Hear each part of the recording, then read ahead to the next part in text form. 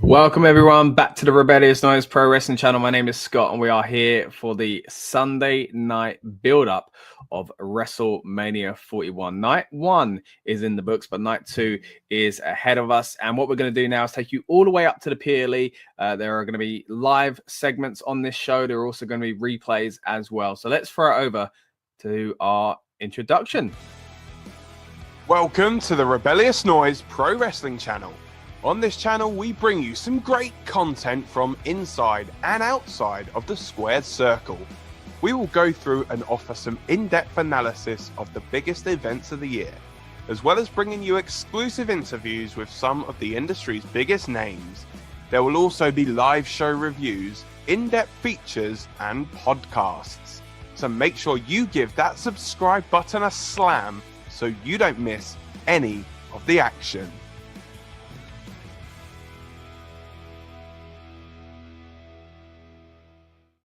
And there was a lot of action on last night's show. We are going to dive into our thoughts on that throughout this stream as well.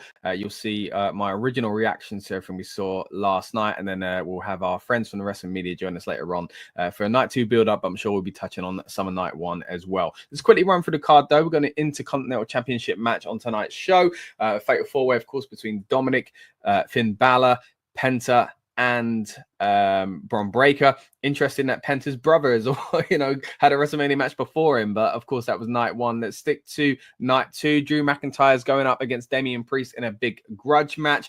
We've also got a change to this match. Bayley's still in the graphic here, but Lyra Valkyria has had 24 hours essentially to pick a new partner. A lot of rumors swirling around that. We'll be breaking that down on the live portion of the show later on. Raquel Rodriguez and Liv Morgan, of course, champions, defending against whoever Lyra chooses, and herself, of course. AJ Styles is going to face Logan Paul in a match that many are thinking, begrudgingly, this could be match of the weekend.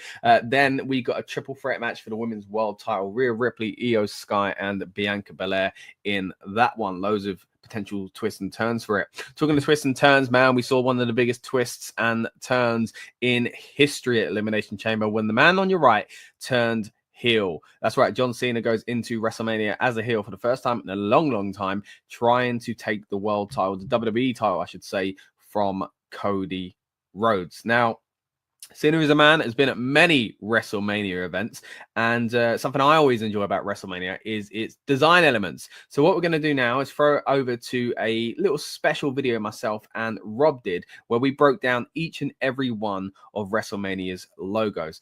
After this, we'll be back. We'll have our instant reaction review to night 1, and then again in the live portion we'll have friends from the wrestling media world as well. It's going to be a long old show, guys. Hope you enjoy it, and if you are watching on this channel at the moment and you want to see my thoughts on the Slammys, well, I'm actually in another timeline over there live talking about it on this very channel as well. So stay tuned for WrestleMania content, but if you do want to see our Slammy stuff, then hop over there. But let's throw it over to our thoughts on the WrestleMania logos from number 1 all the way up to last year.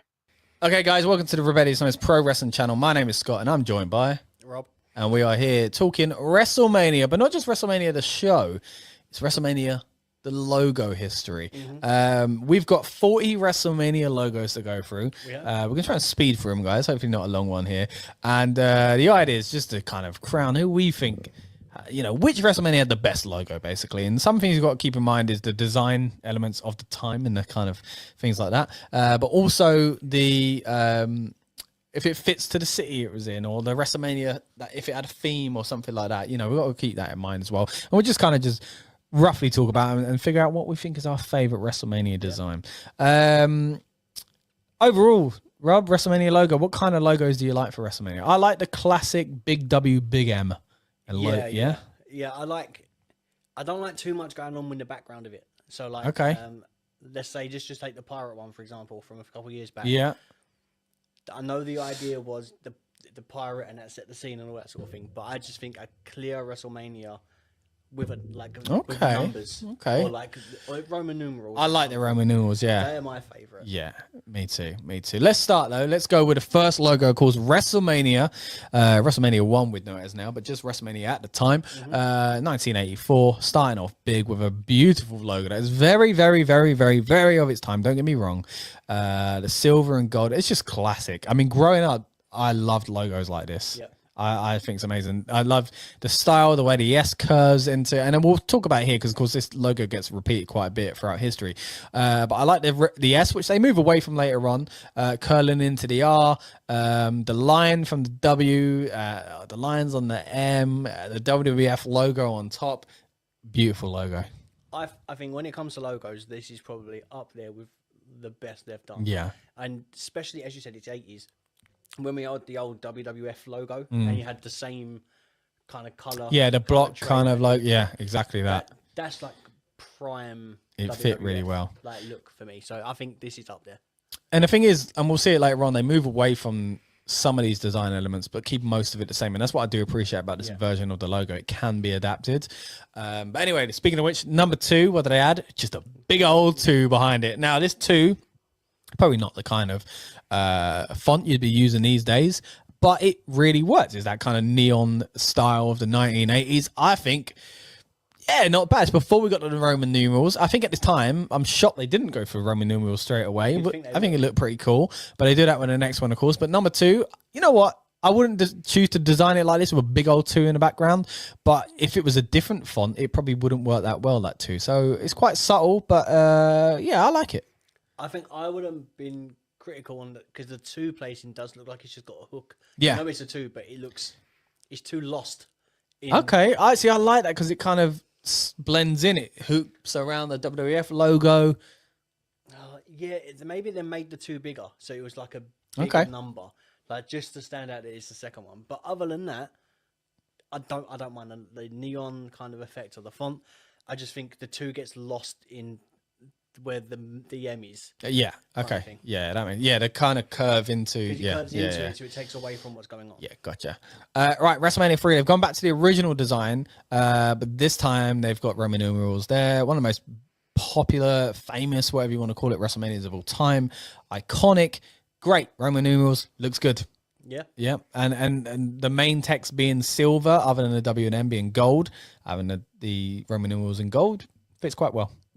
Yeah, I'm not opposed to it. I think the W and M and the Roman numerals being the things that are in gold, everything else being in a different kind of shade and color, I think really makes WM, so WrestleMania, and then the number of it stand out. So it makes certain bits pop, which are good for the eye.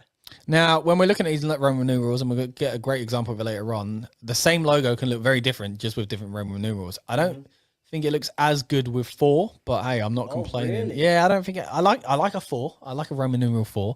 I don't know. It doesn't look as good. I think because 4 is a nice, IV. I feel like that could have been underneath or in the background or something like that. It's all right. It's not terrible, but yeah. Anyway, I like it as the IV as the 4 like that. I don't like it with the V. Yeah. When we get to 5, I don't like the V at the bottom. Let's move into 5 then. The V at the bottom, I think, looks awful.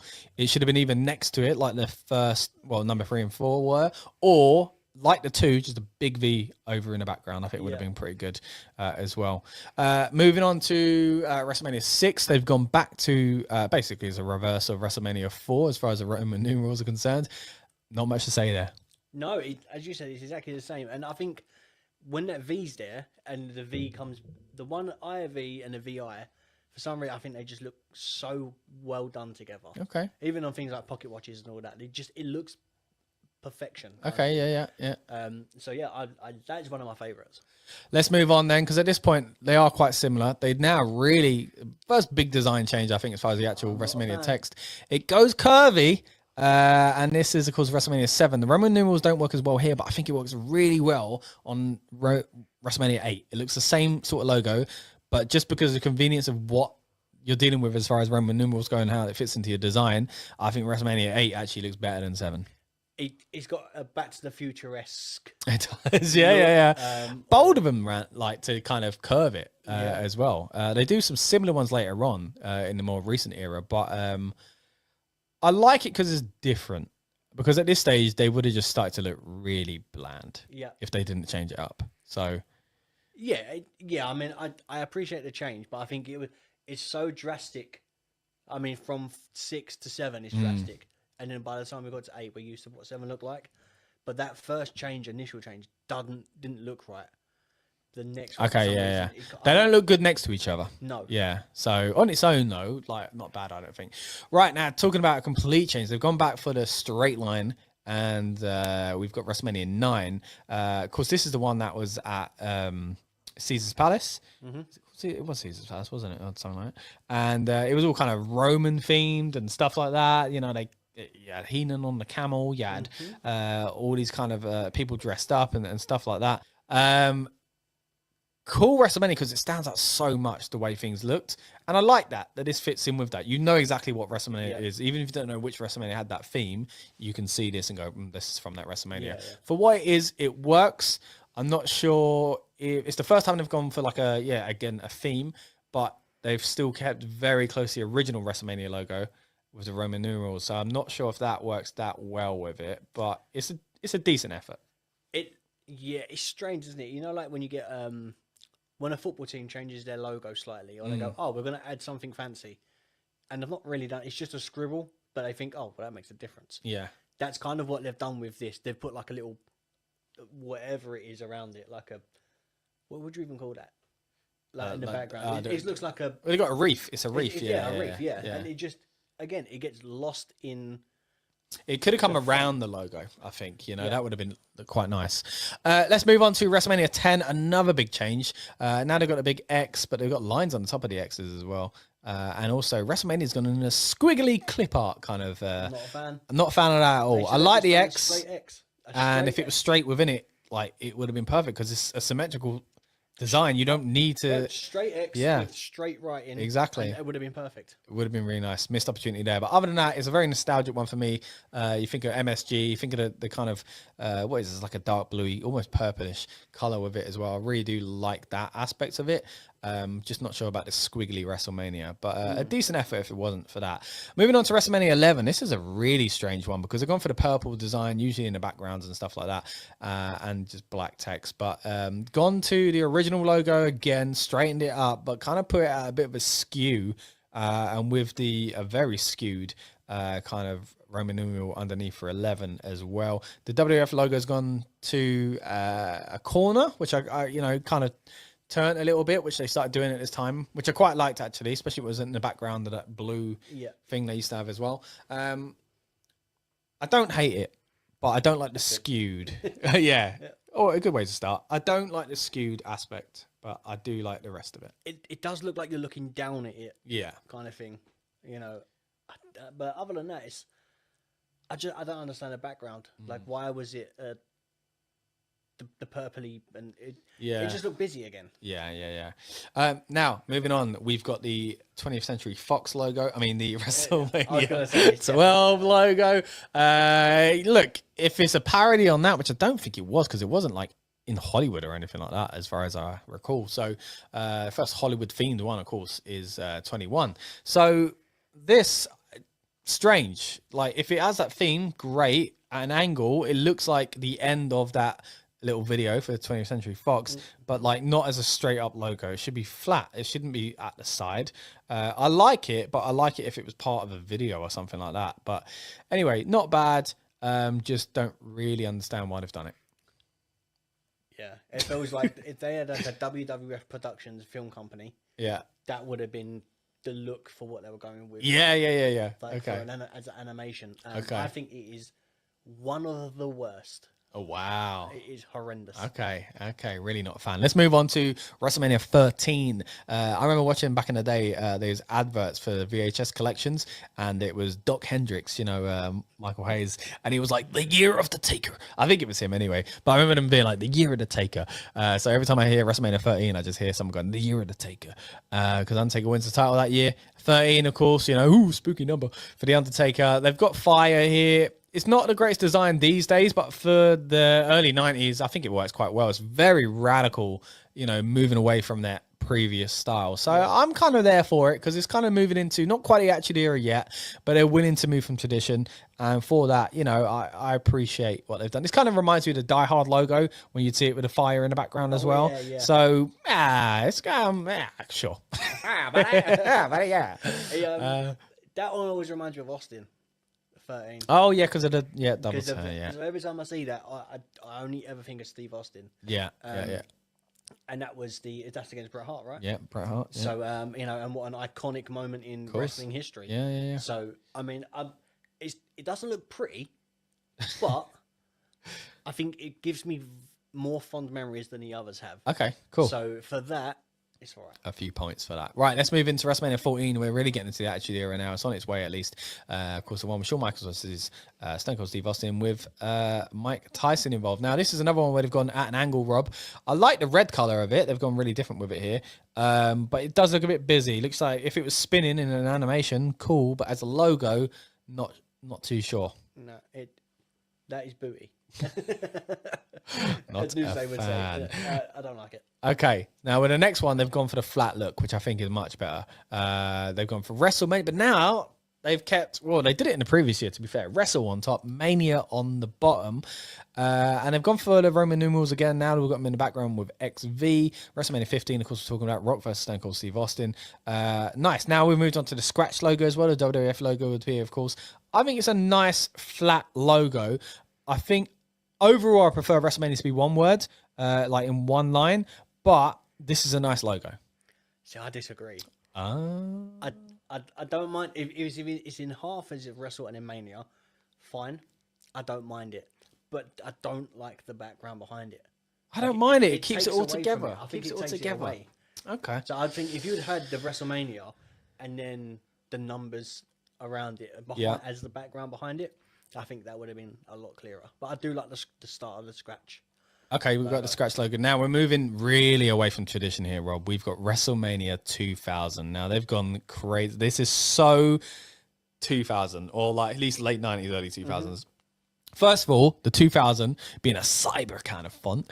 We've got green. Number two, they're not calling it by its Roman numerals or its actual, number or anything like that. This is not WrestleMania 16. This is WrestleMania 2000. We go for a strange trend going on from here as well, which we're about to get to. WrestleMania 2000.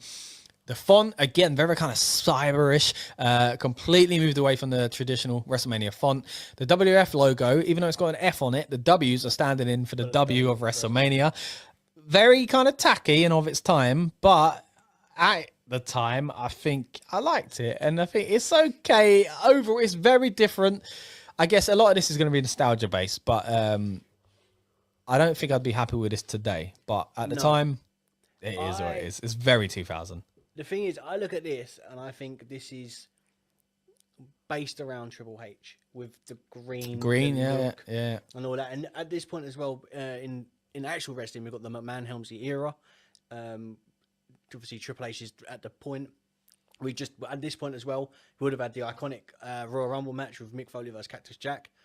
So to me, all this stuff is kind of pushing towards he's the new guy. This is the Triple H WrestleMania. It's a little nod to him, but at the same time, obviously, expanding on the company and the way they're doing things. But this is like a new generation. Cool. Right. Let's move in to WrestleMania 17. Arguably the greatest WrestleMania of all time. Certainly my favorite. Yeah. Because of that, love the logo. They've gone back to the classic style of WrestleMania. Now they've gone back to classic, but they've not done the E and S. The R and S between the E connecting anymore. But I like how it's all together. Again, scratch logo, and we've now called this one, guys, Brandon X7. Spelled out as 7, S-E-V-E-N. Obviously 17. But yeah, they didn't want to go back to just straight up saying 17. They decided to go somewhere in the middle and call it X7. I really like this. The blue, the yellow. I feel like, especially because at this time, I felt like the colors of WrestleMania should be blue and yellow. We have a similar one in the year after this, but or like goldy yellow at least, I really like this. Maybe it's just great memories, but I think it's a perfect modern at the time adaptation of the original WrestleMania logo. So this is one of my favorites. However, they should have had the Roman numerals for the number and not the X7. I just don't.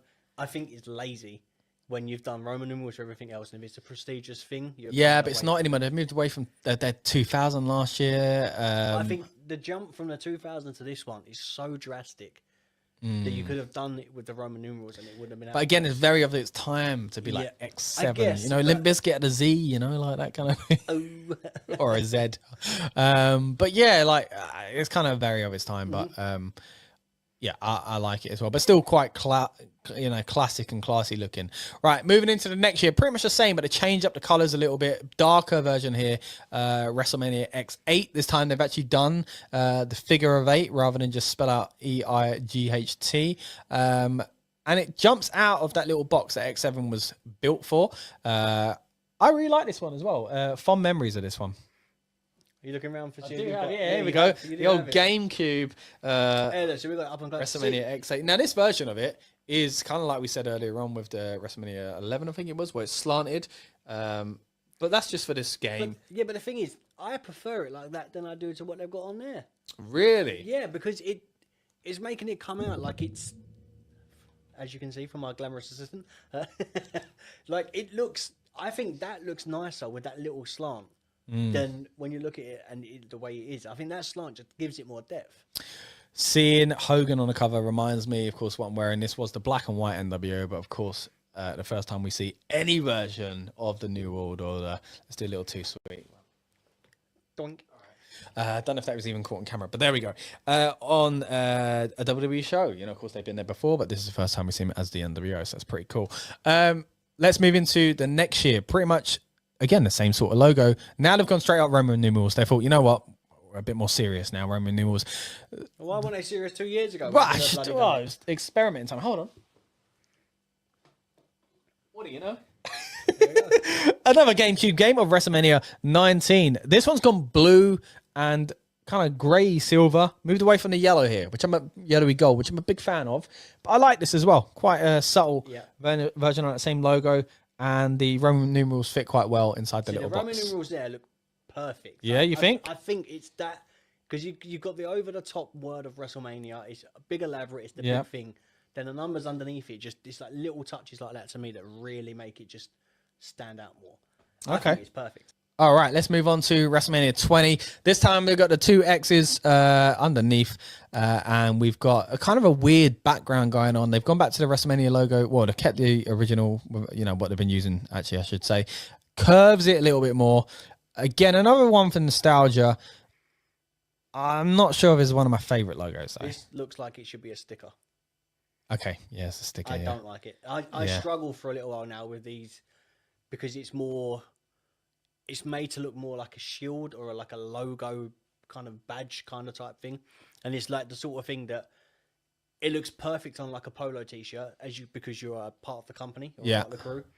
But it doesn't look like that's a good point. Yeah. Backstage staff or something like that. Yeah. Okay. It doesn't look like it should be a show kind of look. Cool. Right. Let's move on to WrestleMania 21. Now they've kind of curved. All right, this is WrestleMania goes Hollywood. So for me, this is massively disappointing that it's not Hollywood themed, because we're going to get to another one later on like that. I really don't like the 21. It's too big. It's a weird font. They've moved away from Roman numerals. Again. Not really a fan. I think it's in a time where not everyone knows Roman numerals. I probably know them because of wrestling, to be fair. Probably. But I'm not as much of a fan of this one. Yeah, again, it's that era where I do struggle because they all look like they should just be stickers. Like it looks great as a company logo. Yeah. Not a show logo. Yeah. Right, let's move into WrestleMania 22. This now they've kind of arched up the WrestleMania logo. The 22 looks better because it's smaller. Still not a massive fan of this one. I don't like the shape. No, do you know what? This gives me, like Evolution vibes. You know where the like the V in the middle. And It gives me that sort of vibe of the way it looks. That's it. Other than that, I'm not a huge fan of it. It doesn't look the nicest. Okay, moving on to WrestleMania 23. I don't like that they moved away from the WrestleMania logo, generally speaking, the main kind of font. But what I do like is it's car themed. Now, Obviously, SummerSlam in Detroit has also come out with a car themed logo because of its history in the motor car industry. I really like this. It's not a WrestleMania I'm a big fan of, but I do like that they put the flavor in of where it was. I think it works quite well. It's not as traditional. I like traditional, but the fact it looks like a car bonnet, basically, I'm okay with that. Yeah, yeah. I'm not. I think it's like a classy looking design for a car. For a car, yeah, it looks lovely. Yeah, I mean, I'd buy that. I could roll around in that car. That'd look great in the bonnet. But okay. Other than that, it's awful. I just think if you're doing something with WrestleMania and it's traditional, that doesn't scream grandest stage of them all. Okay, fair enough. Right, let's move into the next one. Again, sticking with the theme now. They've gone for the Sunshine State of Florida. And yeah, I'm not a fan of this one either. No, it doesn't look good, does it? Nah, it's too much going on. Yeah, take away the sun, it's great. But some of these look better as logos on their own. On posters, not so bad either. But like, yeah, anyway. Then we move into WrestleMania 25. You have a problem with this, right? Oh, the 25th anniversary. What a joke. Now, look, I was fortunate enough to be there, enjoyed some great moments there, and it's nostalgic for that reason. There's some great moments on the show, some not so great moments on the show, but the logo is awful. I like the star because it's Texas, and we see a similar one later on, but what I don't like, and I like the WrestleMania logo, slightly curved, a more updated version of it. It should have just said 25. It's not the 25th anniversary.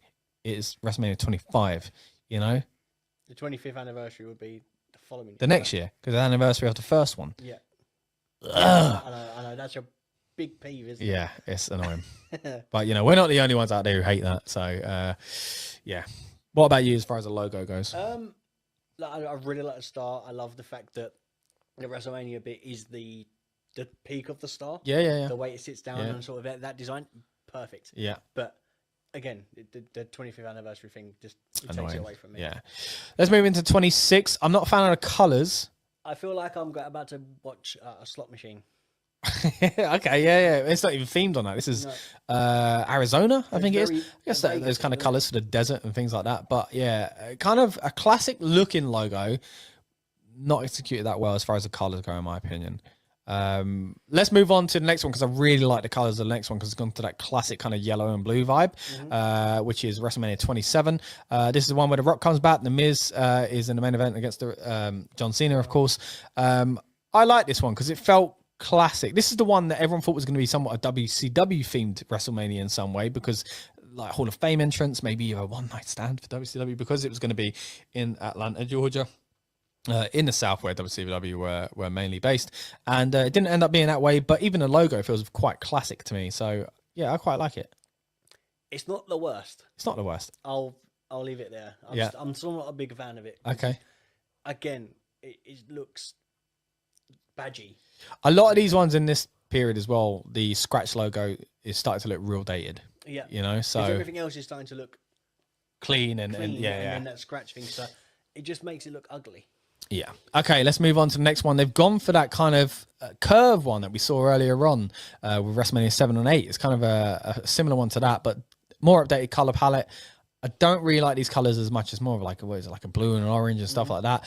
I do think, again, they're using the classic logo, so I'm fine with that, and they've kind of made something out of it. It's not the worst design, but again, it's not one of my favorites.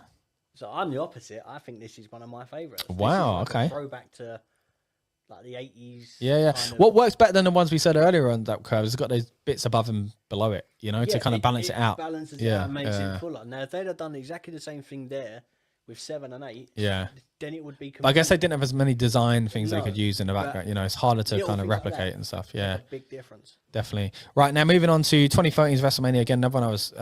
privileged enough to be there for, but I gotta say doesn't hold up as far as its logo for me. I like the idea, the Empire State Building in the background, New York, New Jersey, mentioned underneath as well, and all the set was Statue of Liberty and stuff like that. I like the theme. I just think it looks so weird how far back. It's too stretched. It's too out of corner. It should have been a bit more kind of opened. So I don't like that. The theme itself is good. The way they wanted to do it and the idea was good, but the way they've delivered it is is so bad. I do not like it. The execution. It's too, and it stands out between all of them as well. Sometimes we've got so much going on. This is so thin. It's weird and tall, and I guess like a skyscraper, but still not great. Yeah. Now, talking of theme, we move into the New Orleans. We've got a lovely retro-looking WrestleMania logo with the amazing, the 3 X's for 30 for of course, Roman numerals back. What a way to do it as well for WrestleMania 30. And just the kind of purple, the New Orleans vibe. Love it. Yeah, that's up there. I like that one because you've got what's going on with WrestleMania in the middle. You've got the stuff going up on the top, looks nice and clean. And underneath with the 30, it blends in. It's the same color palette. It matches. That looks complete to me. That's one of the best logos. One of those that fit the location and it still makes sense, as branding. So that's great. Moving into the next one that doesn't make a lot of sense to me. I don't understand the play button, but I do like this logo. I'm not usually a fan of how it curves above and below, but I do like it. It's a nice plain logo. It reminds me of a great WrestleMania 31, of course. But at the same time, I don't understand the play logo. Even though it looks nice, I just don't understand it. Everything about it is great. But as you said, the play logo thing, they could have put the number 31 in there. Like I feel like they lost out on a chance to. Yeah, what was the play thing? Like there was a Terminator theme. Is it because it's a film or the modern age with like social media and YouTube? But they missed out on putting the numerals in again, and I think that was lost because they brought it back. They're starting to talk about that sort of stuff. Well, they weren't naming it for like as in numbers for a while, were they? So especially not on logos. But we'll get some more of that as we go on. So no Roman numerals here after doing the biggest one so far. Well, I guess that's always the biggest one because each year it goes up. Anyway, 32. I really like the colors here. They've changed the logo up in a way that I wouldn't be a fan of if I picked that compared to another one, the stretching of the text. But it's something about the blue and the red I really like. Yeah, it's one of my favorites. Yeah, this is Dallas as well, right? This is the star, as we mentioned earlier on. I like this one. I think it's clean, and especially how they've done it before when they've done the WrestleMania within the points for the star. Yeah. Now putting the star at the bottom and making that like WrestleMania being the focus and then the star at the bottom. I think, again, the only thing they could have done, they could have made the star a little bigger, put the number of the WrestleMania in. Yeah. Little things like that. But as a whole, even if they didn't do that, that is real fairly clean. Solid, yeah. Next up, we've got WrestleMania 33. Again, we got a bit of a sun theme going on here. I hate it. Yeah, I don't like it. It's too much jaggedy bits and squishing of the logo and too much going on. All right, done. Let's move on. WrestleMania 34, they're back in New Orleans and they've gone for, well, what can you do? You can't do the same thing again. Similar enough, but different. This time they've gone for a green. I'm not as high on the green with the purple. I think the purple probably looks better on the other one. But I think the kind of fleur-de-lis kind of, New Orleans vibe and all that kind of stuff like that works really well on this. I actually really like it. The colors, I'm not 100% sure on. I think the other one looks better color-wise, but design-wise, I think this one might be a little bit nicer in some ways. I'd like to see a color swap between these two. Maybe a color swap would do it, but I feel like I'm looking at a jester's hat. Yeah, it does. Yeah, okay. That's a negative. I can't look past that. Yeah. Okay. But the yellow, the word WrestleMania in yellow, lovely. I love it like that. Okay, cool. Moving on to colors that I do like together, the red and the black, but what I'm not too much of a fan of is the Statue of Liberty's crown. I guess that's what we're looking at there with the yellowy gold going on. Again, another one I was happy to be at. I think New York have kind of been shafted here, really. They haven't had the best logos when they've gone to New York, have they? But which is quite strange. There's a lot they can do with it, but it's just not one of my favorites. I like some elements of it, but I like the idea, not so much the execution. Yeah, I just don't like the black and the writing. With the writing, like the font being black, and then you're having the red and then the yellow behind. I just feel like there's no depth. So there's not a break between everything. Yeah, it kind of gets lost. In yellow. Maybe, yeah. Or give it like a yellow outline or something like that. Yeah. Just make it pop more because I think it gets lost in the graphic. All right, let's move on to the strangest WrestleMania of all time. The one, of course, that was behind closed doors. This is WrestleMania 36. Now, this should have been in Tampa Bay, of course, and they went for, I guess, the Buccaneers theme, with the pirates and stuff like that, and it was kind of like a dead pirate, skulls and stuff like that, and we picked that up next year because, of course, why would you not want to pick up on that branding that you paid all that money for and that theme? It made sense. They kept it, even though it went to Performance Center. I actually really like this one. I think it's quite well balanced. It's a nice way kind of to curve the logo in the kind of scroll rather than just curving it for curving's sake. Yeah, I mean, I prefer it like that than I do with the skull. Okay, like we'll get the next one. yeah. But I still think it looks lost. Like, I like the idea of it, but they didn't. I love the WWE flag. I think it's fantastic. I just, maybe if we didn't have the black background behind it so I could see it more clearer. Pop a bit more, yeah. It may pop more, but it's not one of my favorites. Okay, moving on to next year, of course, they had to kind of redo what they'd already done, and I think they've done such a good job to have a similar enough logo and get the best out of it that this time, like, just the same theme, but it's not the same logo. Same as what they did with New Orleans. I think this is really well what they've managed to do here. Now we've got the Pirates go in the middle, two swords to make it even, with different kind of banner / scroll here, and yeah, I really like this one. Yeah, I think this is one of the cleaner ones, actually. Okay. I do like it. And the fact that the text kind of goes around. I guess it's symmetrical as well. The whole logo yeah. is symmetrical as well. So. And a question for you. Do you know why pirates are called pirates? Why? Because they are. With that one, let's move into WrestleMania 38. There's another big old star. Again, this one's in Texas again. So I understand why. It's not the same sort of font, but it's similar enough that I like it and give it a pass. I like the colors of just being blue and white. I'm always in two minds about this logo. What about you? It's all right. I get the star. Yeah. The representation of it, but I just don't. I'm not sure about the blue and white. I just feel like that doesn't shine as Texas. If that makes sense. Okay. Like I don't know. I think it's lacking something. Now, this would be the sort of thing that needs a background of something else. Yeah. All right, let's move into WrestleMania 39. And I've got to say, one of the best logos to me. Literally the Hollywood underneath in the kind of old school Art Deco font. It's kind of, again, kind of curved the logo a little bit to make it fit into this kind of, I think it's a film reel, I assume. WWE logo on top, gold, white, sometimes using black as well. It's just a fantastic logo. It fits on every front. I think it's beautiful. That's my favorite. Your favorite? That's my favorite. Wow. Like, it's nice and clean. The way the M transitions from the peaks and goes round. The color thing, as you said, it looks like film reels. I'm assuming. It just looks nice and clean. It flows nicely. The word Hollywood that's at the bottom of it looks lovely. I mean, you could take the word Hollywood out and put the Roman numerals in, and I think it would still look lovely. So, like, the thing is replaceable in that sort of aspect. Yeah. And I think it's great. All right, now we're moving on to WrestleMania 40. And here they've gone, I think you're not going to like this one because it's gone for some of those elements that you don't quite like. But it's gone for the classic logo, bent it a little bit more. And we've got XL, which I know a lot of people are going to think just means extra large. But, of course, it's the Roman numerals for 40. And what I really like about it, again, it's got that local flavor. In the background, we've got the Liberty Bell because, of course, it's going to be in Philadelphia. Quick note about the Liberty Bell, mate. First of all, I've seen it. How about that? Second of all, it was actually cast in Whitechapel. Oh, wow. There we go. But anyway, moving it all the way back to Philadelphia rather than Whitechapel.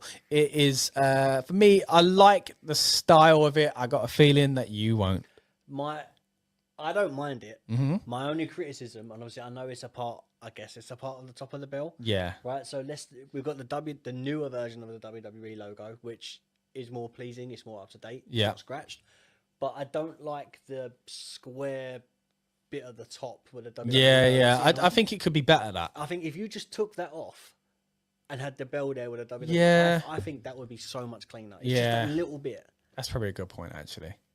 That's it. Other than that, I like how they put the XL on either side of the crack on the bell as well. I think it works quite well. The colours are quite nice as well. I think they're quite similar to the Philadelphia Eagles as well. So with that kind of light, kind of greenish kind of colour going on as well.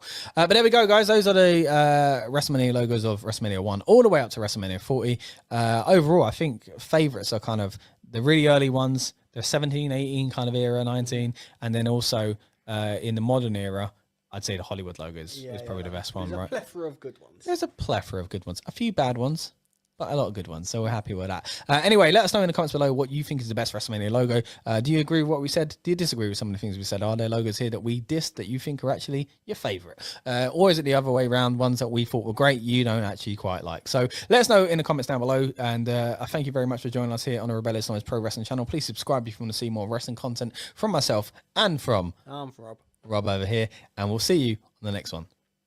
All right, so that was WrestleMania logos, but what about WrestleMania matches? We are here on night 2 of WrestleMania, and we did a original prediction show a few days back where we broke down each and every one of the moments and matches on the card and what we think is going to happen. So what we're going to do now is throw over to our original predictions from earlier this week, and you'll see my thoughts and Dan's thoughts on everything going down tonight at WrestleMania Sunday. Bear in mind, though, when we did record this, Bayley was well and truly in the match. She's not anymore, but let's have a look at our original predictions. WrestleMania Sunday predictions. Let's start out with the Intercontinental Championship Fatal 4-Way match. Bron Breakker is defending against Penta, Dominic Mysterio, and Finn Balor. Of course, 2 members of the Judgment Day in this match. So does that mean we're going to get a split? I'm not sure, but what I do think is going to happen is there'll be a new champion, and I think it's going to be Dominic Mysterio. I think this is a great step for him in his career, and one that makes a lot of sense to me. Now, look, Penta is who I would have probably picked a few weeks ago, but now that they've really thrown this Judgment Day scenario out there, it does feel like the match result is going to have something to do with the Judgment Day. So, with that in mind, I don't see it being Finn Balor. So I think Dominic Mysterio is going to win. Now we go on to WrestleMania Sunday. WrestleMania Sunday is going to be featuring, at time of recording, 6 matches. Although, I will give you a little bonus bit just after this where I think there's going to be the 7th match will be added. So we're going to kick things off with a match for the Intercontinental Championship. A fatal 4-way match between Bron Breakker, Penta, Finn Balor and Dominic Mysterio. Now, I said on my night 1 predictions that I think WrestleMania is going to be a very good WrestleMania for the Mysterio household. Not only do I think Rey Mysterio is going to be winning against El Grande Americano, but I think his son Dominic is going to bring the Intercontinental Championship home to the Mysterio household. Now, correct me if I'm wrong here, but this could well be the very first time a father and son have both won the exact same championship at WrestleMania.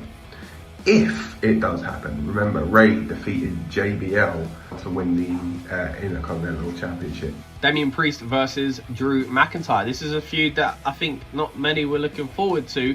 No offense to either guy, but I felt like they both needed something else, essentially.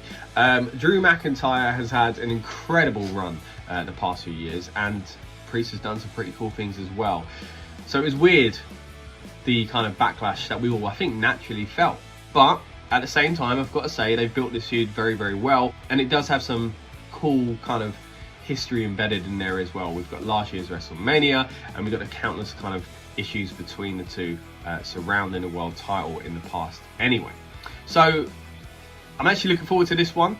It's going to be a Sin City street fight, so it'll be interesting to see how they shake things up on the night. I do think they're going to go quite extreme with it, judging by some of the spots they've done in recent weeks. I do think Drew McIntyre is going to win this one, and yeah, I think it's going to be kind of his, not crowning moment, but like justification almost. You know, he's gone for a lot, and he gets the victory and feels good about himself. Then we go into a Sin City street fight between Damian Priest and Drew McIntyre. Now, I think this one is important that Drew gets the win in this contest.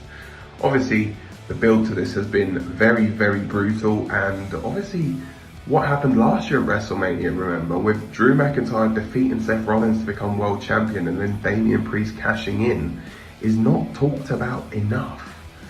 And so Drew is going to be wanting to get that victory, get that revenge on Damian Priest, and I think it is going to come. Women's tag titles on the line. Liv and Raquel defending against Lyra, Valkyria and Bayley in a match that I am very, very, very, very annoyed about. I hate seeing people go in with a title and not defend it and go after another title. It doesn't really make sense. Where you can help it, don't do it, and they've done it, and it makes me think, is it for a reason? I know some people are speculating that Bayley and Lyra might kind of split, and as if they're a proper team anyway, and it leads to a feud between the two. Maybe that's the case, I don't know. Just no, like, could have just done that match then. We could have done that turn already if that's the case. So whatever, as much as I like everyone in this match, it's not really how I'd like the women's tag titles to be used. But yeah, I think the champs are going to continue to be the champs, so yeah, win for the heels. Women's Tag Team Championship match is going to be between Raquel Rodriguez and Liv Morgan, the reigning champions, against Women's Intercontinental Champion Lyra Valkyria and Bayley. Now, I think this is going to be a retention for Liv Morgan and Raquel Rodriguez. I think Bayley is going to end up turning on Lyra Valkyria and eventually being the one to dethrone Lyra Valkyria. They might even add that like after this match, and Bayley be like, look, give me a shot right now. You never know. Stranger things have happened. AJ Styles versus Logan Paul is kind of a tough one to predict, because I'm thinking, well, what do they want? I think they're more likely to go with Logan Paul. Look, I think it's going to be a great match. I think this is a cool little matchup to kind of put together of talents, and I really hope Logan's been watching like early AJ Styles in TNA to kind of get some inspiration and bring that out of AJ. I mean, AJ's still an incredible, performer these days, but it'd be nice to see something from his old kind of, arsenal be brought out essentially. So I'm looking forward to the match. I don't really know who to pick. I think I'm leaning towards, as I say, Logan Paul, because it feels like if WWE needed anyone to look stronger out of the two, it's Logan, because AJ has said he's not got a lot of time left essentially in the ring. So is there much need in making him go over at WrestleMania, or is it better to have the big megastar who gets outside press coverage looking good? Yeah, Logan Paul for me. Then we have the match I'm probably least looking forward to, purely because I cannot stand one of the participants in this match, and it is AJ Styles versus Logan Paul. Now, this has all the hallmarks to absolutely steal the show at WrestleMania and become the match of the weekend, as much as I don't really want to admit that. But I do think it is going to be a victory for AJ Styles.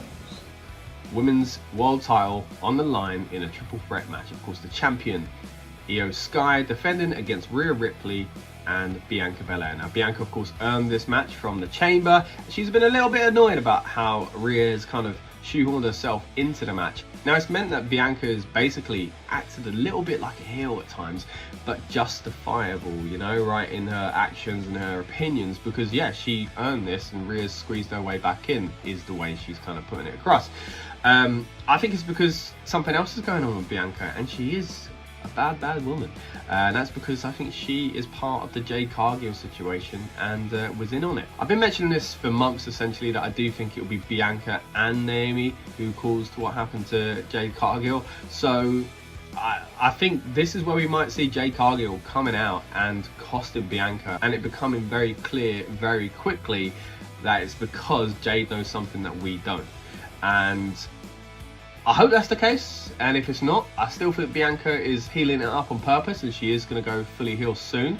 But that's my kind of hunch anyway, because I just don't understand why they've done this match. I don't know why they made Bianca win the Chamber, but now it feels like it was to take her away from that storyline, because I thought that would be the match at WrestleMania, either a triple threat or Bianca involved in this grudge match with Jade essentially. So in order to kind of distract us, I think they took her away from that feud, and then at the same time to make things even more murky, and it means Bianca can play a heel, sort of. It's become a triple threat, so that she's justified in this, because even the title change to Io was really confusing. Anyway, I'm going on. We'll talk about this more on the streams, I'm sure, because I've got a lot to say. But I think Io Sky's going to win this one, just to kind of tick things along and get Bianca where she needs to go and get Rhea on the card. Then we go on to the triple threat match between Bianca Belair, Rhea Ripley, and the champion and seemingly often overlooked Io Sky. Now, Io Sky here is going to be looking to make history by becoming the first Japanese wrestler since Taka Michinoku to win at WrestleMania. I think Tucker's record's going to stay intact though, because I think Bianca Belair is going to be the one who comes out of this as the new Women's World Champion. Main event of night 2, John Cena trying to become a 17-time champion when he faces off against WWE champion Cody Rhodes. Now, he ain't doing it. Alright, I've been saying it for a while. He ain't doing it. Because, in my opinion, he will, and he should, do it as a babyface. And he'll see the error of his ways, and he'll, you know, come up short and realise, you know, I need to be me again. I need to go back to who I was and what made me successful. And I think that's how we end the John Cena farewell tour. Maybe. Look, can it happen at WrestleMania? Yeah, I've seen stranger things. I mean, the heel turn, that was shocking, right? So we still got to Rock. Maybe there's going to be involvement here. I mean, surely he's going to be involved with WrestleMania in some way. And surely we need to start understanding this alliance between the two as well. So for that reason, I think... no, I'm talking myself out of it now. I'm thinking, oh, you know, could The Rock could help, and then they could stand in the ring on Raw and explain themselves as seen as the title, and he says, I'm justified, look, I finally got there, because that's the promo we've been waiting for, we haven't got. But no, I'm not talking myself out of it. Cody Rhodes is winning, makes Cody look good, and Cena sees the error of his ways eventually and wins as a babyface. We can't do WrestleMania without talking about the WWE Championship. John Cena looking to win title number 17, and Cody Rhodes looking to defend the championship in the same event he won it 12 months ago. Now, is there going to be a certain Rock turn up? More than likely. Are we going to see Cody Rhodes' hand raised at the end? Less likely. Are we going to see John Cena become a 17-time WWE champion? I think we are. I think John Cena is going to be winning the WWE championship here, and he will become 17-time champion, beating Ric Flair's record, depending on what lineage you want to believe, and become the most decorated wrestler in WWE history. I did say as well that I thought there'd be a 7th match added to this day. Now, obviously, we all know what's happened with Kevin Owens, and, you know, all of us at Rebellious Noise would like to extend our best wishes to Kevin Owens for a speedy recovery. And I think Randy Orton is still going to be in action at WrestleMania, and his opponent, I think, could even be a returning Rusev or Aleister Black potentially. Now, just a hunch, you know, Orton I think will definitely have a match, and whoever it is that Randy Orton faces, Randy Orton I think is coming out of it victorious. So there's your little bonus from me, a little Brucey bonus you could say. But yeah, that is everything from WrestleMania 41. If you guys are jumping on the stream, enjoy yourselves, take care, and I will speak to you soon. So that's it, everyone. Those are my WrestleMania predictions. If you haven't already, go check out our WrestleMania Saturday predictions as well. Looking forward to WrestleMania. Of course, it's the greatest time of year to be a wrestling fan, and we've got so much content coming on the Rebellious Noise Pro Wrestling channel. We are going to have several streams, so if you haven't already, please subscribe, follow us on socials, and come and join us. All right, so those were our original predictions, but what about last night? It was a big night.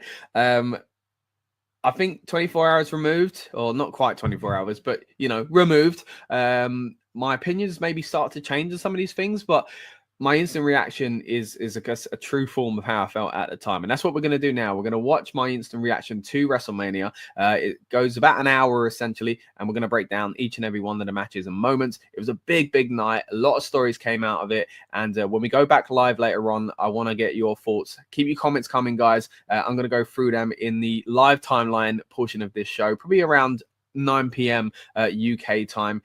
So make a note of that if you are dipping out and dipping back in. And yeah, again, we're our friends from the WrestleMania world, and it'd be great to hear what they think of night 1 of WrestleMania before we do dive deeper into previewing night 2. But here are my thoughts on WrestleMania Saturday. we are done with WrestleMania. Saturday night one is in the books, and he turned. Paul Heyman turned on not only CM Punk, but Roman Reigns. He has now aligned himself with Seth freaking Rollins. It's not the only big story to come out of WrestleMania. We'll be breaking that story down and more right after this. Welcome to the Rebellious Noise Pro Wrestling channel. On this channel, we bring you some great content from inside and outside of the squared circle. We will go through and offer some in-depth analysis of the biggest events of the year, as well as bringing you exclusive interviews with some of the industry's biggest names. There will also be live show reviews, in-depth features, and podcasts. So make sure you give that subscribe button a slam so you don't miss any of the action.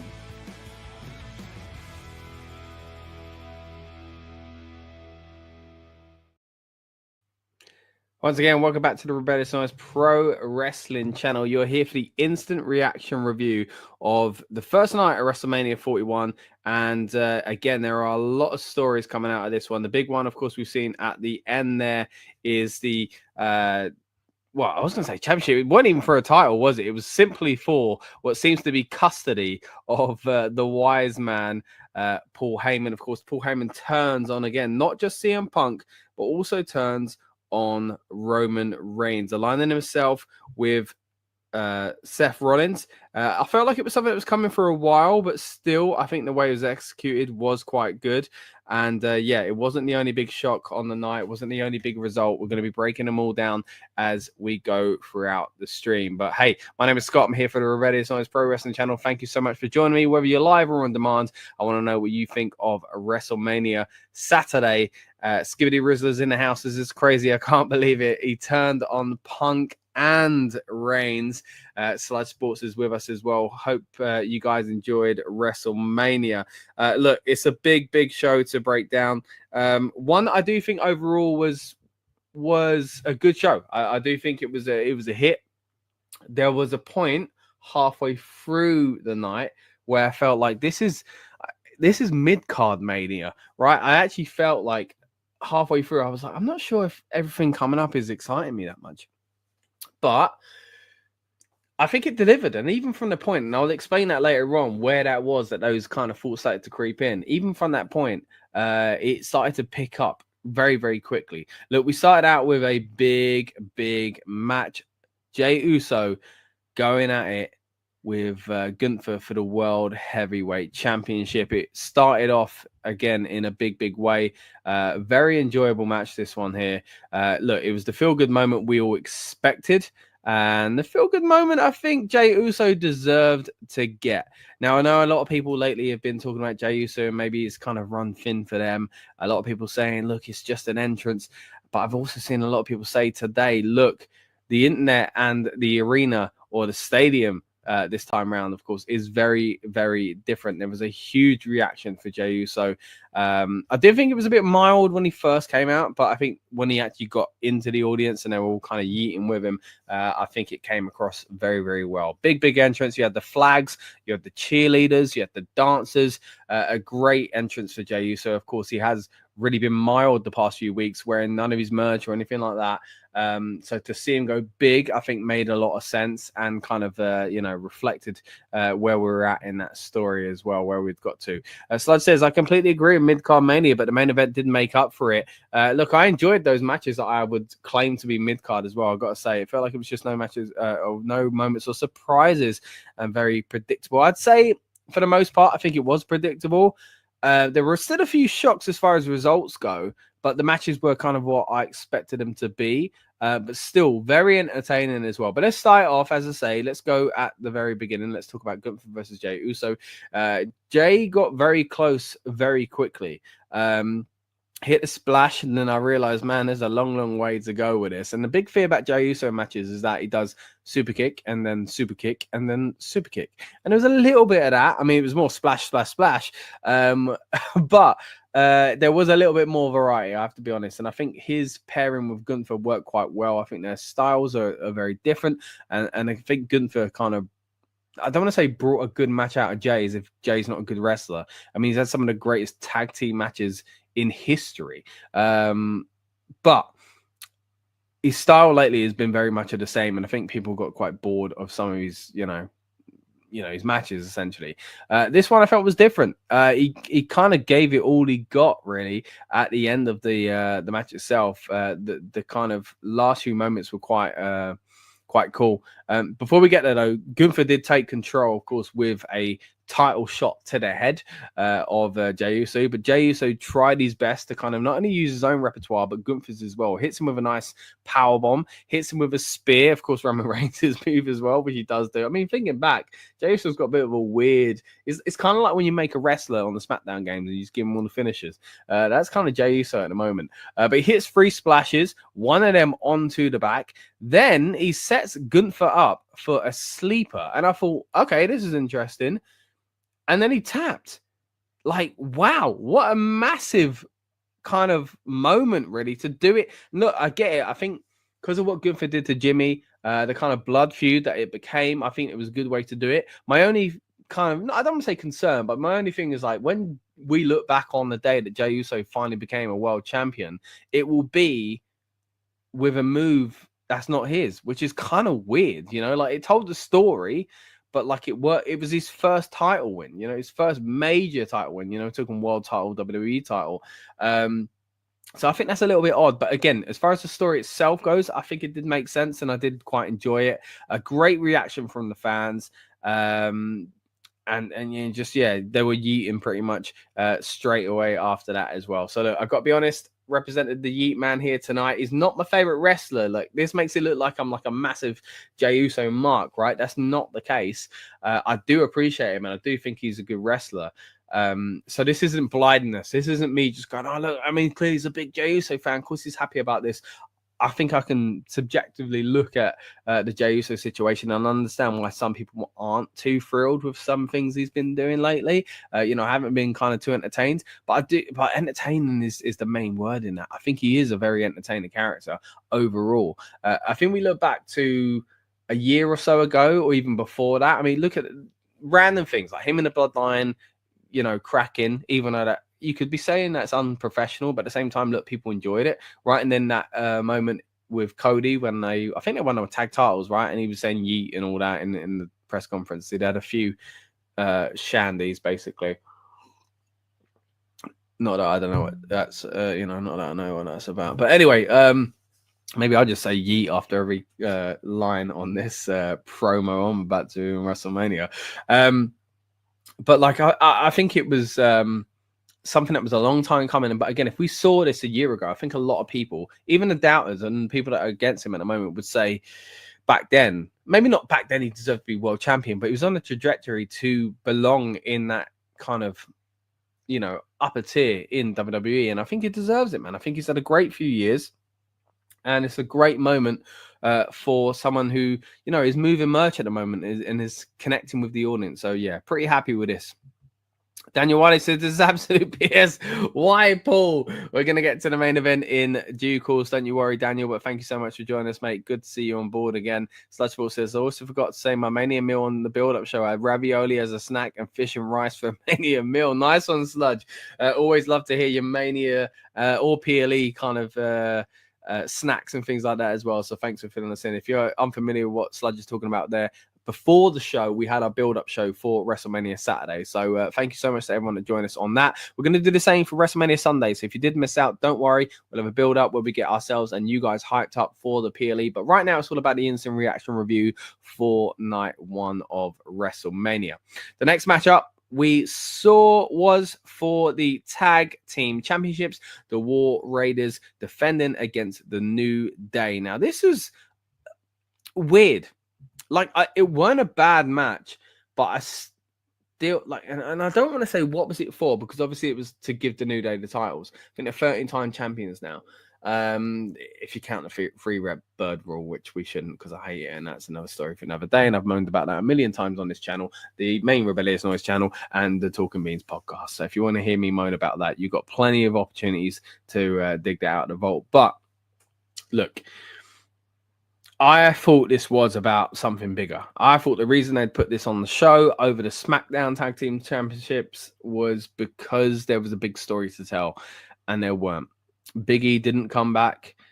He didn't align himself with the New Day again, as I thought he would. I thought he was going to turn heel and be with them, and he didn't help the War Raiders defend against the New Day either. It was nothing to do with Big E in the end, which is disappointing. And I think this started to put things in kind of perspective for me of like, sometimes you're not always going to get these big moments in WrestleMania. You think, oh, there'll be something tonight. And I thought, I don't know, maybe it's not as much as we were expecting. Look, that's not to say it weren't a good match. There was some impressive stuff, as always, from Ivar, the big man, doing his springboards and moonsaults and stuff like that. He did seem to slip on that moonsault, landed a little bit off on the legs. I think it was on top of Kofi, actually. Wood saved it with an elbow drop. Yeah, it was Kofi, just looking at my notes again. And Eric hit a crazy knee a little while after that. Kofi pushed Ivar off the ropes, and Kofi holds the legs down while Woods goes for the pin, picking up the victory, and again becoming 13-time champions, I think it is now, for the New Day. So yeah, impressive victory for the new champions. But it... all right, I just don't really understand why this got the position on the card over what was going on SmackDown. That's not to say their heel turn hasn't been important. When there's limited spaces, I was shocked. Slide Sport says, on the build-up show, I said this was a toilet break match, but I think it was the second best match on the card. But I was disappointed. Nothing happened. That could have been on a random Raw. Yeah, I kind of got what you're saying there. It was a good match, but yeah, was it WrestleMania worthy? Was it necessary to be on the WrestleMania card as far as the story goes?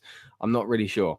Also, I think this match solidified my love for Ivar. He is so big, but he's so flexible and is one of the most underrated wrestlers at the moment. It's a Sludge. And also, by the way, going back to the Jay and Gunther match at the end, did you see the lady ruining Jay and Jimmy's moment? Like, some people have no sense. Yeah, I did notice that. It reminds me of the one where Punk come back at Survivor Series and there was that guy going, Chicago. But I actually quite like that. I think it was quite funny.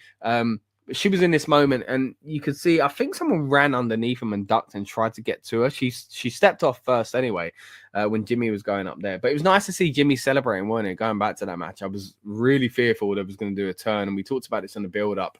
I just don't want to see that. I think Jimmy's worked so hard to kind of get himself back over, essentially. I was worried they were going to do a turn, and I'm glad they didn't. We got a big turn to talk about later on, guys. Don't you worry, we will get there. But again, the New Day are your new tag team champions on Raw. It's the world tag team titles that they hold. The next match to talk about is Jade Cargill versus Naomi. Now, this is kind of, I think, exactly what I expected this match to be. It was all about making Jade look good and go over, and I think it was pretty impressive what we saw on this match. We saw a great entrance for Naomi with all the caution gear and stuff like that. She bust through this kind of, I don't know, big old blanket that said caution on it. So two people holding up. That's a bit odd. But yeah, maybe they should have had a tighter shot for that. She had a brand new theme song, by the way, a very kind of like metal theme, which, you know, not sure how much they fit in with her character. But different. At least she's not using her old theme or her new old theme, if that makes sense, because she weren't using the for a little while anyway, even when she was a babyface. So yeah, she's had 3 themes in, you know, since she's come back, essentially using the old one. Who knows? Maybe she'll switch it up to the Funkadactyls theme very soon as well. But yeah, Jade versus Naomi. Decent match. Starts out again with a big entrance for Naomi, but also a big entrance for Jade Cargill, who gets the Weather Channel to announce that a storm is coming to Las Vegas. And they use all these effects to show that. And yeah, you know, I get it. It was a little bit hit and miss, I felt. Maybe a little bit too kind of jokey for Jade's character. But yeah, I did get it.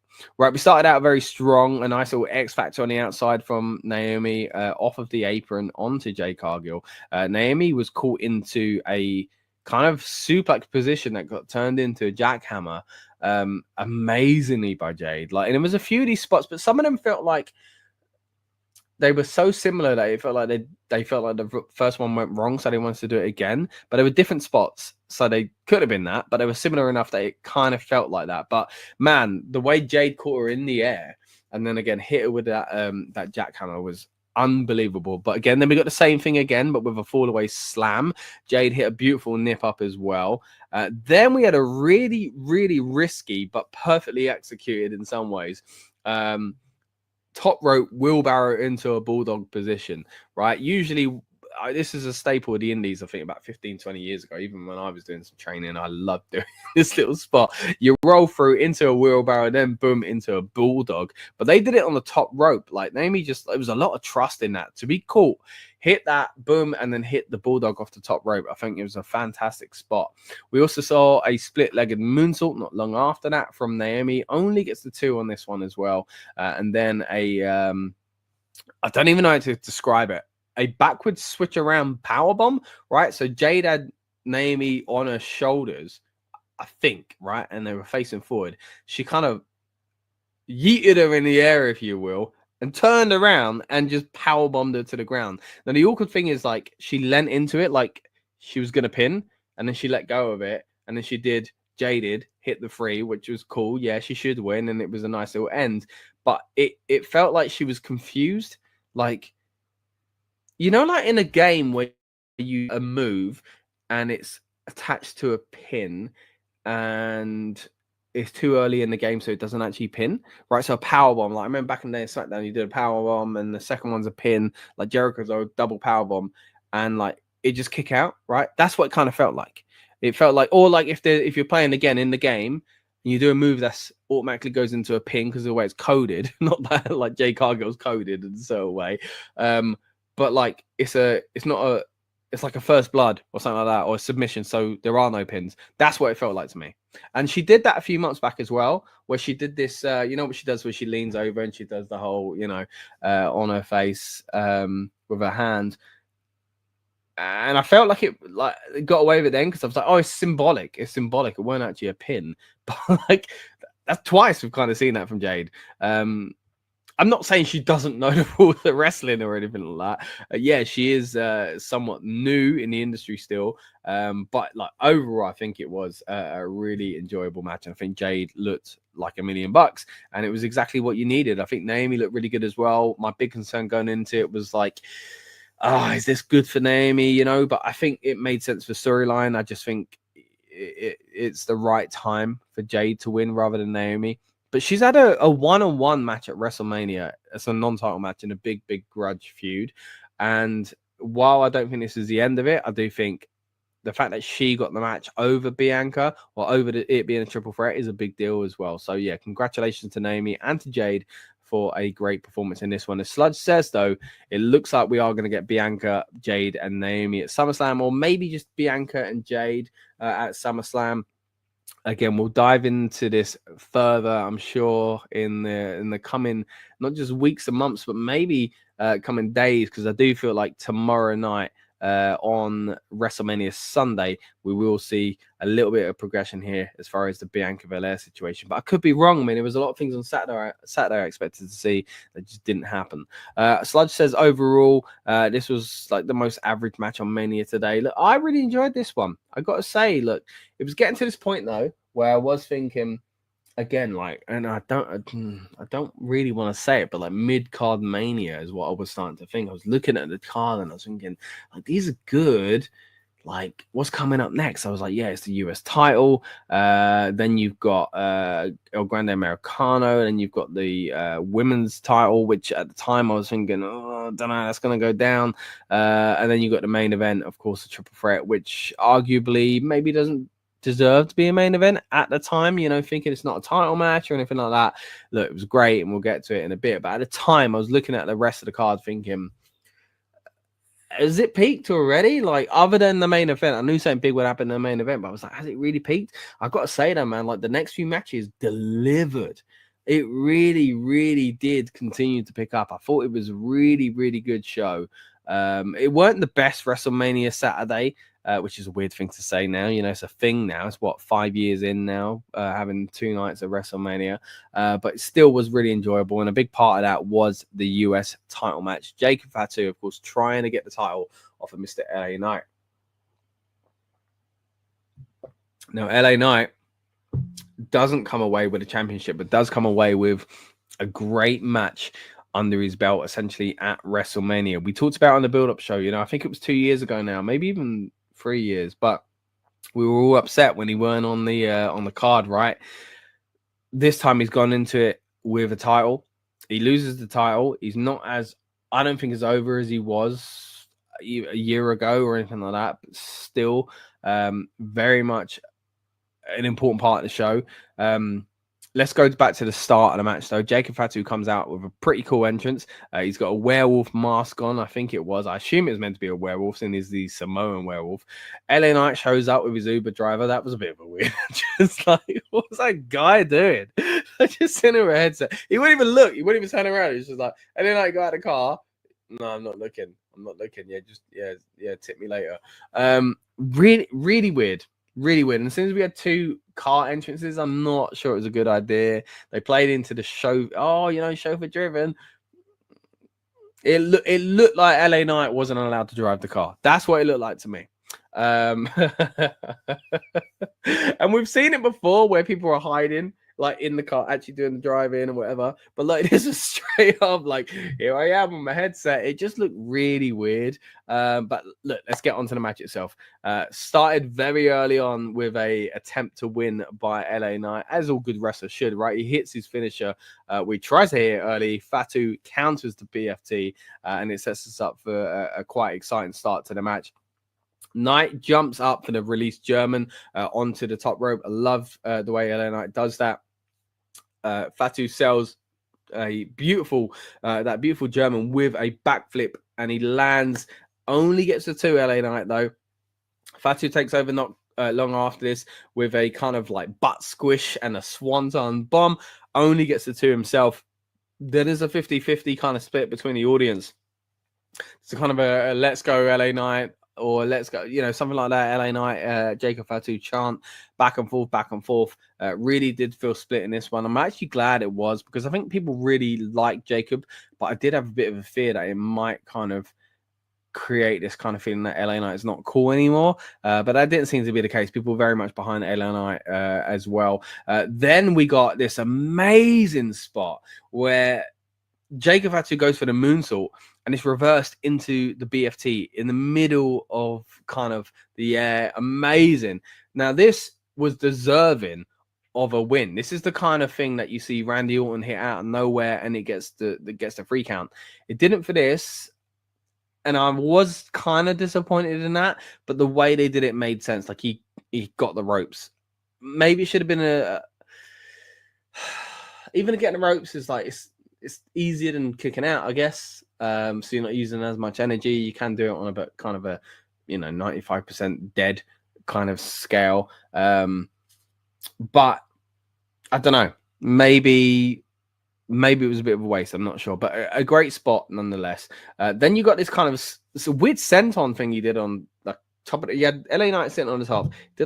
He jumped up, turned around, he's back on him as a senton. Then I think he hit a swanton bomb, and then like 3 moonsaults, or maybe it's a swanton and then a moonsault. Anyway, he hit him a few times, picked up the victory. Jacob Fatu, your new United States champion, and I think well deserved. And again, a really enjoyable match. This one, one that I do think is going to be remembered quite fondly, and one that I think stood out quite well on this show overall. Jacob versus Knight was a great match to Sludge Sports overall, but it felt like mid-card mania. I shouldn't have said that, should I? I should have said mid-card mania, because Sludge, you're running with it now, aren't you? They should have just the pink card. Like, oh, Tiffy. Yeah, we'll get to Tiffy's entrance in a little bit. That was the US title match, though, guys. Look, let me know what you thought of the show overall. Was you a fan of it? Is there anything you would have changed? Look, we're going match by match, but I'm happy to hear your comments for each and every one of them, and we'll dive into them as we make our way through the stream. If you're watching on demand, by the way, guys, or if you're watching on the Sunday build-up show, I know it's going to be repeated on that. Again, get your comments in, and I'll get back to them in whatever time frame we're in there as well. So let's move on to the next match, which was supposed to be Rey Mysterio going up against El Grande Americano. Now, of course, Rey Mysterio got injured on SmackDown. They announced it tonight that he wasn't going to be involved in a match, and instead it would be Rey Fenix that, I guess, defended his honor. Now, the concern we had on the build-up show, and this is still something that might be an issue, is that Dragon Lee maybe deserved that spot more. Great match. Don't get me wrong. Love Rey Fenix. Do not get me wrong. But Dragon Lee was a big part of this storyline. And I think for me, I felt like El Grande Americano was going to be unmasked at the end of this. And maybe there was a change because of who was in the match. Maybe they decided to kind of long out the storyline essentially because of it. But I was surprised. A bit surprised, at least, because I kind of understood the Rey Fenix thing, that Dragon Lee wasn't the one to take Rey Mysterio's space. But instead, again, it was Rey Fenix. And man, what an incredible achievement. Like, he's just come into the company and he's had his WrestleMania debut before his brother Penta, by the way, who debuted a good few months before him. Yet somehow he's had a WrestleMania match before Penta. Yeah, incredible when you think about it that way. Let's get to some of these comments here as well. Oh, hell no. What did you say? Dragon Lee. Oh, sorry, Saj. I forgot how much you hate Dragon Lee. I would have seen sour. I'm sorry. All right. I'm sorry, Sludge. Look, but I just think, look, maybe you're not a fan of his work, but I think he's pretty cool, and I think he's done well lately and deserves to be in that spot. But anyway, let's move on to the match itself and who was actually in the spot. Again, Rey Fenix is taking the position here over Rey Mysterio. I think they did a great job at reproducing that promo package last minute. The first three quarters of it was about the original feud. It was about El Grande Americano. It was about Rey Mysterio and kind of a history of luchador, wrestling. And then they tweaked it. They put the Rey Fenix stuff in there as well. So I think they did very well. The whole kind of package for this was interesting. Of course, the thing is that El Grande Americano is supposed to be this kind of legendary figure that is American, but is a luchador and went to Mexico, was a superstar, went missing. Now he's showing up in WWE. They did this typical kind of thing they do in TV shows to represent Mexico. They put the yellow tint on the camera. They did this kind of old school kind of graphics on the screens as well. They did it was kind of what do you call it, jittery footage and stuff like that to kind of make it look old fashioned. And then you also had a mariachi band as well. Now, of course, let's be honest, guys, this is surely Chad Gable, but whoever it is under that mask, man, they performed so well in this match. I think them and Rey Fenix to work this well on that stage, unprepared, is amazing. Yes, they're pros, and yes, they can pull a match out of the bag every now and then, I'm sure, without really thinking about it. But man, I think they did such a good job. Sludge Sports says this was a good match, but it felt like a Vince McMahon match. No unmasking, no surprise, just a match. What I said before, until the main event, it was just matches. Look, I thought it was a good match, though. I do think it was a good match, and yeah, maybe no surprises. And I don't know, what more did we need? I did think he was going to be unmasked. I did think there would be some sort of revelation with America Made, but yeah, maybe the whole situation, Rey changed that, or maybe if Rey faced him, this is what we would have seen anyway. I'm not quite sure. Right. We had AAA representation as well. Vikingo was there. He kicked Chad Gable, El Grande Americano, in the head. later on would console Ray Phoenix. Spoiler alert, Ray loses this match here, which I was very shocked by, actually. Let's start out with some of the big moves in the match. Ray Phoenix is a beautiful kind of roll through Hurricane Run to start the match. Wade Barrett and Pat were great on commentary in this, by the way, really putting over El Grande Americano and basically saying, we need to do some more research ourselves. We need to find out more about this. And kind of Michael Cole's trying to be the straight guy saying, look, this is Chad Gable. What the heck are you talking about? And they were just trying to, move away from those rumors, I guess. But yeah, very, very clever. I think the way they managed this on commentary. There was an amazing throw from Chad Gable, El Grande Americano, I should say. That beautiful kind of throw that they just fly. It is, you got to sell it perfectly as well. But man, he's such a specimen. And I think as a performer, let's just talk about Chad Gable now, right? As Chad Gable, I think he's incredible. And I think the past few years have proved so much. This is the man that was given Shorty G. And even back in the day when he was with Jason Jordan and NXT, I really liked his work. But now, like, he's kind of like the total package, like, to use a Lex Luger term. He's got everything. Like, man, he's such a talent. And to change up his style, like, he's got a great technical style anyway, but he wrestles differently as El Grande El Grande Americano. There we go. I was gonna say El Grande Mexicano. That's probably his last nemesis. He wrestles differently. Yeah, there are Chad Gable isms because he is Chad Gable and he's got to kind of, remind us that in the storyline as well. But to kind of switch up his style like this, honestly, one of the best guys on the roster, in my opinion. I think he's so good. Right. He's not a good guy, though. He's a bit of a naughty man, and he cheats to win in this match. Before we get there, though, we do have this kind of incredible backwards 450 splash or 450 senton from El Grande Americano, which we've not seen as Chad Gable. So maybe it's not Chad Gable, guys. Maybe it's not. Then he gets a metal plate in a mask, which is a bit of a spot. I'm not a big fan of it because surely it'd be hurting him as well, Anyway, he gets stopped. Then Ray Phoenix tries the old goodbye amigo as he runs across the ropes, which is so good, man. Like, how does he do that and not fall? Anyway, he kind of falls here because he's stopped by El Grande Americano. Then he goes for another one. He does hit it, but his foot hits El Grande in the face.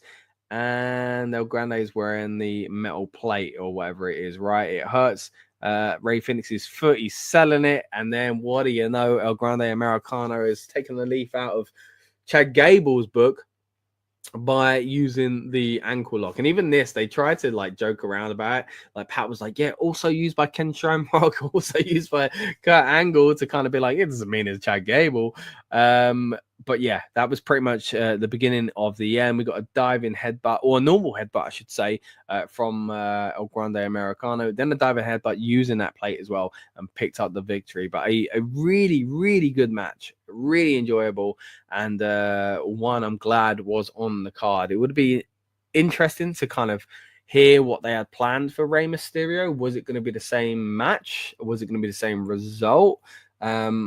I don't know, but what I do know is that we saw a very entertaining showing between two amazing luchadors. They also mentioned the AAA acquisition.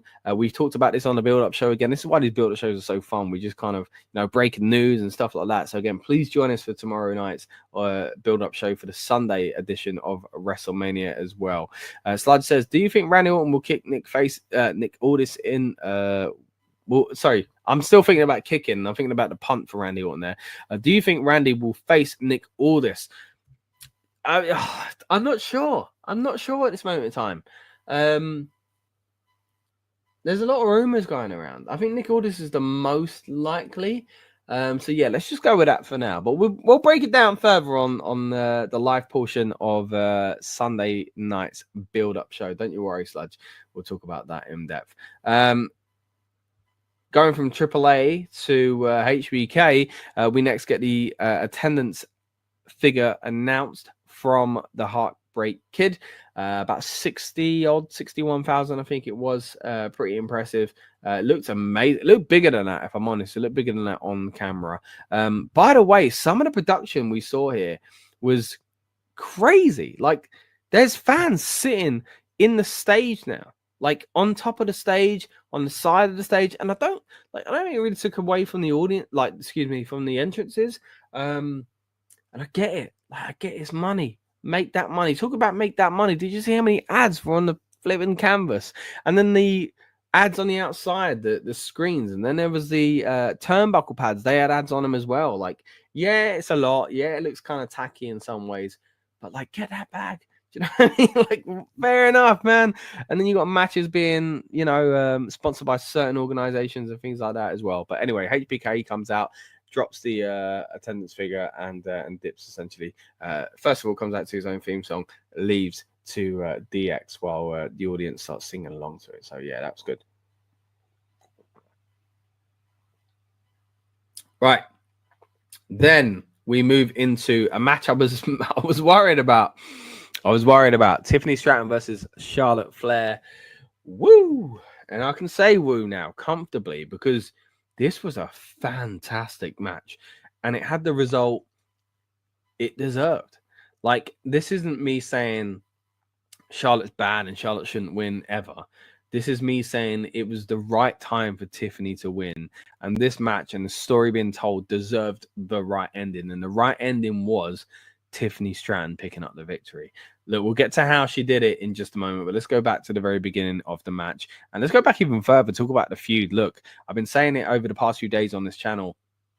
I don't buy the shoot they've been doing because, you know what, I think they worked amazingly in the ring. So either they've been unprofessional and suddenly are like, great. I mean, it's some hard-hitting stuff, so you could argue maybe not. Maybe a few slip-ups here. But the fact they delivered, whether they're mates in real life or not, man, it was a great match. And again, the big fear for me was that maybe it is legit and maybe Charlotte isn't gonna, lay down essentially. But no, she did. And I think it was the right decision. Again, let's go back to the very beginning of the match itself. Tiffany Stratton versus Charlotte Flair for the WWE Championship. And you have the Royal Rumble winner not being in the main event twice on this same night. Lucas mentioned that earlier on the build-up show. It is a shame. But look, a great story told. Now, we started out with a fantastic entrance, a Barbie entrance, branded as well. They said it was related to Mattel, so they got a relationship with them, of course, with WWE figures. I thought it was a great entrance, man. Like, in the middle, of course, you had Tiffany in the box. She makes her way out, and either side, you had other Barbie doll boxes essentially, but with video screens, which are clearly video screens, don't get me wrong, but they still looked amazing. They still look really good.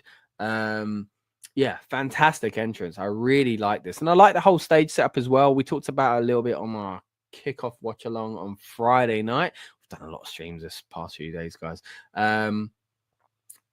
And I do like it. And I didn't really notice what it's supposed to be. Andy said on the build-up show, again, another stream we've done, it's a casino kind of feel. And that makes sense, actually. Just like a big block to me. But yeah, it's the big old casino hotels and things like that. But yeah, they used it quite well here. I think the stage looked amazing for a lot of these kind of entrance videos and stuff like that as well. Did Tiffy chip a tooth? I think she did, man. I really think she did. And there was also that thing on her head, which I thought was blood and a smear, which I actually think it was in the end, but Wade said was a bruise. But we'll talk about how she got there, man. It was, it was tough. I'm not going to lie, says Sludge. This was a long match. I don't know why. I just couldn't pay attention to this match. I don't know if I was having lunch at the time. It was probably a good match.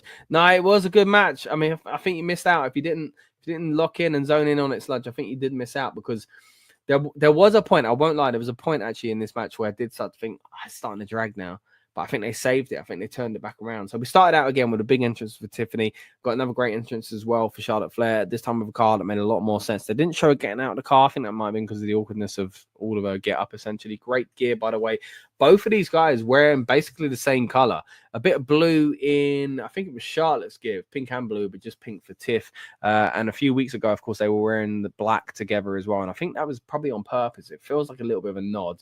Of course, this whole kind of, like, Tiffany just feels like kind of like Charlotte Flair, but not really. And even Charlotte's kind of alluded to that as well.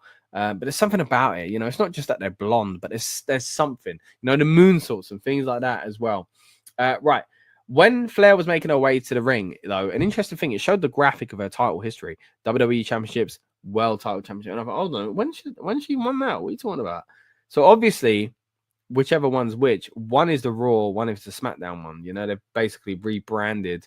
Whereas on the men's side, they kind of pretended it was a new title, but even though it looked like the old World Heavyweight, and now they're adding on to that lineage, it's a confusing thing. But I'm not sure. I'm not sure how I feel about that one. Because apparently she's a 6 or 7 time world champion. Beats me. Never seen her hold that title in my life. But there you go. Under 4 years is my next note for Tiffany. They mentioned it on commentary. For someone that's not even been in the business for 4 years to be having a performance like this on this stage, I think it was very impressive. Don't get me wrong. I do think she had the kind of the match of her career so far, because it was, and this is a weird thing to say, but she was sloppy in spots.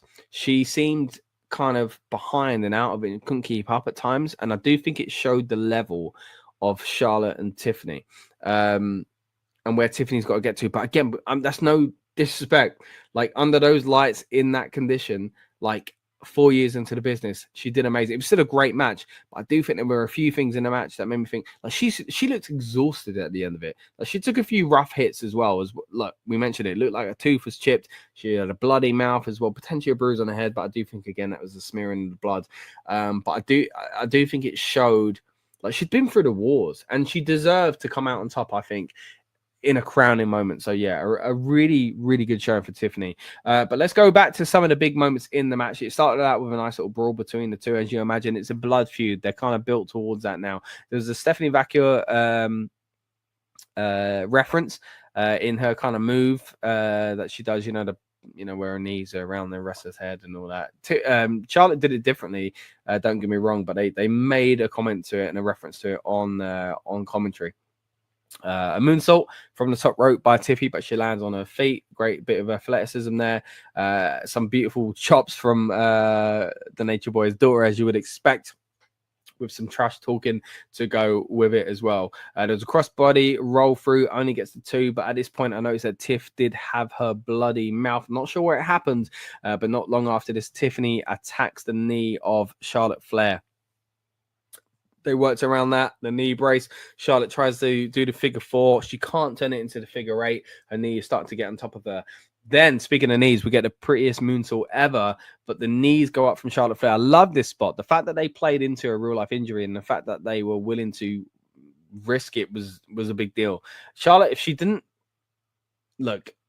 she's as bad as some people say, she wouldn't have been going into this with that knee and doing the spot she did with that knee. To put her knees up in this match, and I think it told a lot for the story as far as the match goes itself, if you talk about legit injuries, but in the match they were working on the knee, it was a great kind of image. Like, she is willing to sacrifice what was already her kind of Achilles heel in that match in order to make sure Tiff didn't get over. Anyway, only gets the 2 on it, though. It doesn't work out for her there. She hits the natural selection from the top rope. Again, only gets the 2. Not sure about that. Top rope moves, in my opinion, top rope versions of finishes, even though it looks a little sloppy. I'm not sure. If it's for a title at WrestleMania, it's different. There were a lot of false finishes in the main event, which we'll get to in a little bit. Tiffany wins, though, with the prettiest moonsault ever, and she looked shattered at the end. Like I said, great match overall, really, really enjoyable, and ultimately the match I think we all deserve to see, as fans. I think this is the match we've invested in, for Tiffany Stratton. This was, I think, a moment that really made her kind of, again, showed her a little bit out of depth. I'm not going to lie. Charlotte didn't look as worse for wear at the end of it, because I think Charlotte's used to a lot of this. But this, Charlotte took her to a new level. And I think that's exactly what we needed. I think Charlotte was, the perfect opponent for her. There was a lot of concern going into it that there was this, behind the scenes animosity and it might not go to plan and they might not kind of gel in the ring. But man, if that is the case, they put that aside. If it's not the case, I guess they did well to fool people, right? So, yeah, either way, fantastic match and a well-deserved victory for Tiffany Stratton and a fantastic performance. And credit has to be given. Flowers have to be given to Charlotte Flair. I know a lot of people don't like doing it, but look, it's easier to do when she hasn't won the title, right? I think if she'd won the title here, I'd be saying some different things, but it's not to say she don't deserve her praise, because she is an amazing performer. And again, this was a very enjoyable match. Then we get the Hall of Fame segment of the night, and it's the classic thing where they all come out and then the headliner comes out to their own theme song. But interestingly, though, there was no Lex Luger. No idea why. I've looked it up online, and basically everybody's saying, where's Lex Luger? No idea. Haven't got a clue. Maybe we'll get a little bit of clarity, and by the time we do the live portion of the build-up show on Sunday night, we might have a bit of news. But hopefully everything's all right there. It was it was a shame not to see him, and very strange. Also very strange as well. Did you notice Bret Hart rolled his eyes after Triple H shook his hand? Like, come on, man. Like, I like Bret, but I don't know. Maybe I'm reading into it, but it didn't look good. It didn't look good. I saw some people say maybe Austin said something to him and he was kind of reacting to that. Maybe Bret's not. I know Bret's not really a fan of Triple H. I think he gave him a 4 out of 10, which is so ridiculous. But yeah, okay. I know he's not a fan. But you brought in for this moment, like just enjoy it, you know. But maybe you just didn't like the fact that Triple H then got his big moment after that. I know it can look like, you know, with an hour and 7-minute speech, it's all about him. It's all about the game, eh? Anyway, let's move on for that. But yeah, Hall of Fame segment came at this point, and then we move in to the main event of night 2. Show some class, says Sludge. Show some class. Main event of night 2 featured Seth freaking Rollins, Roman Reigns, CM Punk, and it was all about who's going home with Paul Heyman. They did a great promo video for this. I'd seen it earlier on, I think it was on NXT when we were doing a watch along for that. The Machine Head song fit it really well. Even it, like, they slowed down the footage and zoomed in. There's black and white shot of like the brawl that they had to pull apart between the three of them, and it just looks so cool. Yeah, talking of cool, Seth comes out first in this kind of big get up, all in black. Has a flamethrower with his logos all over it. Does it, boom, and then the screen lights up with fire, burn it down, all that good stuff. Then it goes black, nothing. Music comes back on, lights come back on. Seth's in white, now wearing the shades as well. Really cool entrance there. Roman, speaking of entrances, Roman comes out on his own, and it looked weird. Not only no Paul Heyman, but it really hit you that he's got no bloodline with him either. I know that's the story they played into before, you know, that they all will leave him. But they were on a good note at Survivor Series, but now they're not. Speaking of Survivor Series, at the end of Jey Uso's match, is it just me, or did you see Jey Uso, Survivor Series graphics pop up on the screen as well? Like the replay graphics. Maybe I'm going mad, but I thought I saw that. Right, going back to the match itself, Roman Reigns comes out on his own. It looked quite odd. Then as he makes his way into the ring, you see those kind of screens that were up and down on the ramp, and it was showing the kind of Samoan dynasty, essentially, showing all the kind of legends of the past. That was pretty cool. Talking about legendary, though, next up, we saw a kind of highlight package of CM Punk's career to the soundtrack of his old theme song, This Fire Burns by Killswitch Engage. Now, I am a big fan of this song, and I thought often recently, actually, about, I wonder if they'll ever have him enter with that. You know, you remember back in AEW, he came out to his old AFI theme song. So I thought he might be open to it, as much as he loves Cult Personality, which, of course, was a big part of this entrance as well. This Fire Burns was, you know, a key part of his career, you know, using that theme, and it showed, you know, it highlighted that period of his career. I think it was really, really well done. It was a greatly produced video, and he said in it, you know, this fire still burns. I mean, goosebumps, like The Rock says, just thinking about it. Great promo package. It reminded me of that Clash at the Castle when Drew didn't come out to what do you call it? His old theme song. What's it called now? You know what I'm saying? The old theme song, classic song. Broken Dreams. There we go. Just singing it in my head to try and remember the title. And then he came out to his main song. But yeah, it was a nice little introduction to that. So yeah, pretty cool to see that for CM Punk. And then he does come out to Cult Personality, of course, by Living Color. They are there in Living Color performing live. I gotta be honest though, the audio was a little bit off on the feed. It seemed like a good performance. I think the one at WrestleMania 29 was better. It came across better on camera, at least. But yeah, still enjoyable. I loved it. I mean, talking of WrestleMania 29, what a throwback. Seeing Punk come out in the old yellow trunks as well, wearing the grey hoodie, having Paul Heyman with him, put his watch in front of him for its clobbering time. Man, it's funny when Paul Heyman does an entrance with someone because he has different personalities for each of them.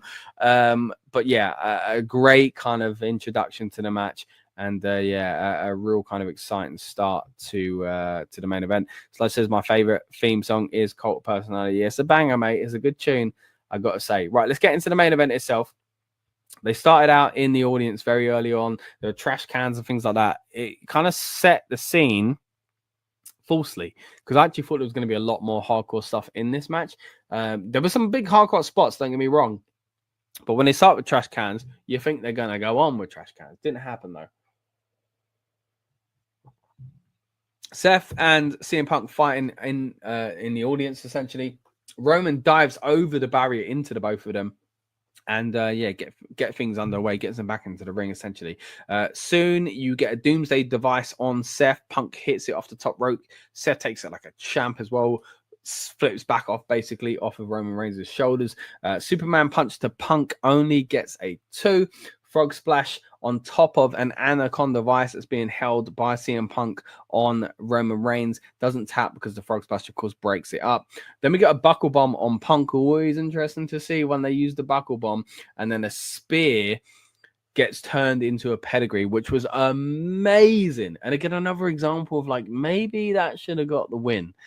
I was a little bit disappointed. Like, I didn't want the match to end at the time. Don't get me wrong, but a spear being reversed into a pedigree in that timing, like, I was like, this is the kind of thing you kick out of if it's like the most important match in WrestleMania history, right? Like Cody Rhodes versus Roman Reigns type stuff, or the streak or something like that. I don't think it was something they should have been kicking out of as much in this, because it felt like a title match that went for a title. The title was Paul Heyman, even though he wasn't on the line. Kind of was, do you know what I mean? He weren't officially, but he was, because the winner definitely went home with him. Or did he go with him? I don't know what they're doing. Maybe they have a good night either way. Right. Spear into pedigree. Sorry, not only that, he rolled it through into a stomp and then still only got the 2. So yeah, a little while after this, more finishes. What do you know? Roman Reigns hits the spear on Seth Rollins. GTS hits Reigns with a CM Punk hits Reigns with GTS, only gets the 2 himself. Seth then wants help from Roman, and he's trying to encourage him to do the Shield powerbomb on the outside to the new announce table. Yet another new announce table. I don't think we're going to use this on Raw or anything like that, but he acted like it was the same one, because, of course, we haven't seen these new ones be destroyed on NXT. Spoiler alert, there was a bump. But I think they were the older ones, and this one wasn't a new one. It was a curved one. Both the American announce table and the kind of Spanish announce table had the same thing as well. But anyway, both of them get destroyed essentially by Roman Reigns, because Roman is encouraged by Seth to do the Shield powerbomb, and he just hits Seth and does a powerbomb on him instead, and on CM Punk. He throws them both through the announce tables. Now, the annoying thing is he didn't do the old, he should have done that. He should have done it and then hit Seth. But yeah, either way, it was a fun little spot. Quite enjoyable. Before that, though, Roman's really torn. The Shield thing plays into his mind a lot, and it happens here as well, and it happens at the end of the match, of course, which we'll get to in a little bit. But yeah, hits Seth, does the powerbomb on his own to CM Punk through the table, and then does it through the Spanish announce table on Seth Rollins as well. A lot of guillotines in this as well. Hits one on CM Punk, which he reverses into the Anaconda device. A lot of Anaconda devices in this match as well. The sharpshooter worried me, man. When they put a sharpshooter in, because of Bret Hart's involvement with this weekend, I thought, no, they're not They're not doing a screw job, are they? Like, they're not having Heyman tell someone to ring the bell, and that's how Heyman turns. I was really worried, and I wonder if they thought people might think that way, and that's why they played, did it and possibly played into it. But anyway, didn't go anywhere, but it did worry me. Punk hits a stomp on Roman Reigns, so they start stealing finishes at this point. Then there's a GTF on Seth Rollins, only picks up the 2 once again, and Cole hits a comment about Punk at this point. Burning bridges. They acted like CM Punk was a heel. They also said it, about Heyman, which I think weakened what Heyman did in some way, because they were like, "This is your fault, Heyman," like as if Roman's the like mega baby face. So I thought that was kind of a weird thing to do, to do on commentary, but it made Punk look like the bad guy, which, they just don't like each other. There are good and bad traits in all these characters. That was kind of the story it felt like they were telling for the most part, until Seth turned to a really naughty man. But yeah, acting like Heyman was a heel for aligning with Punk just was a bit strange to me. Now we start getting towards the end of the match, though. GTS on Rollins. There's a spear on Punk. Seth Rollins hits the stomp on Roman Reigns. And they're all just laying there. And Andy mentioned on the build-up show, shout out to Andy from Wrestling Royalty. He said, look, what happens if they throw the chair in the ring? And it could be 2 ways. It could be that there's, oh my gosh, he's accidentally helped Seth, or he did it on purpose. Well, he didn't throw it straight towards Seth, but he did pick up a chair and he gave it straight to CM Punk. And the selling here of this moment from Roman Reigns was amazing. He looked shocked. He looked distraught. He looked betrayed. He looked angry. Perfect. And it was like, wow, this is it. And I was saying out loud, watching it, no, this ain't it. No. He's going to turn on Punk as well. And what do you know? That's exactly what he did. He hands the chair to CM Punk and he low blows him. And it felt like a big monumental moment.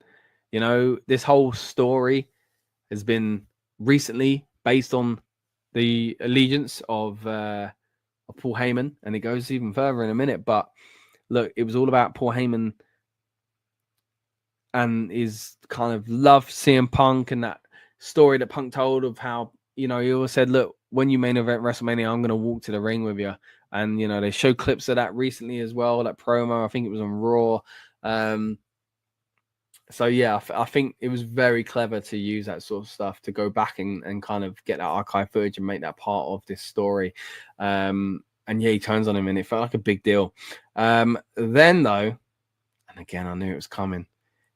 Look, I'm not a mind reader or anything like that, but I've just been saying for weeks, surely he's helping Seth Rollins here. And I said it, look, I think his demeanor is going to change. Everything about him is going to turn into a right nasty piece of work that we know Heyman can be. And that's what he did. He hits Punk with a low blow and he gives the chair to Roman Reigns. And then he tells Roman, look, Seth is clawing up onto the ropes. This is just like the Shield. And some part of me thinks, they do this too often. They played into it a lot. Like the Sami Zayn thing kind of felt like that, a reference to the Shield. Last year at WrestleMania, they referenced the Shield. There's a few times they faced each other and kind of referenced the Shield. The other day on SmackDown a little while ago, he wore clothes that looked like, the Shield outfit he used to wear as well, but more elaborate version. And then they played into it here as well. But I think it was really well, executed. And look, he gives him the chair. He stands back, and I'm thinking he's going to hit him. And he does. Hits him with a low blow. Roman Reigns falls, and Seth Rollins takes advantage. It takes a little bit of time, though. They wrap up the match a little bit later than I expected. After this, it kind of lingers on for a little bit. But ultimately, Seth Rollins does pick up the victory, does take advantage of what Roman Reigns' wise man has done. And he's turned on both CM Punk and Roman Reigns in the same night, aligning himself with Seth Rollins. And I think it's great. I think it's a breath of fresh air for Seth Rollins. I think he's someone that's been kind of lost in the shuffle quite often. And, it makes sense. I think Roman's a massive star. CM Punk's a massive star. Seth's great as well. But I felt like a few months ago, no, maybe a year or so ago, I felt like he was getting a little stale again. And then to kind of change it up. And I think he's done well to stay, I don't want to say to stay relevant, but like he's done well to kind of, keep himself, reinventing and stuff like that. I think he's done really well. And lately they've kind of hinted that he's a little bit of the old Seth Rollins, the heel Seth Rollins, with the authority and stuff like that. And they made reference to it on commentary, by the way. And here we go. A new direction for him, a new direction as well, and a breath of fresh air again for Paul Heyman. I think Paul Heyman needed something different. And him being all kind of, oh my gosh, fearful, scared, oh my god, oh no, I'm distraught, and I don't know, I'm so sorry, what have I done, and all this kind of stuff. Yeah, that gets you so far, but we can't have that all the time. And I think the fact that he turned into this cold, callous, heartless Paul Heyman again, I think was amazing. I think it was a great end to the show. Look, did the moment deserve to close the PLE? 100%. Does CM Punk deserve to be in a main event of WrestleMania? 100%. But I do have an issue with Punk having been someone that missed out on those spots, even though he was champion at times and things like that. And now the same thing has happened. Jey Uso has had to win his title in the opening match. The women had an incredible match and it didn't get to go on last. Look, does this match deserve to be last? Yeah. The match itself was amazing. But like the perception, I think, of what that, gives off essentially about the World Heavyweight Championship is dangerous. And yeah, I don't want to be too negative. It was a really good show. And yeah, I did enjoy the match. I can't lie. Vicky says night one ratings for me, it's 9 out of 10. Vicky, you are rating it high. Look, I got to say, it was a very enjoyable show. It wasn't the best WrestleMania. It wasn't the best WrestleMania Saturday either, but it was very enjoyable. Like for a PLE, if this was like, and this is unfair because it would be bigger. If it was, maybe I shouldn't say like Backlash, or let's say if this was Survivor Series, I'd be like, yeah, one of the best, one up there. But for WrestleMania, it's tough. We've got so much to see on night 2 as well. 9 out of 10 is very generous, Vicky, in my opinion. But I'm glad you enjoyed it. I enjoyed it too. But I've seen some amazing WrestleManias in the past, and I can't give it even. I don't know if I can even give it a 7. Like, it was great. It was great. That sounds harsh, but like, if we're talking like WrestleMania 31, which was so good. Let's say that's like a 9, and like WrestleMania 17 is a 9.5. The past few years have been like, if you're talking like that, maybe 8s. So this is like, look, we haven't seen night 2 yet again, but on its own, I'm going between 6.5 and 7. And maybe that sounds harsh to some people, or weird, because I have really enjoyed it. But like, there weren't a lot of surprises. Like, there was a great surprise at the end. There was a great feel-good moment at the start of the show, and there were fun matches. And they made the best of things, such as Rey Mysterio getting injured and stuff like that. But it weren't like, we missed out on something happening big in the new. Like, they won, yeah, but like we didn't get Big E, So, and maybe that's just fans just kind of getting themselves hyped up. I mean, Jade Cargill versus Naomi was really fun as well. I think it did exactly what it needed to do. Jacob Fatu versus LA Knight was a great match as well. I said again earlier on, I was thinking, is this mid-card mania? But that each and every one of these matches delivered. Like, there wasn't a match on the show that I thought, that weren't all that. Each and every one of these matches delivered, like I say. So it was a really enjoyable. I don't know. Yeah, I'm gonna go 7. I think 7 out of 10 is a fair rating for night 1 of WrestleMania, and I think it's difficult rating it on its own. Once you see the whole package of night 1 and 2, maybe I'll kind of come up a little bit or something like that. I'm not sure. Maybe I'll go down. I don't know. In kind of, comparison to what we see on night 2. But speaking of which, we will be live on Sunday, hitting you with with a build-up show for WrestleMania night 2. You've been watching the Instant Reaction review. We've been covering WrestleMania in depth over this weekend. Of course, we did a watch along as well for NXT Stand and Deliver. So if you haven't seen that already, Go and check that out. If you get some time before WrestleMania Sunday, then make sure you go and watch our original predictions for WrestleMania Sunday as well on this very channel. And again, we've got loads more content on here for you as well to sink your teeth into. Plus, a lot more coming in the form of live videos as well for WrestleMania weekend. We've got WrestleMania Sunday. We've got the Raw after WrestleMania to sink our teeth into as well. But we have been talking here about night one of WrestleMania. You've been watching the instant reaction review, and I really thank you so much for joining us, whether it's been live or on demand. Thank you to everyone that's been with us over the weekend preview, the kickoff watch along we did, NXT Stand and Deliver, the build up for night one again. And thank you for joining us here on the instant reaction review. We will be back for night 2 of WrestleMania, and I hope you've enjoyed night 1. I really have enjoyed it myself, and yeah, I'll see you on the next one. Welcome to the Rebellious Noise Pro Wrestling channel. On this channel, we bring you some great content from inside and outside of the squared circle. We will go through and offer some in-depth analysis of the biggest events of the year, as well as bringing you exclusive interviews with some of the industry's biggest names.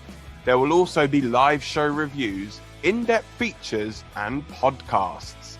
So make sure you give that subscribe button a slam so you don't miss any of the action.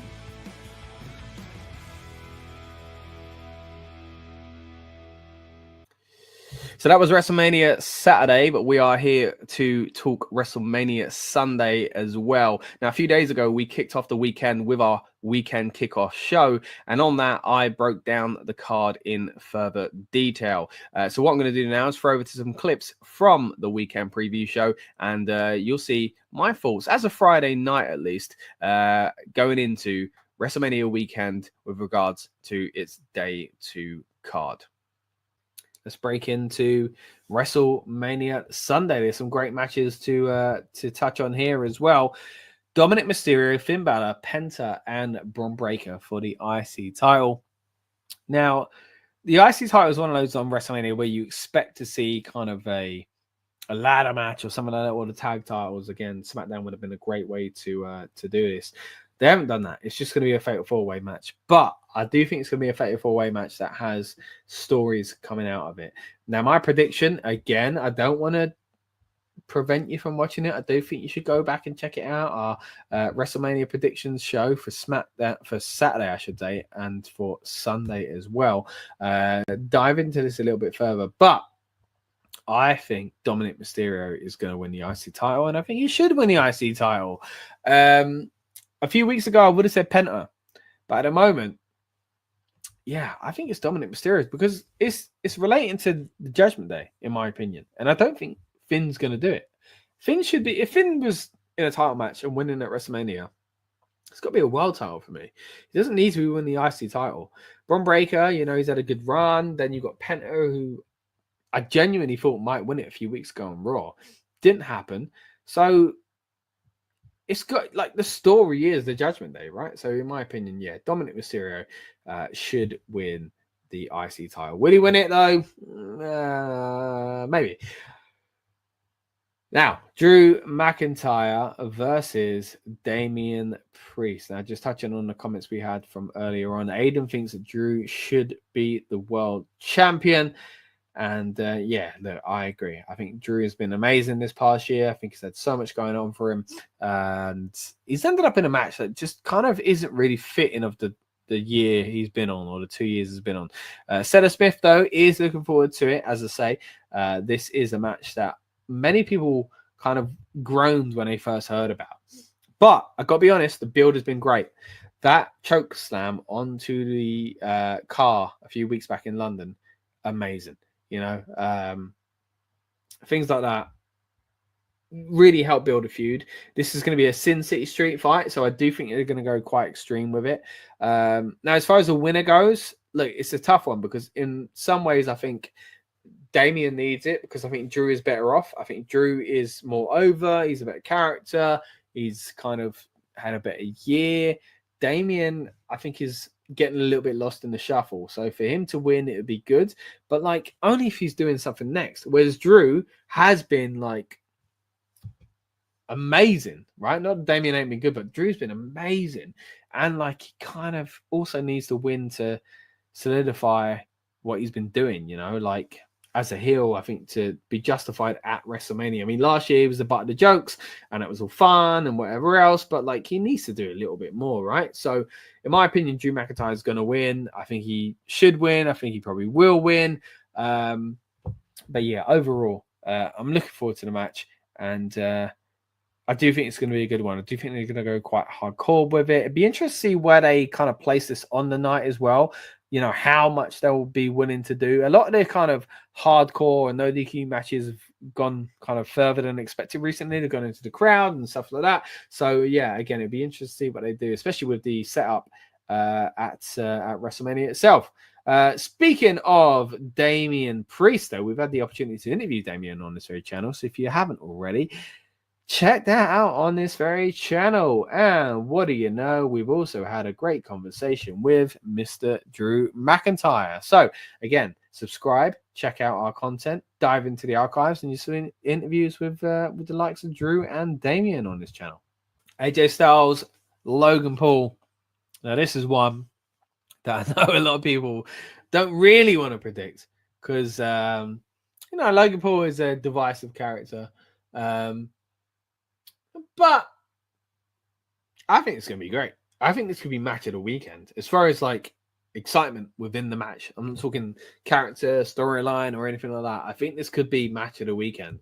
And again, I said it in my original predictions. If Logan Paul has been watching early TNA, AJ Styles, check our Sunday predictions out, by the way, guys, then we could be in for something quite special here because Logan Paul kind of moves like classic AJ Styles. So yeah, I'm looking forward to it. I really do think this could be, again, not just match of the night, match of the weekend. And I know some people don't want to hear that because of Logan Paul, but I just think, you know, he's an incredible talent. He's athletic. He kind of gets it in many ways. There's still a lot for him to learn. There's still a lot for him to kind of improve on. But generally speaking, when he comes in, he does the job. And I'm excited to see what he does with AJ Styles. And Stack says, Styles versus Logan will be a brilliant match regardless. Logan Paul has it all. Styles has nothing to win here. It won't do anything for Styles. Paul wins this one unless they want a quick crowd pop. That's exactly it, mate. I think you've hit the kind of nail on the head. I mean, a few times I've said about how, you know, the difficulty with these big shows is that babyface and heel wins kind of flip-flop, and you need to be careful what you present. Where you can just kind of do throwaway things, I think you're just going to have to. I don't think people are going to be massively coming away from WrestleMania going, oh, I can't believe Logan Paul won. Or, oh, wow, I'm so glad AJ Styles won. So the most important thing is protecting the future, right? And I think out of the two of them, let's be honest, Logan Paul is the future, right? So as much as I love AJ Styles, as much as I'm excited to see what they can do together, there is no point making AJ win because what does it do for him? Like, what? He kind of looks good and then is therefore credible to go for the world title. Even if he does do that, I mean, this time last year, Backlash, he did do that. He just popped into the slot anyway. So he doesn't need to win anything to kind of get into that position. So yeah, for me, doesn't need to happen. It probably will be Logan Paul winning the match between the two of them. Let's get on to the Women's World Championship, a triple threat match that, of course, has been kind of weirdly built. Let's be honest. I mean, you had Rhea, the world champion. She lost the title randomly, it felt, to Io Sky. But the day before that, Bianca Belair won the opportunity to go to WrestleMania to fight for this title. Io won it. It felt like, okay, that was a shock. Because I remember saying on the Elimination Chamber instant reaction review, look, I don't know why Bianca's won it. I didn't really like it. But if you said to me at any other time, Rhea, Bianca, WrestleMania, I'd go, yeah, of course, that makes a lot of sense. It's a marquee match. Like, it makes so much sense. So I was like, yeah, Io's not winning. And then she won the world title. And then they've squeezed they've squeezed Rhea back into it.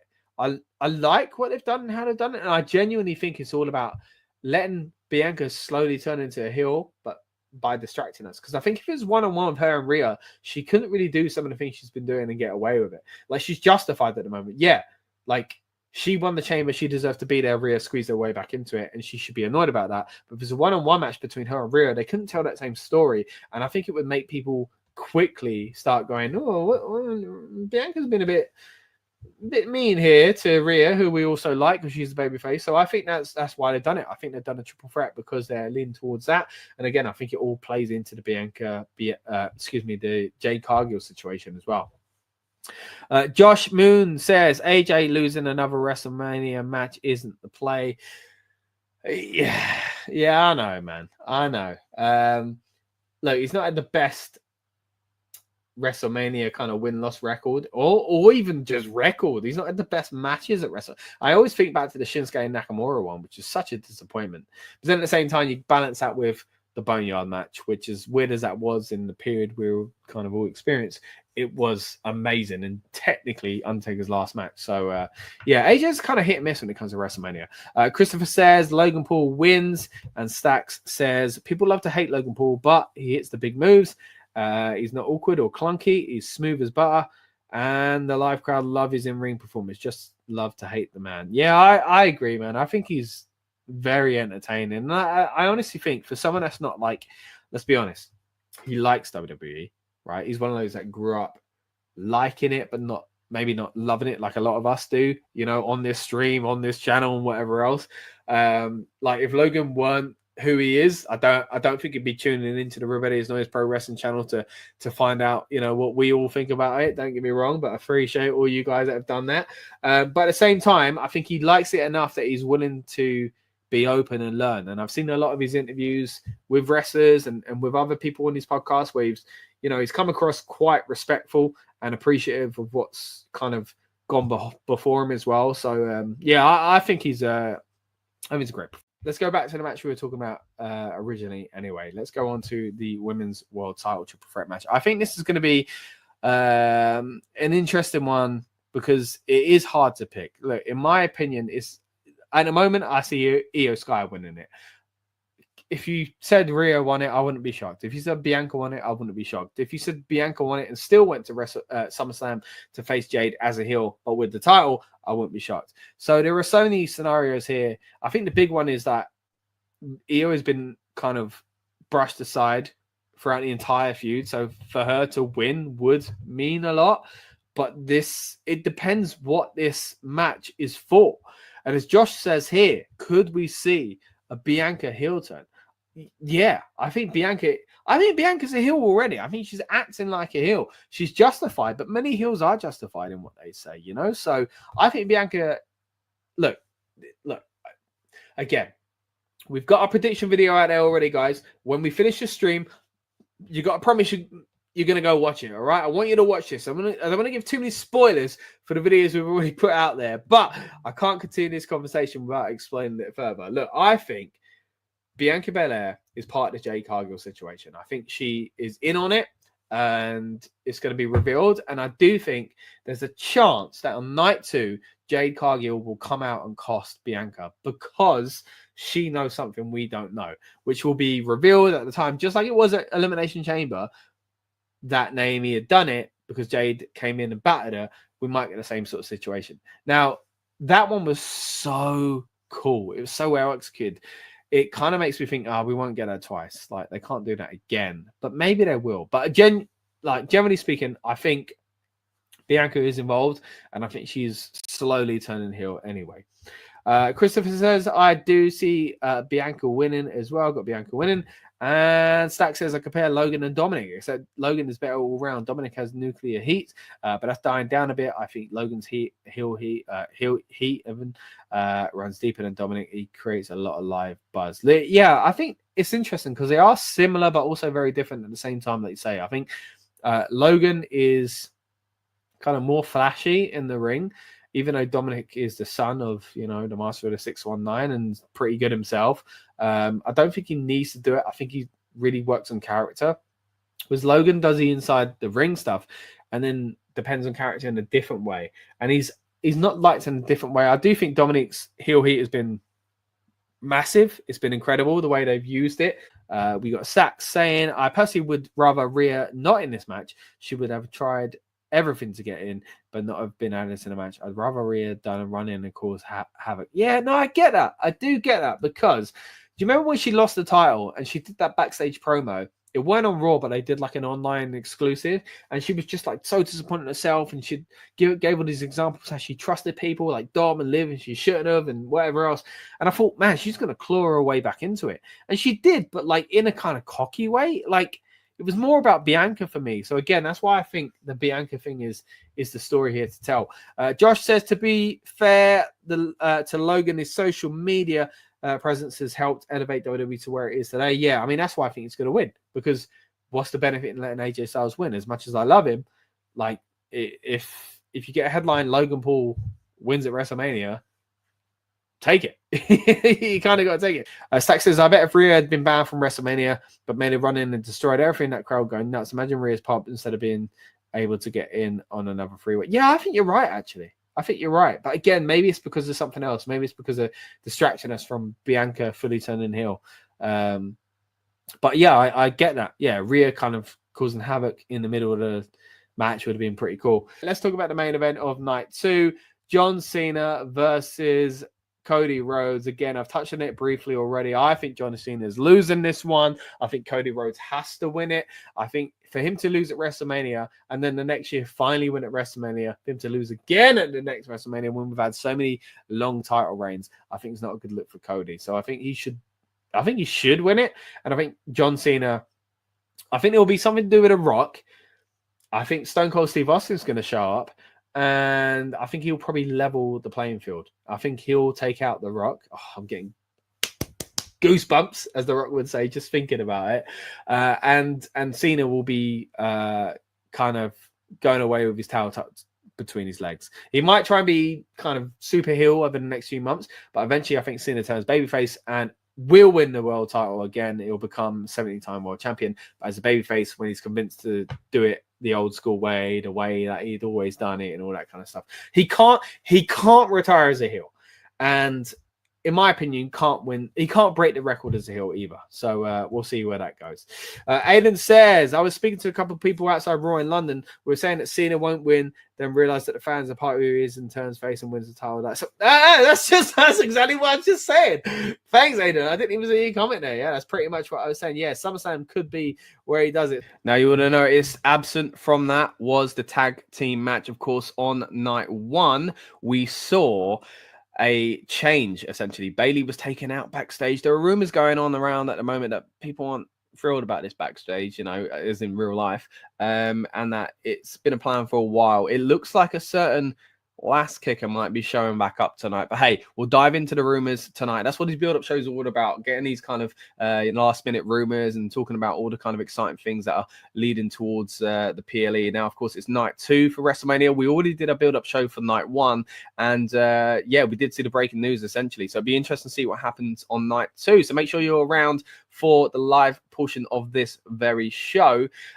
Let's talk a little bit more about what we did discuss on night 1, though, because I think it's important to emphasize the WrestleMania experience. It's great watching it from afar as a TV show, but what I wanted to dive into on night 1 was, what is it like for fans in attendance? So you'll see from the following clips, our friend Scott Felsted from Muscle and Fitness is over there in Las Vegas, and he's breaking down what that experience is like. So I'll throw it over to me from last night and throwing it over to our friend also called Scott. How confusing is this with these different timelines and different Scotts? But here we go. We're going to talk about the WrestleMania experience. Again, I'm fortunate enough to have gone a few times, but I said it on the NXT stream earlier on. I'm gutted I can't be out there this year. Not only just because WrestleMania is fun to go to, but it's in Vegas. Like, how cool would it be to go to Vegas and enjoy WrestleMania? So what we're going to do actually is we're going to start bringing in some content from a friend of the channel. This is going to be from Scott Felsted as well. He is a kind of reporter out there on the scene for Muscle and Fitness, a great guy. Managed to meet him a few times at some of these press events that we go to, and again, this is all about kind of bringing in our friends from the wrestling media world where we can as well. So what I'm going to do is going to throw over to some of his content that he's been kind enough to share with us as well. He's been updating people on X as a reporter again from Muscle and Fitness at Scott Future, if you do want to find out more from him. So let me just see if I can kind of bring this up, and we'll go through some of the stuff here, because I love this sort of stuff, man. It gets me hyped up and in the mood, and I like seeing what the kind of experience is like for the live fan, essentially at WrestleMania. So let's have a little look at this. Let me bring it on to the screen. Here we go. And let me get to a quick comment here as well. First of all, Lynette says, my favorite women's wrestler, Katana Chance, Kenny Carr. Disappointed they don't have a match at WrestleMania. There's a lot of people on that card, you know, or missing from that card, aren't they? I've just noticed. There we go. Look, let's give him a follow. Look, I'm not following him on the Rebellious Noise account. How naughty of me. But I, of course, follow him already. He's a great guy. And you should go follow him as well. I left that in there for demonstrative purposes. Go follow at Scott Future. Here we go. As you can see, WWE is taking over Las Vegas for WrestleMania 41 week, and he's here for Muscle and Fitness to bring you closer to the super fit superstars. That's his angle, of course. You'll see he's a big lad himself, and here's his annual WrestleMania thread. He's going to be updating it throughout the week as well. So let's start with some of the highlights here. This is what it's like when you arrive on the strip. It is very, very busy. A big presence. There you go. Penta in the nice big billboard there. Charlotte Flair, lovely up close image. Look, Scott read my mind what I wanted to see. I wanted to see it closer. And there we go. Let's bring up his next clip here. This is a great one. It shows WWE World, the fan convention. Of course, it started. This was 2 days ago now when it first opened. And look at the queues, mate. Look at the queues to get into the what used to be known as Access, now known as WWE World. This is again another shot of outside. We do love a queue. It's probably mainly British people. Everybody else probably just ran in. This is a great little video, mate. Look at this. Hold on. Going inside WWE World. Look how cool that looks, man. Oh, what? All the old WWE WrestleMania signs.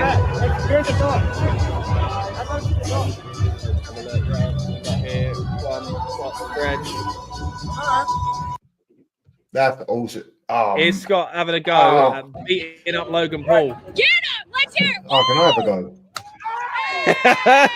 How cool is that? I've seen they do one for Dominic Mysterio as well, but I think it's clever that they've done it for Logan Paul. Nice little hit there. I could have a go at that. Get up! I could have a go here he at is that, having mate. fun.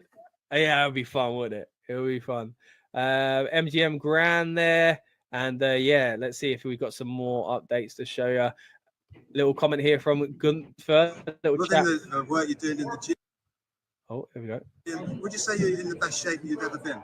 Right now, there's always like in wrestling, like what's best shape. It's like I was very lean the last two WrestleManias, but my stamina really suffered and the energy overall, I'm a bit heavier now and I have way more energy. So what does it mean? The best condition? I feel great how I am right now, and so I would say yes.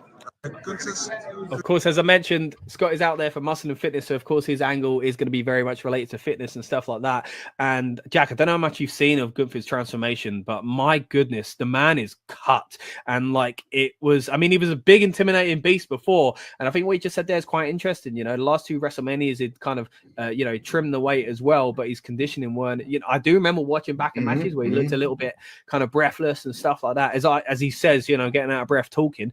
But this man was having incredible matches, and now has brought that up to speed as well, kind of matching the kind of the weight he's got himself down to, and the kind of conditioning he's got himself kind of goes with that now as well. But yeah, have you seen much of Gunther's I've seen weirdly through Instagram, and like it might have been either Men's Health or Muscle and Fitness, because you know how like a lot of those magazines around the time of WrestleMania, they all start doing shoot pieces on the wrestlers and how they do well and the wrestlers that are going to be in it.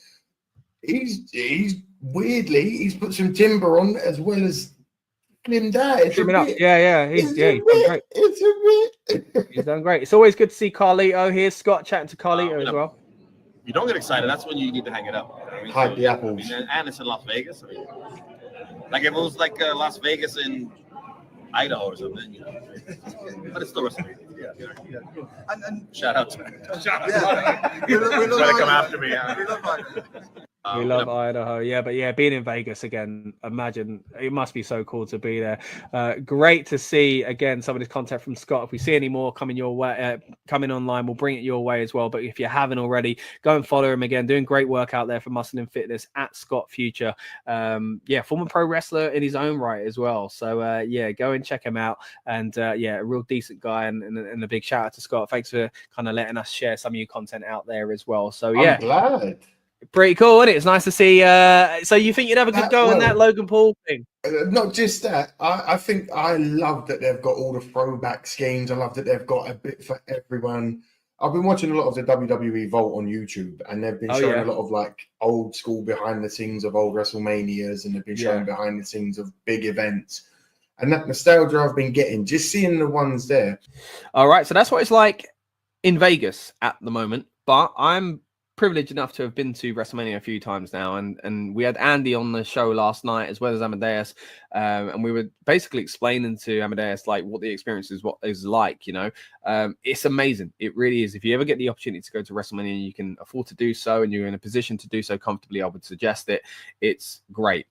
So what I'm going to do now is throw back to last night's build-up show, and you'll see us talking about that WrestleMania experience and what it's like to go to Mania and the kind of hype around it, just to hopefully try and give you a bit of a sense of what those guys out there in Vegas are feeling tonight as they head into WrestleMania for night 2. Andy, mate, you'll know exactly what I mean when I say this, but the feeling of walking into that stadium and seeing the WrestleMania set up for the first time, just describe it for those that haven't had the opportunity to do that. Yeah, so obviously where you are, it plays a big part of it, because you just get this feeling before you're even in the stadium. Everyone is flocked from around the world, around America, all in one place. You're all there for the same thing. You want to see a great show. That atmosphere starts buzzing before you even get in the stadium. And then when you walk through that concourse and then you get to see the stage, and a lot of people do the same. If you go in there live, you don't want to see the stage on the reveal. You wait till you get there. You have that sort of moment of going, oh, that's pretty cool. Especially these days, they're doing some great stuff. Like you can see behind Amadeus, the stage, building this massive casino. There you go, convenient. You know, and we saw it at LA. They did the big sort of like cinema, Hollywood, like movie theater stuff. Amazing. They're doing a great job with that. So the atmosphere will be bouncing. Like last year, we were outside. You can drink beer outside. You can, start to have a soak in the atmosphere. Oh, that's big for America. Yeah, they absolutely love it. You have tailgate parties going on, and it's just a really cool atmosphere to soak in. So the closer you get, and then you have that moment where everyone's ready to go. The countdown started, 10, 9, 8, 7, 6, all the way down.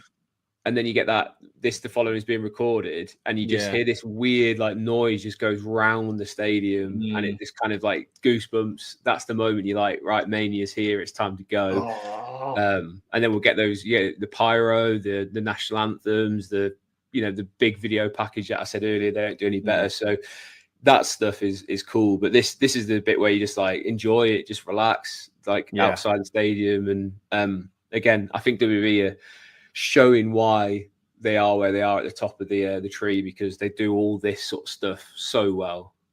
Yeah, 100%. I mean, as much as I missed the pre-show matches and stuff like that, I will say what they do instead is still really good. Like, I mean, they got 3 hours here where they've just got panels and people are, I love seeing like the people in the back and excited, and then some have started to filter in, as you say, and like, that atmosphere, you described it amazingly, of like when the show starts. And I think it's the same, not just for WrestleMania, any WWE show you go to, when the lights go out and they play that video of like, it shouldn't be cool because it's a warning saying, about don't pirate it, and all that kind of stuff.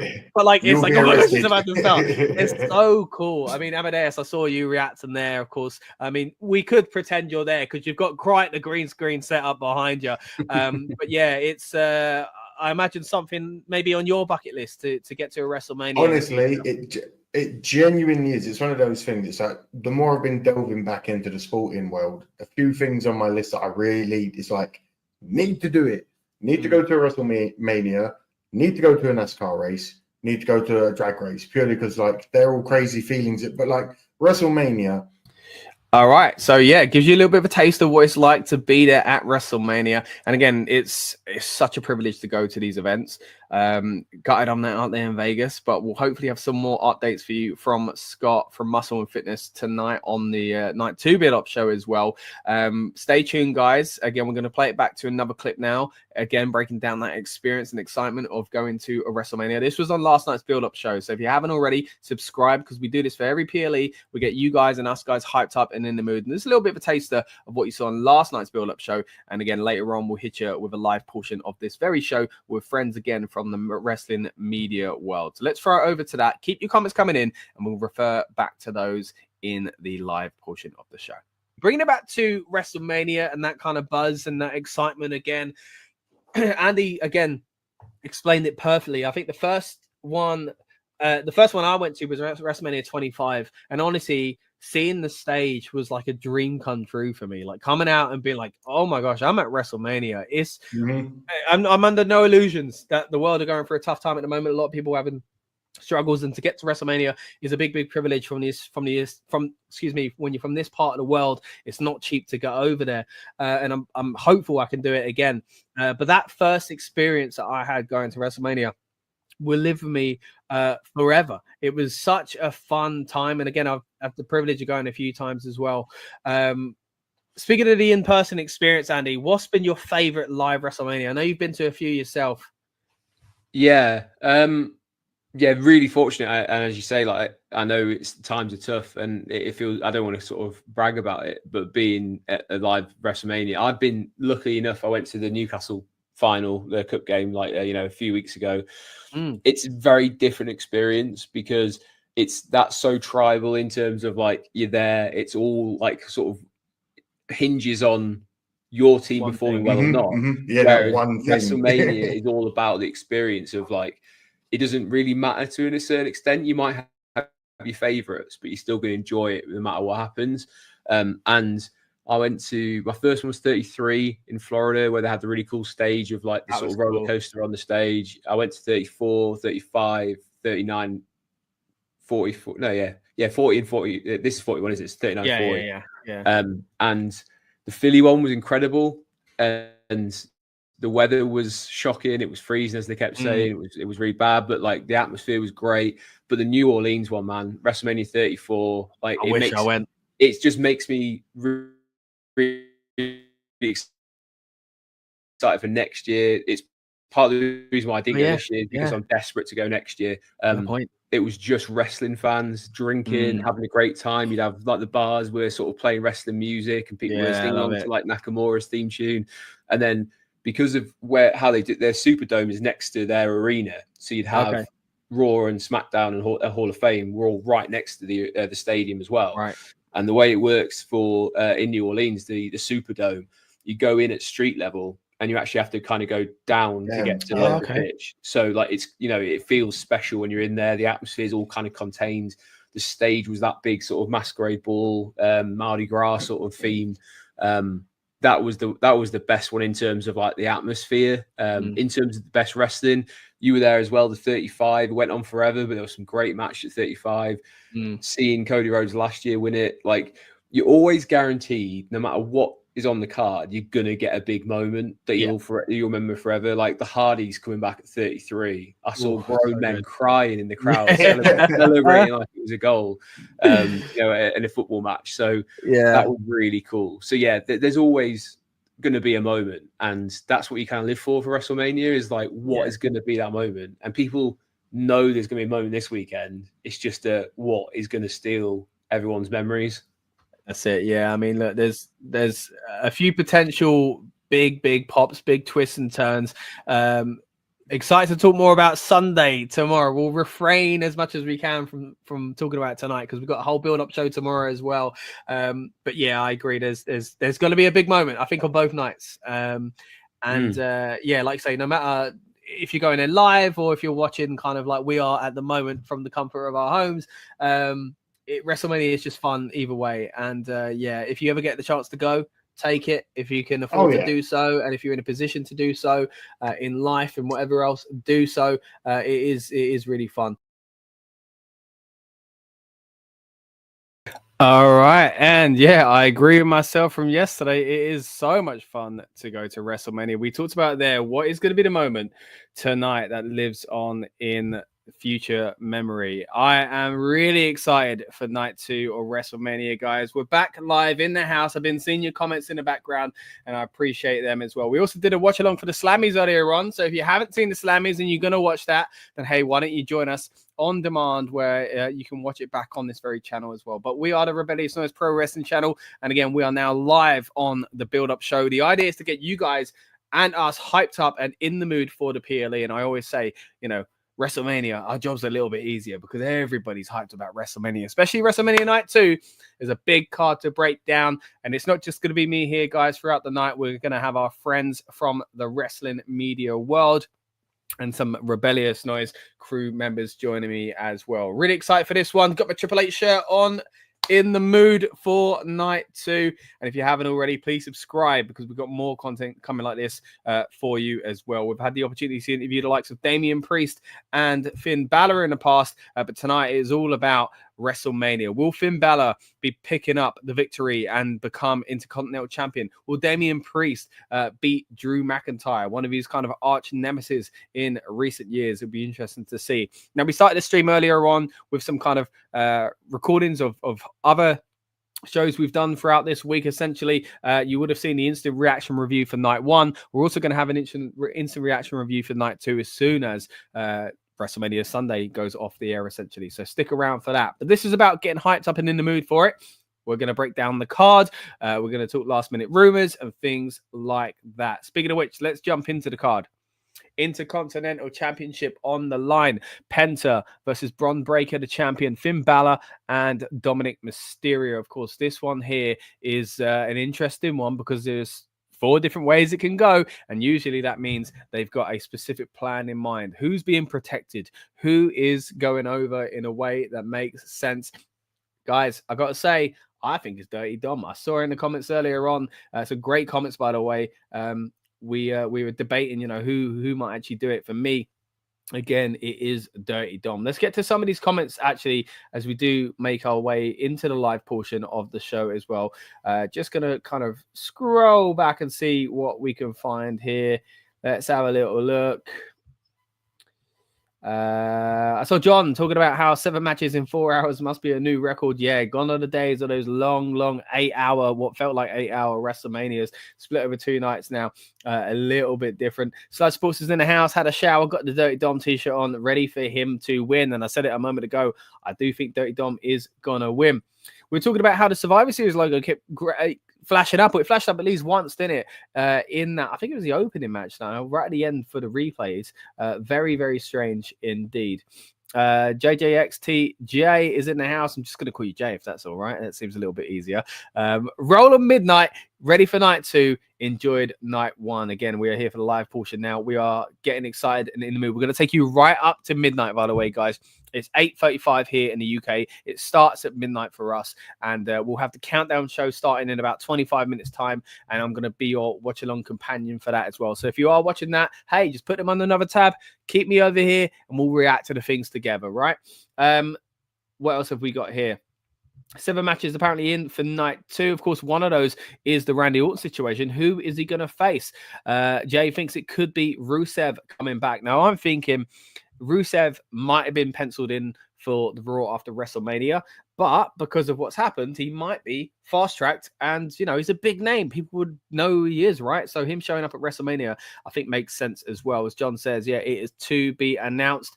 It kind of needs to be something big now, right? It's not something they would have planned, obviously, because of the Kevin Owens situation. Maybe it's Nick Aldis. They've been playing around with that. They've been playing around with Solo, but yeah, I want to know what you guys think. And again, when our friends from the WrestleMania join us later on and more members of the Rebellious Noise crew, I'm looking forward to hearing what they have to say as well. Buzzing for Jey Uso beating Gunther. Yeet, yeet, yeet, says Jay as well. Chris Imdy says, who's going to win between Cody and John Cena? Jay reckons it's Cody. I think it's Cody as well. I think John Cena has to win it as a babyface. He can't break the record as a heel. I think he'll retire, maybe as champ, or maybe his last match is going for it or something like that, or a few months before that, maybe it's SummerSlam. I just don't think he's going to do it as a heel. Look, it'd be a big moment, don't get me wrong, but I think it'd be better if they just let him win it as a babyface when he goes, you know what, this hasn't worked. I need to go back to the old John Cena and the real John Cena and all this kind of stuff and win it that way. I think it'd be a real good feel good moment because he's not retiring as a heel, in my opinion. Jay says the Sin City street fight or Cody versus Cena, big matches to look forward to as well. Possibly going to be the headline, essentially, in reference to my question I asked in the chat. Sludge says, when I went to WrestleMania 37 and Elimination 2024, especially WrestleMania, I felt all those things that you guys said. So we were talking about this on last night's build-up show, about the experience of going to a live event, but specifically a live WrestleMania, and that feeling of like when the lights go out or the first time you see the stage, and I'm getting goosebumps just like the Rook, just thinking about it. It's incredible. And we're going to try and catch up with some of the content that our friend from Muscle and Fitness, Scott Felsted, has been posting online as well. Again, we like to give you an inside kind of, view on what's going on in the city whenever we can. And he's out there as a roaming reporter, essentially, for Muscle and Fitness, but thankfully is allowing us to share his content as well. So we'll get to that as we go on through the show, hopefully. Sludge got to see Bray Wyatt live. Very appreciative of that as well. A few more here from Sludge. Dirty Dom wins. He really deserves it. I think he doesn't pin Finn, but they do break up later on. This is the thing. I do think it's going to be Dominic Mysterio getting the victory, but I just don't know if we are going to get the split between him and Finn tonight, if it will be because of something relating to that, or if it will kind of become a jealousy thing and they eventually split. WrestleMania meals today. I'm going to have some instant noodle ramen. Look, guys, get it in the chats. Let me know your WrestleMania snacks. This is what we like about the build-up show. It's kind of off the wall, right? We just talk random stuff. We talk last-minute rumors. You know, I always say it. There was a time WrestleMania looked like it was going to get cancelled. Last night, it was breaking news that AAA had been purchased. Bailey got injured on the show as well. So we love kind of these last-minute rumors, but we also love knowing what you guys are going to be eating when you watch WrestleMania. Jay says, are we doing a watch along as well? We won't, buddy. Appreciate you asking. But yeah, we don't really do too many watch alongs for shows. We will do one for Monday Night Raw, actually, and we did one for NXT Stand and Deliver. I can highly recommend, though, if you want to go to another channel, friends of ours, Give Me a Whole Yeah, as in give me a hell yeah, but HULL as in the place here in England. Give me a whole yeah. Go and check those guys out. Tell him Scott from Rebellious Noise Pro Wrestling sent you. Yeah, I'm sure they'll be appreciative of you joining in the party over there. But for now, stick with us. We're going to take you all the way up to the show itself. And then after the show, we'll be back anyway. And I'll tell you exactly what I thought of WrestleMania Sunday. Great question, though. Sludge says, I really wanted Sammy to have a match. Where is Sammy? Like, what's going on? I got a feeling he would have come back at WrestleMania if Kevin was still in it, but yeah, isn't the case. This just popped into my mind. Wasn't Goldberg supposed to have a match? There's always rumors about Goldberg with retirement match and stuff like that. So yeah, be interested to see if he does have that in WWE. They toyed around with it, him and Gunther, remember, a few months back. So it says maybe Goldberg versus Randy. And a few puke emojis after that as well. Jay says, my snacks, plenty of cold beers. Love to know who replaces Bailey. Right, let's get to the first part of your comment there, mate. Nice. What's your beer of choice tonight? Let me know that. I'll be having a few Steve Weisers myself. Okay, maybe not Steve Weisers, but yeah, a few beers, I'm sure. That's what we do on the build-up show as well. We start to get a little bit loose later on. Maybe I'll have a few before the show starts. But let's get to the professional stuff as well. Let's talk about your second half of the question there. Second half comment, even your question itself, who replaces Bailey? If you're unaware of what Jay is talking about, last night on the Countdown show, they showed backstage that Bailey had been taken out.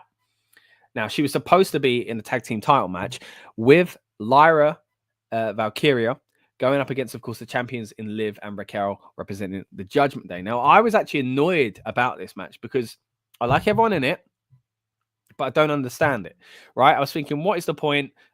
The champs need to keep the titles. Why have you got Lyra in there? She's got her own belt. She doesn't need it. Now that Bailey's been taken out, I'm not sure if it's going to be one of those storylines where the person who took out the wrestler eventually gets revealed as a bad guy. But this could work either way for who I think it's going to be. And we mentioned it last night on the build-up show for night one, but I think it probably is Becky Lynch. We were talking about Becky Lynch potentially coming back anyway at this time of year. I mean, anytime there's a big event and there's someone as big of a star as Becky not around, you'd imagine they might show up. And yeah, now it feels like it. There's the Irish connection between her and Lyra. Will it turn out that she attacked Bailey? And that gives legs to another storyline there as well. That'd be quite interesting to see. But Liv and Raquel seem to be adamant that it wasn't them. So yeah, get your comments in, guys. I want to know who you think attacked Bailey and who you think is going to be Lyra's partner because of it.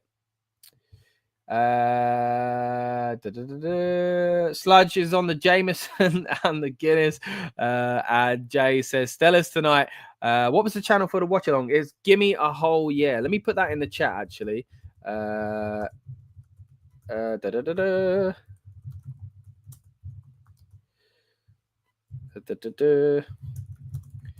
Seal of approval.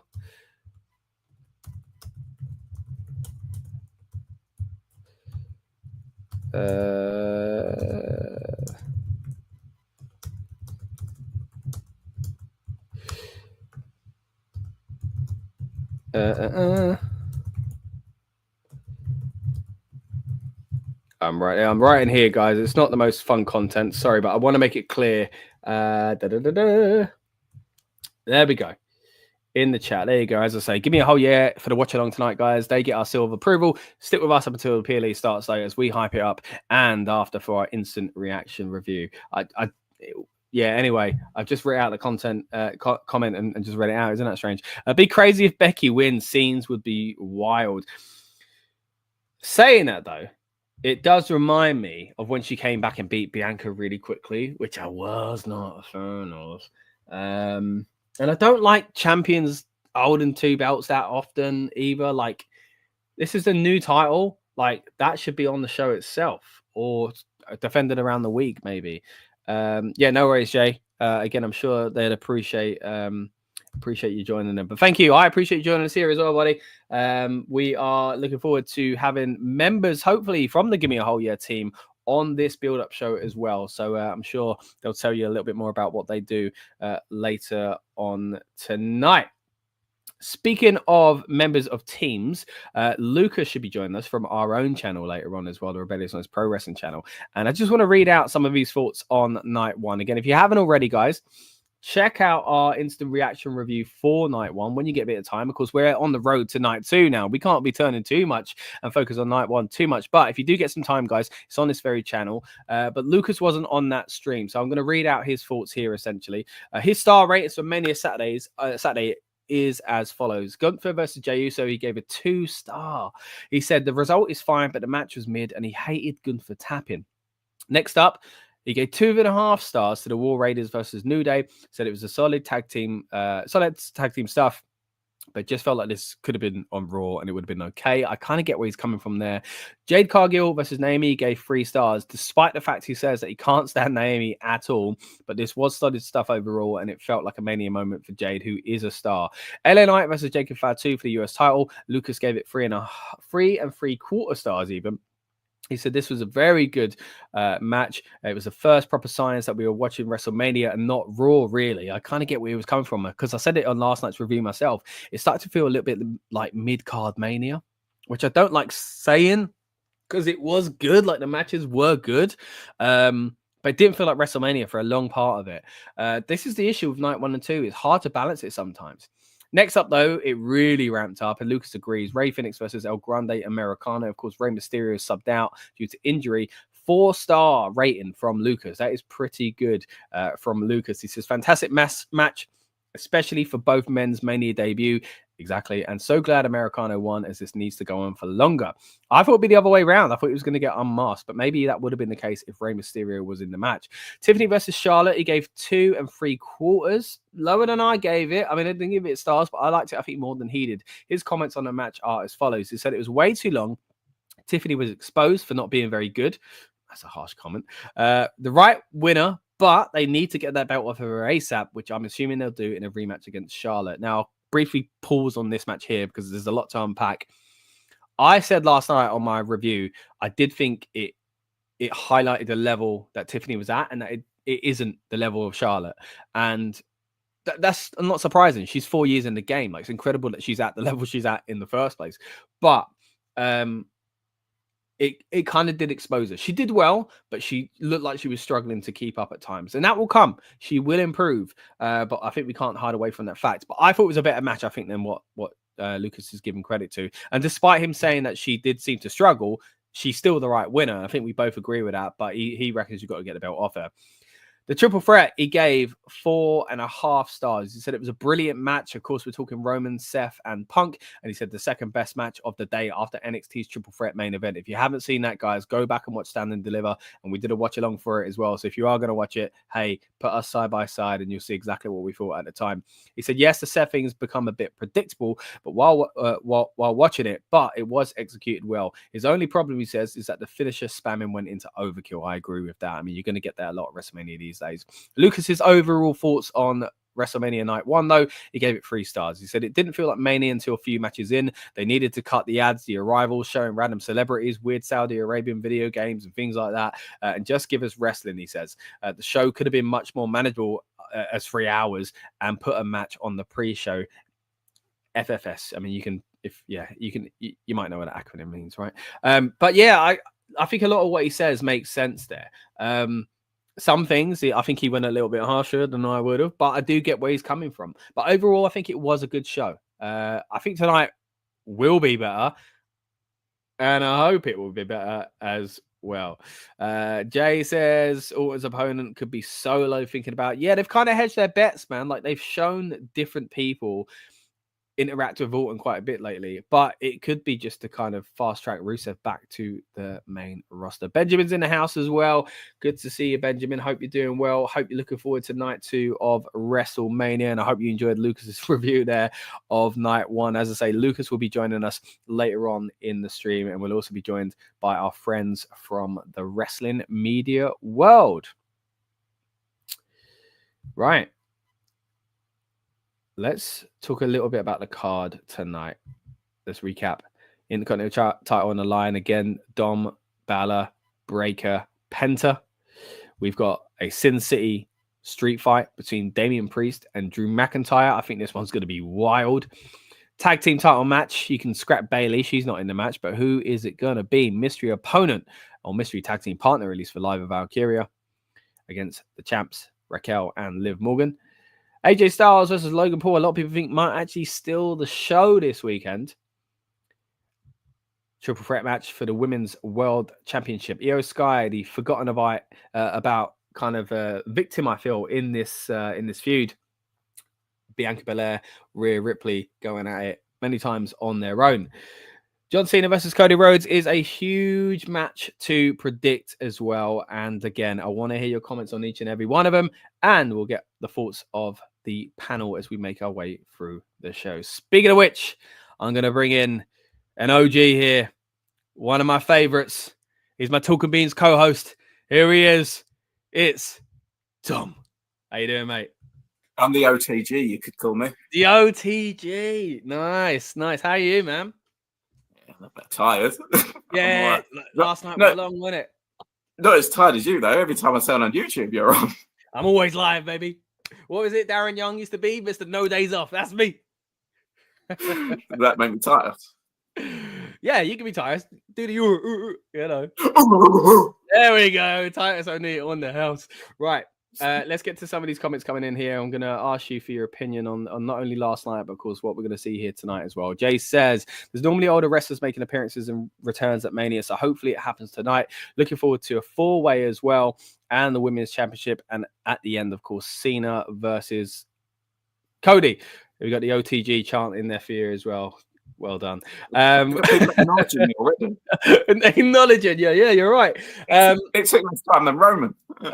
Yeah, true. It took them a long time to get Roman shoved down people's throats, and win us over. But there we go. You're a superstar in the making, mate. Yeah, some great points in that comment there. I think the mention of older wrestlers we'll touch on a little bit later on. I do have some possible kind of theories about who we might be seeing here tonight. But let's have a little recap first of all, Tom. What were your thoughts, generally speaking, of night one? We won't go match by match or anything like that, but what are your overview thoughts of WrestleMania Saturday? 6 out of 10. 6. See, I gave it 6.5, and I was leaning towards 7 at the time because I think I felt bad because someone in the comments was like 9, and I was like, oh, maybe I can't give 6.5. But yeah, it was a good show. I saw someone say they liked it, they didn't love it, and that's what I'd go along with. Apart from the main event, I think I love the main event. I mean, especially, I'm sure you've spoken about it, but that Punk promo video, all my days, that was like boom. Yeah. It was. If you're unaware, they did a recap of his career. It felt like in WWE. This fire burns over the top of it. It reminded me of when they didn't give Drew Broken Dreams in Cardiff as an entrance, but it was part of his entrance. It was before it was a similar kind of vibe, wasn't it? And even that was great as well. Jay appreciates your comments of really liking that promo package, it would seem. You know what? Talking about really liking it and being a CM Punk mark, right? I was sitting there, and at the end of it, when there's that clip of him when he first joined and went to the ECW brand, and he does the I don't drink, I don't smoke, and all that kind of stuff. Great edge. And then Punk today was repeating the lines, right? And he said, "My addiction," I think Punk said on this one, "is wrestling," and I was like, "No. It's competition." That's what he said in the original promo. I remember. I'm sure that's what he said. Yeah, a little bit of a rewrite the history there, but yeah, it was amazing. The entrance. Also, I forgot how young he looked. He did. Yeah, he's so fresh faced. Yeah, just in case you don't know, guys, me and Tom, big CM Punk marks, especially in our younger days. But yeah, it was nice. It was a nice moment for him and a really good end to the show. I mean, yeah, let's quickly touch on that then. Seth Rollins aligning himself with Paul Heyman. Thoughts on that? Well, I expected it, and I very much enjoyed it. As we always say, sometimes the things you want and you think should happen, when they do happen, like it can go one or two ways. But I thought it was they pulled it off very well, and also I liked, unless I've read it wrong, but it seems like Heyman was legitimately sorry for turning on Punk, but he enjoyed. I mean, he gave it some extra welly with the old rubbing in Roman's gonads, didn't he? Yeah, he did. So that'll be intriguing. But I think it freshens up all three of them. Mate, 100%. Seth needed it. I am so great, but he's in the background. I am so looking forward to a more serious, hopefully, Seth, and getting back to that architect type. For sure. And more serious Heyman as well. I think he's been great. But I love the fact that when he came out with Punk, he was completely different to how he is when he's with Roman. And when he's with Brock, he's completely different as well. The Heyman thing with the bloodline has changed anyway because he's been a babyface essentially. So that's a different dynamic in itself.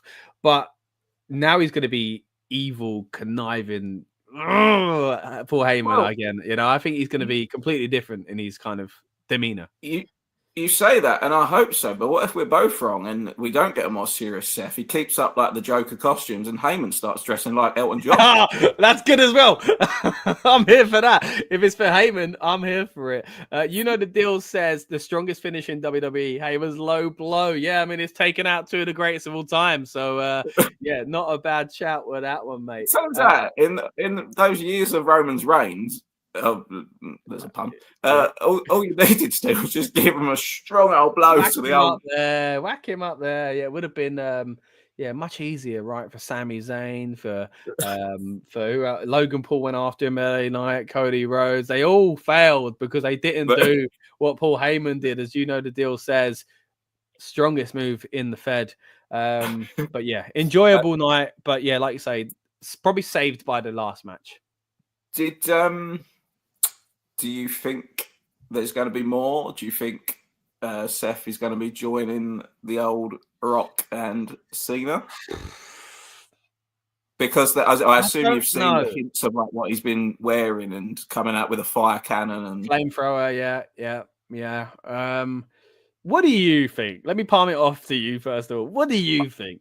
I mean, we've already got the expected, but the shock of Heyman turning. So they've got to have something up their sleeves, haven't they? And I assume also you've seen the old The Rock on his Instagram. I'm in Hawaii. I'm sure you are, big fella. I didn't Sure see you that. are. Yeah, I did. Yeah, just a video of him driving the old 4x4. It's saying he's in brilliant. Hawaii, getting back to his roots. Of course you are. Yeah, of course, mate. Yeah, of course.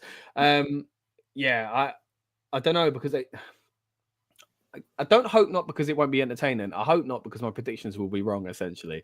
And that's all that matters. Yeah, exactly. But I'm not sure if we will get it because I don't think Cena's winning. We'll get to Cena a little bit later on, but I feel like it could be because of the whole kind of 1, 2, 3 that seemingly it does mean something that The Rock did when Cena joined as well. The old throat and all that kind of stuff. Jay says, hope The Rock appears and Austin comes out. Will be the best mania in a long time. That's where I'm going with it. You know, spoiler for my predictions, but we'll get there later on with that one there.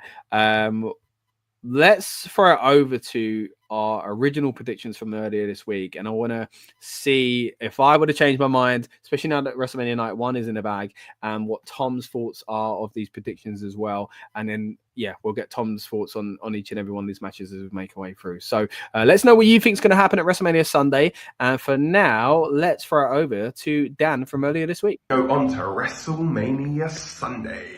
WrestleMania Sunday is going to be featuring, at time of recording, 6 matches, although I will give you a little bonus bit just after this where I think there's going to be the 7th match will be added. So we're going to kick things off with a match for the Intercontinental Championship, a fatal 4-way match between Bron Breakker, Penta, Finn Balor and Dominic Mysterio.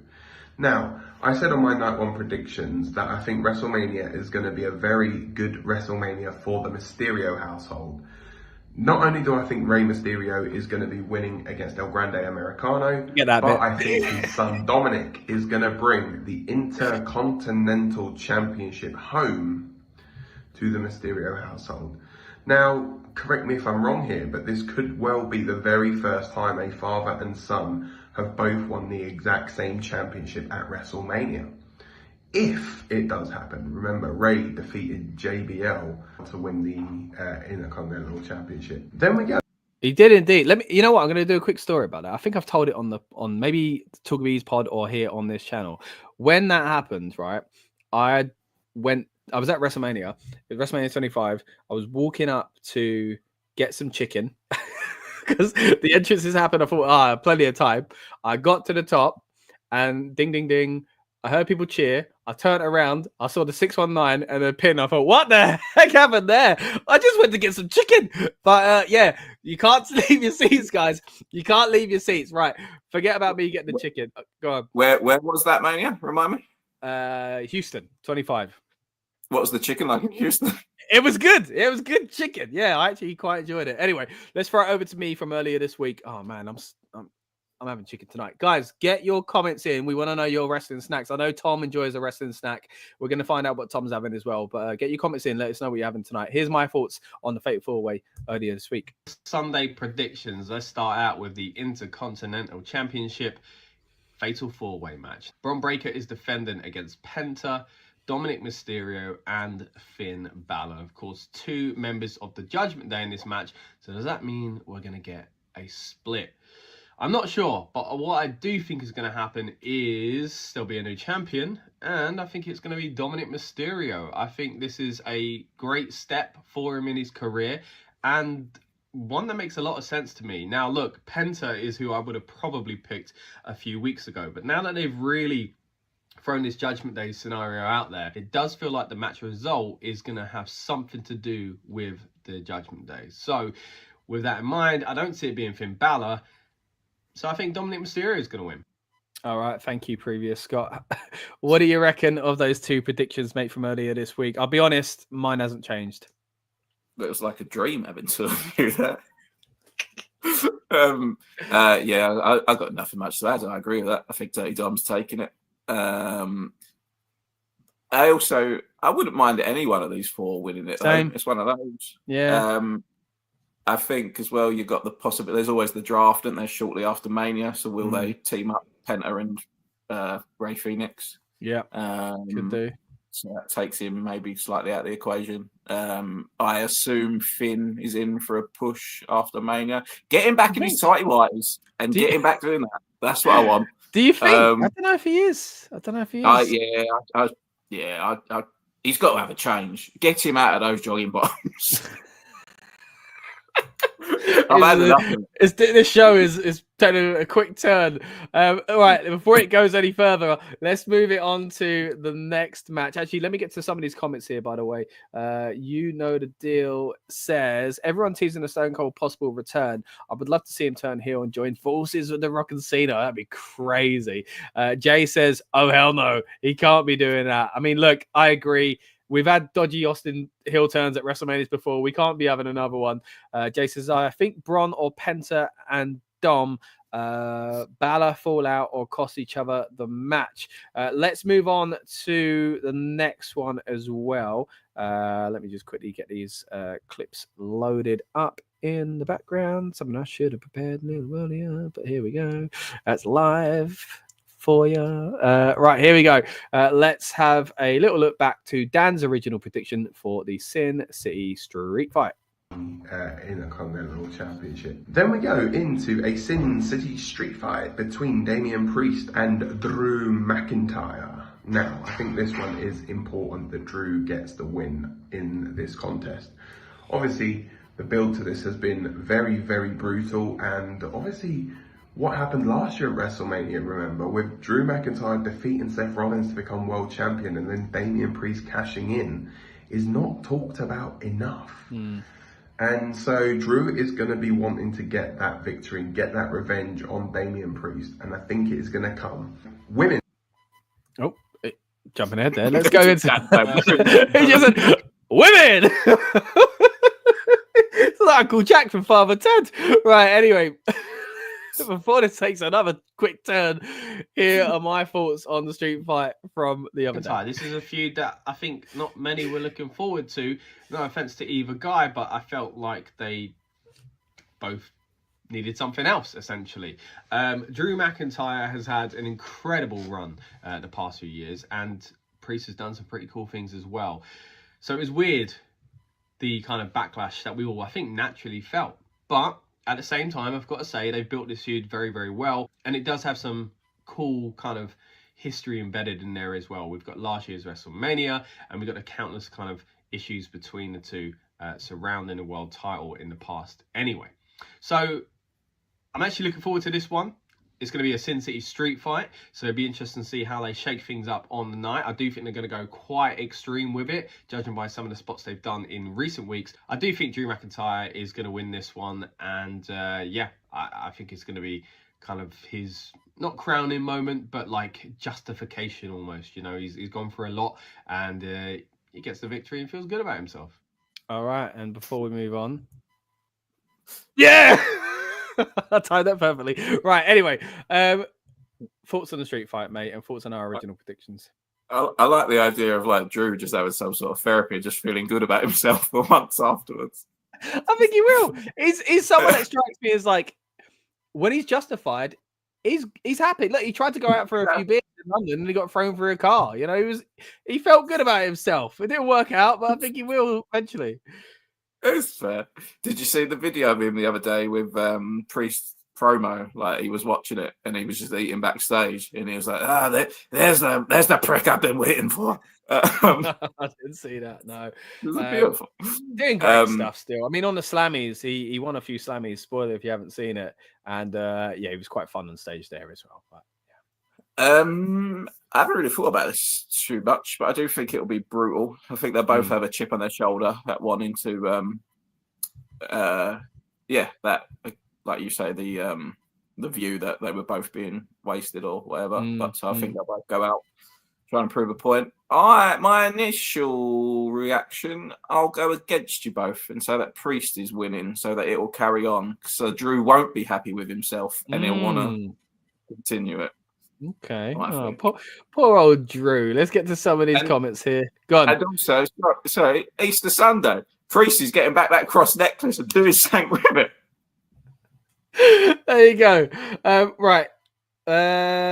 what one did we get to last? All right, here we go. Jay says, I can't pick a winner in this, but if I have to, it's going to be Priest. Lynette is in the house. Welcome back. Says, hello, gentlemen. I have a question. Who do you guys think is going to be Lyra Valkyria's partner? I've touched on this a little bit already. We'll touch on this match in further detail very soon, but quickly off the top of your head, Tom, who do you reckon is going to be the surprise partner? Gotta be Becky, isn't it? Yeah, it's got to be. It's got to be. I mean, she's there. Did you see the video of her celebrating Seth last night? Thrilled. She was over the moon. Yeah, so when she turns heel and it turns out she attacked Bailey, it's going to make sense. She's a naughty woman. Right. You know the deal says, if there is any time to use a sword tonight, tonight, Angela's going right through the neck of. Could you imagine if we get some sort of Game of Thrones-esque ending to this match? You know, like just impale him on it. Yeah. Woo! Right. Lynette says, yes, all the way. Damian Priest, I have to agree that I think Damian Priest is gonna do it. All right, let's get to a match that many think could be match of the weekend, but many are begrudged to admit that fact, and that is AJ Styles versus Logan Paul. Here we go. We have the match I'm probably least looking forward to, purely because I cannot stand one of the participants in this match, and it is AJ Styles versus Logan Paul. Now, this has all the hallmarks to absolutely steal the show at WrestleMania and become the match of the weekend. As much as I don't really want to admit that. But I do think it is going to be a victory for AJ Styles. Then we go on. All right, so you heard it there. Dan, not a fan of AJ Styles, apparently. No, I'm joking. I know what you meant. Here are my predictions for this match from our original prediction show. Versus Logan Paul is kind of a tough one to predict because I'm thinking, well, what do they want? I think they're more likely to go with Logan Paul. Look, I think it's going to be a great match. I think this is a cool little matchup to kind of put together of talents, and I really hope Logan's been watching like early AJ Styles in TNA to kind of get some inspiration and bring it out of AJ. I mean, AJ's still an incredible performer these days, but it'd be nice to see something from his old kind of Arsenal be brought out essentially. So I'm looking forward to the match. I don't really know who to pick. I think I'm leaning towards, as I say, Logan Paul, because it feels like if WWE needed anyone to look stronger out of the two, it's Logan, because AJ has said he's not got a lot of time left essentially in the ring. So is there much need in making him go over at WrestleMania, or is it better to have the big megastar who gets outside press coverage looking good? Yeah, Logan Paul for me. All right, so yeah, my original pick is Logan Paul, and I got to say, I think I'd stick with that. What about you, Tom? What are your thoughts? Yeah, it depends if Logan Paul's sticking around or buggering off for a bit afterwards, I guess, doesn't it? But because then what's the point of having him win? But I agree with you. I think annoyingly, Logan Paul's gonna win it. It will be cool if he busts out a spiral tap or something. Yeah, it's gonna be him, isn't it? Be annoying little. Yeah, but begrudgingly, we all enjoy his matches. I think he's going to take the throne from Shane O'Mac of giving AJ Styles his best WrestleMania match. Yeah, it could be. It's definitely Nakamura. Let's put it that way. As much as I love him, that match was the drizzling. Anyway, Lynette says AJ Styles all the way, and also says if Logan Paul wins, it's because of his cheating. He's going to use the brass knuckles to cheat. So I got AJ Styles. Yeah, I can see that happening. Actually, Logan Paul unfortunately wins this. Says you know the deal. Yeah, I reckon that's what we're going to see as well. Have you seen that thing at WWE World where you can hit him with a chair, which is a brilliant idea? Yeah, so on yesterday's build-up show, we had Scott Felser from Muscle and Fitness. He's over there covering it for those guys.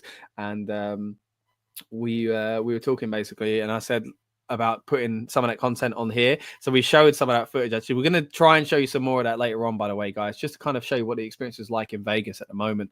But yeah, he gave it a good go, basically whacking Logan Paul with the steel chair. It's like for those that haven't seen, it's one of those like punch meters sort of thing, but you can whack a steel chair. There's another one for Dominic Mysterio as well. I think it's so clever using both those, of course. But yeah, let's get the next match loaded up. We'll talk about the women's. Yeah, exactly. To quote Dan, women. Sludge Sports says it's going to be an open challenge for Randy. Yeah, we'll touch on that in a little bit, Sludge. Look, let's talk about the women's triple threat. first of all. Here's Dan's original Then prediction. we go on to the triple threat match between Bianca Belair, Rhea Ripley, and the champion and seemingly often overlooked Io Sky.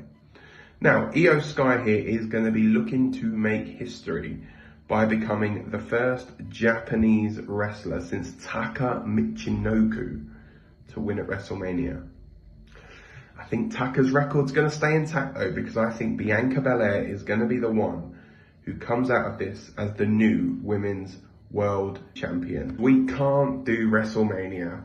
Yes, we can, Dan. It's nice to see Statman Dan is sticking around, by the way. You know, it's been a while, isn't it? The facts he's hitting us with. It's been a while. It's been a while. For those unfamiliar, before we started covering wrestling on Rebellious Noise that often, we mainly covered it on mine and Tom's podcast, the Talk of Beans podcast. Go and check that out on Apple Podcast, Spotify, and all that fun stuff as well. And Dan would always be one to bring the stats when he came on as a special guest. The countdown show has started, by the way, guys. It is here in the UK at least 9:12, which means we're 2 hours, 47 minutes and 48 seconds away from WrestleMania Sunday beginning. Big E's wearing a lovely blue and black suit. We'll keep you up to date with any kind of breaking news. You never know. There might be a revelation on this show as far as what we're going to see at WrestleMania. And maybe some of the surprises will be kind of ruined by going early. Maybe we'll see WWE another company. This happened last night.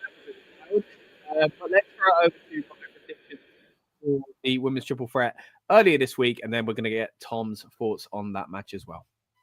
World title on the line in a triple threat match. Of course, the champion Io Sky defending against Rhea Ripley and Bianca Belair. Now, Bianca, of course, earned this match from the Chamber. She's been a little bit annoyed about how Rhea has kind of shoehorned herself into the match. Now, it's meant that Bianca has basically acted a little bit like a heel at times, but justifiable, you know, right, in her actions and her opinions, because, yeah, she earned this and Rhea's squeezed her way back in, is the way she's kind of putting it across. I think it's because something else is going on with Bianca, and she is a bad woman. And that's because I think she is part of the Jade Cargill situation and was in on it. I've been mentioning this for months, essentially, that I do think it will be Bianca and Naomi who caused what happened to Jade Cargill. So I think this is where we might see Jade Cargill coming out and costing Bianca, and it becoming very clear very quickly that it's because Jade knows something that we don't. And I hope that's the case, and if it's not, I still think Bianca is healing it up on purpose, and she is going to go fully heel soon. But that's my kind of hunch anyway, because I just don't understand why they've done this match. I don't know why they made Bianca win the Chamber, but now it feels like it was to take her away from that storyline, because I thought that would be the match at WrestleMania. You know, either a triple threat or Bianca involved in this grudge match with Jade, essentially. So in order to kind of distract us, I think they took her away from that feud, and then at the same time to make things even more murky, and it means, you know, Bianca can play a heel, sort of. It's become a triple threat, so that she's justified in this, because even the title change to Io was really confusing. Anyway, I'm going on. We'll talk about this more on the streams, I'm sure, because I've got a lot to say.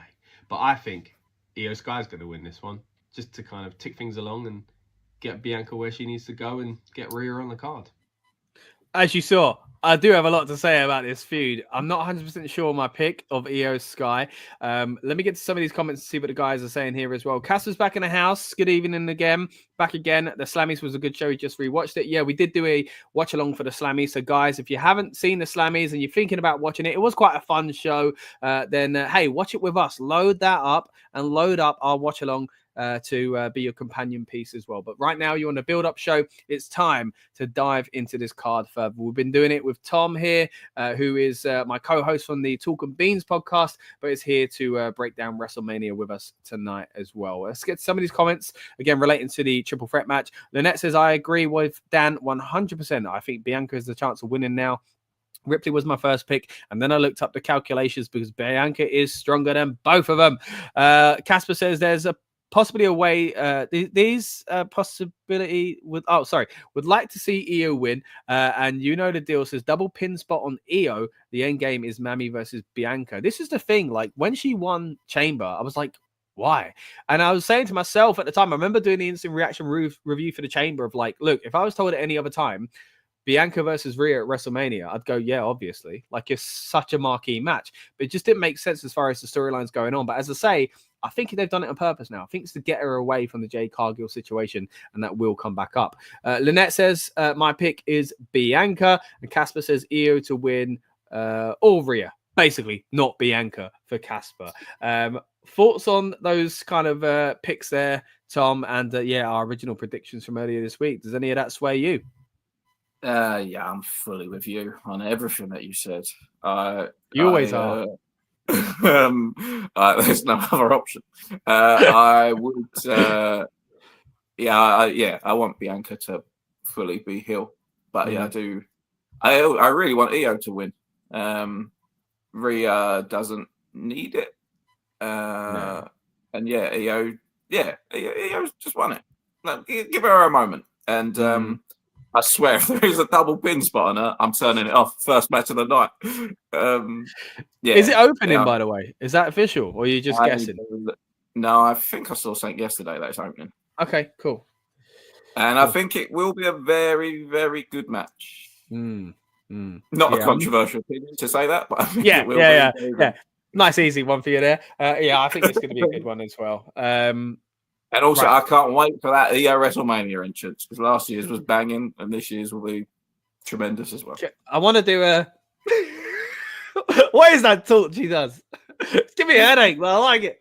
She did it for about 10 minutes on SmackDown. It was going on for ages. She did, with a stack of cards that she was wearing as a corset. That reminds. I keep meaning to say the WrestleMania, I don't know, the pictures with all the cards. I really like that. Yeah, all the kind of graphics. Yeah, really good. Yeah, really good. Yeah. We've actually got a video on this channel, thanks for the segue, Tom, of our favorite WrestleMania logos. Well, we broke down each and every WrestleMania logo from number 1 all the way up to number 40. So if you haven't seen that yet, check it out on this channel. We don't just do bid-up shows to get you in the mood for the PLEs. We also break down things like design in pro wrestling. So if you haven't seen it already, it's on this very channel. And we've also got interviews with the likes of Pretty Deadly and Shayna Baszler. So subscribe if you haven't, guys. Right, let's go back to the matter at hand. We're talking WrestleMania. We've just been talking about the triple threat match. We'll touch on these matches again, by the way, guys, because again, we're going to have more guests join us later on, members of the wrestling media world and members of the Rebellious Noise Pro Wrestling team as well. Speaking of which, we're going to throw it over to Dan's comments on the main event of Cody Rhodes versus John Cena. This is what he had to say about it. Can't do WrestleMania without talking about the WWE Championship. John Cena looking to win title number 17 and Cody Rhodes looking to defend the championship in the same event he won it 12 months ago. Now, is there going to be a certain Rock turn up? More than likely. Are we going to see Cody Rhodes' hand raised at the end? Less likely. Are we going to see John Cena become a 17-time WWE champion? I think we are.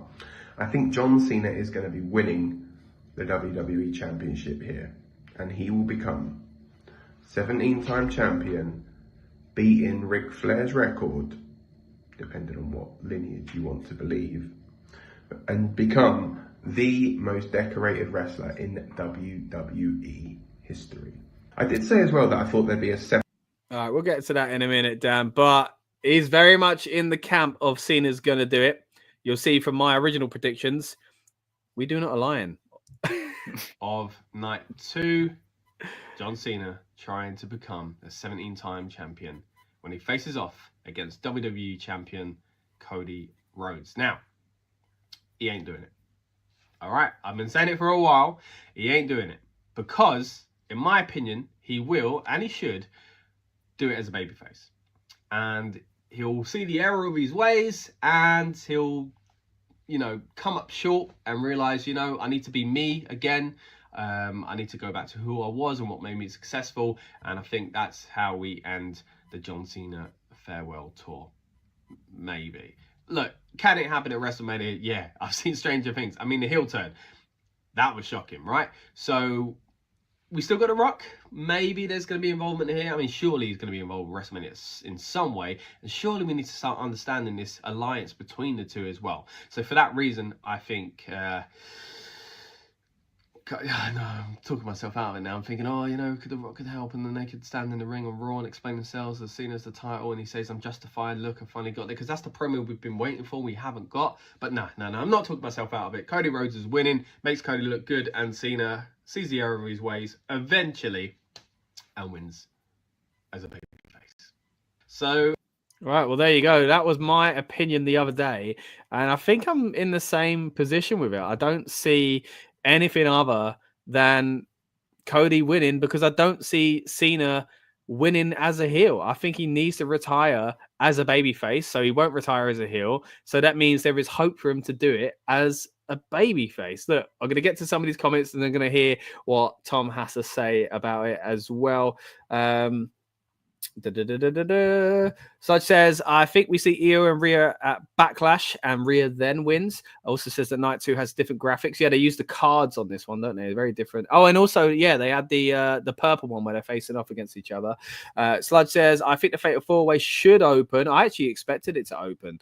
Casper says, I think WrestleMania has to deliver Night 2. Has a few surprises tonight. Waking up at main event last night from my map to see Paul Heyman align with Seth, which we did see coming.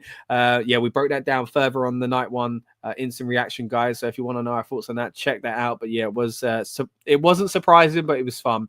Lynette says, my pick is Cody Rhodes. I'm a fan of Cody since he was Stardust. Me too. I have to disagree with Dan. I don't think that John Cena has the guts to beat Cody. John Cena is not the level that Cody is at the moment, especially not at the moment.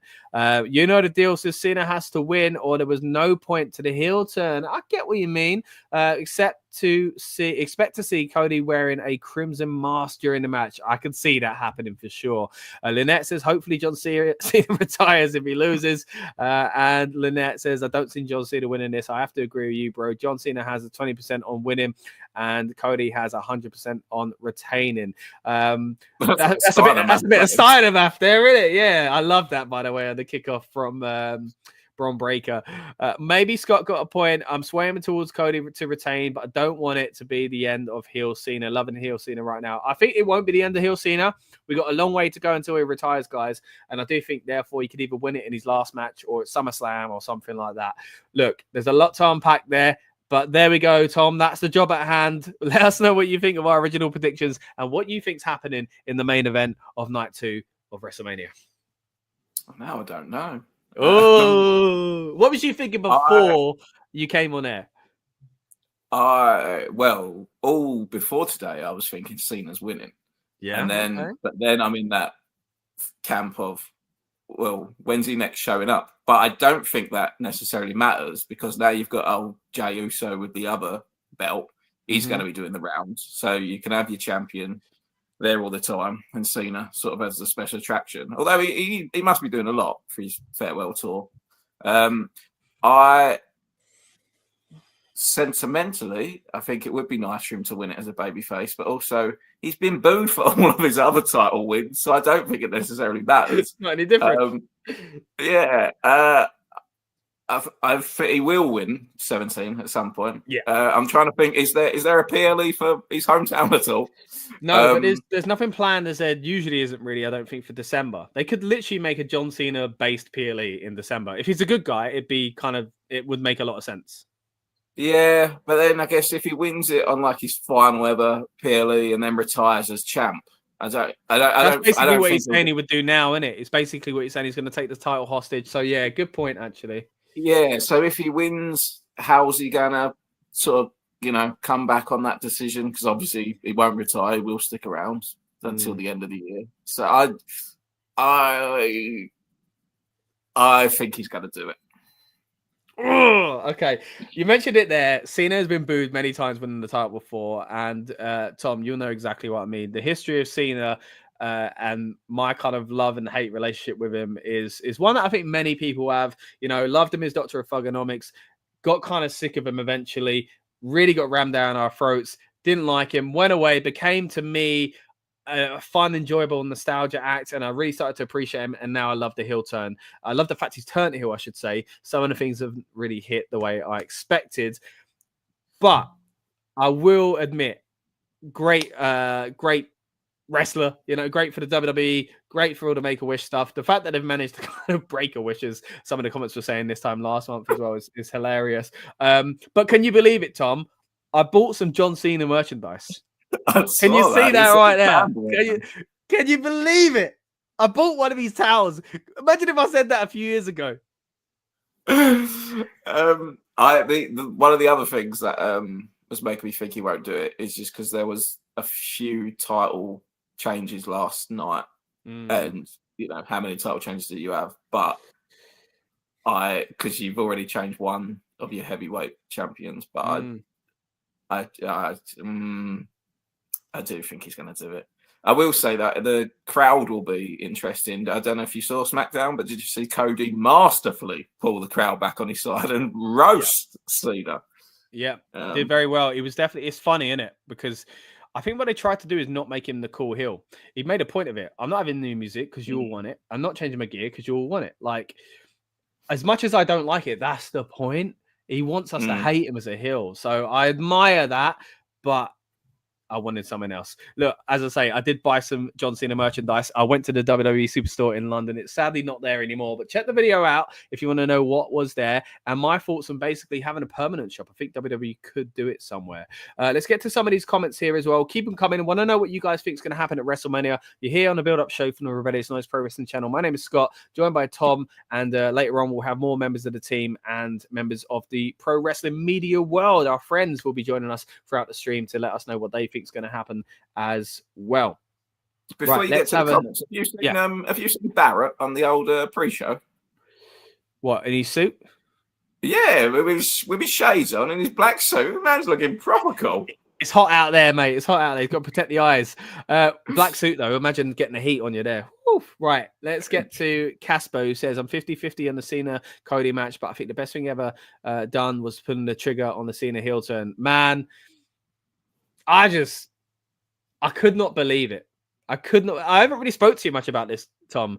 When he did the throat thing and seeing his face changed, I still didn't register it. I still thought, no, they wouldn't do that. So I was like, what does this mean? There was there was still my brain was protecting me from the heel turn. It felt like I was like, there's no way they would do it. What did you think of the heel turn itself? It was a thing of beauty, wasn't it? I was hoping for more Rock Cena interaction since to sort of explain it a bit, but hopefully we will get that at some point. Well, this is what makes me think Cena could do it, because as I said in my original prediction, him winning and then going on Raw with Rock going, this is why I did it, because we haven't had any of that, and he can't do that if he loses. No. And especially if they add old Seth and Heyman to the mix as well. And then there's another little twist to it there. Especially because you got the story there, isn't there, of sort of Seth sacrificing himself to help Cody win it last year. And then a year later, if he's the one who costs Cody, and they've got history. There's loads of great layers behind it. So there was a lot of layers in last night's triple threat match, but yeah, it definitely could go even further. Sludge says, John Cena is the greatest sports entertainer of all time. Not for me, Sludge, but I appreciate you coming. You know I like having you in the house, but if you keep saying stuff like that, then No, I'm joking. Look, I appreciate John Cena. We'll leave it at that. You know the deal says, I see tonight feeling like Hogan versus The Rock. Cody's going to get all the boos and Cena will get all the cheers. Great comment. I think that is on the button. Sludge says it's WrestleMania. There could be all the title changes, and I wouldn't mind. Breaker Wish says Casper. It was you saying it, wasn't it, Casper? Kieran says, "Yo, I have a feeling that The Rock will come down to help John Cena. I think Rock's going to be there, and I actually think." All right, we'll book the ending in a minute. The Everyday Fan says wrestling sucks. Besides the main event. Seth is a fake Shawn Michaels. I would anywhere near that match, he would ruin it. And Cena needs to win so regular people can watch again. Wow. Some strong takes there from the everyday fan. I'm not saying greatest wrestler. I'm saying greatest sports entertainer. I see what you did there. Okay. Casper says, what if The Rock ain't at WrestleMania? He has to be there. Yeah. As Tom said earlier on, he's saying he's in Hawaii. Nah. The everyday fan says, why do all European fans take this so seriously and overanalyze it? All right, mate. Calm down. You just hate life or something, right? We're here for a laugh. We're not taking it seriously. We're here for a joke. It's WrestleMania. We're in the mood for night 2. And this is what this stream's all about. It's getting excited for the biggest show of the year. Mate, who's shitting your breakfast? Right, anyway. Right, Damian Priest is getting a haircut ready for the match. Is that true? Okay. Right, okay. You've apologized. I got heated there as well, mate. It's all right. We're in it together, right? We're all wrestling fans at the end of the day. Christopher Leclerc, I'm only joking. Christopher Leclerc says, I just want to know replace Bayley in the women's tag team title match. We'll see. I think it's going to be Becky Lynch. Yeah, it's on the WWE YouTube. What's he cut his hair like? See? We ain't serious. We got to know about the haircuts. Slud Sports says, I'm staying away from comments like that. Come on, let's be nice. Right. I got to find this. I got to find his haircut. Hold on. Let's have a look. Damian Priest on WWE's one, did he say, Tom? Yeah, well, I've got it on. I haven't seen him come up. Damian Priest haircut. This is so weird to be a wrestling fan, isn't it? Where's Damian Priest's haircut? Where is Damian Priest's haircut? I can't find it. Just loads of stuff about the Slammys. All right. Let us know where it is. It's on Shorts. It's a YouTube thing, is it? A few more comments here. Well, Lyra and Becky is both Irish, so it'll be good. Yeah, a lot of us, I think Krista thinks it as well. Becky Lynch. You said a link. I don't know where it'll work. If you could do it on our Instagram, mate, that'd be great. At RN Pro Wrestling. No, our Twitter. Sorry, Twitter, because I got that right open. At RN Pro Wrestling. That'd be fantastic. Thanks for that, mate. Casper says, I think it's going to be Becky Lynch. I'd love it. Loads of people saying Becky Lynch. Everyday fan thinks Randy Orton is disrespected AF. Look, I think Randy's getting a lot of love lately. We'll talk about that in a minute, actually. We'll talk about Randy Orton and who his opponent could be. I did mention talking about Cody and Cena. Actually, we'll save that for a bit. Let's move on to Randy Orton. Soon as the everyday fan has brought it up, let's talk about it. It's just a fade, nothing crazy, says Sludge. Oh, okay, yeah. I thought he'd trimmed it all off. Here we go. Here are Dan's thoughts on the Randy Orton situation. Bearing in mind, this was about a week ago. Say as well that I thought there'd be a 7th match added to this day. Now, obviously, we all know what's happened with Kevin Owens, and all of us at Rebellious Noise would like to extend our best wishes to Kevin Owens for a speedy recovery. And I think Randy Orton is still going to be in action at WrestleMania, and his opponent, I think, could even be a returning Rusev or Aleister Black potentially. Now, just a hunch, Orton, I think, will definitely have a match, and whoever it is that Randy Orton faces, Randy Orton, I think, is coming out of it victorious. So there's your little bonus from me, a little Brucey bonus, you could say. Nice little Brucey bonus from Dan there. Since he made that prediction, it has been made official. It is a match. Randy Orton's basically said, I'm going to put the right amount of baby oil on, and then I want someone to come out and face me. Christopher says he thinks it's going to be Rusev. Dan said the same thing, of course. When Dan first said that, I was like, I'm not sure. Kieran says Rusev against Randy probably as well.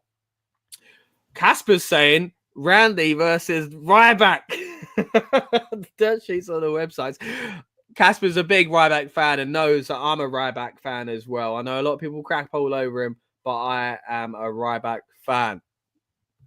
Everyday fan says, Punk versus Roman would have been incredible. Waste of space with Seth in there. All about Paul Heyman. Really not a Seth fan, are you?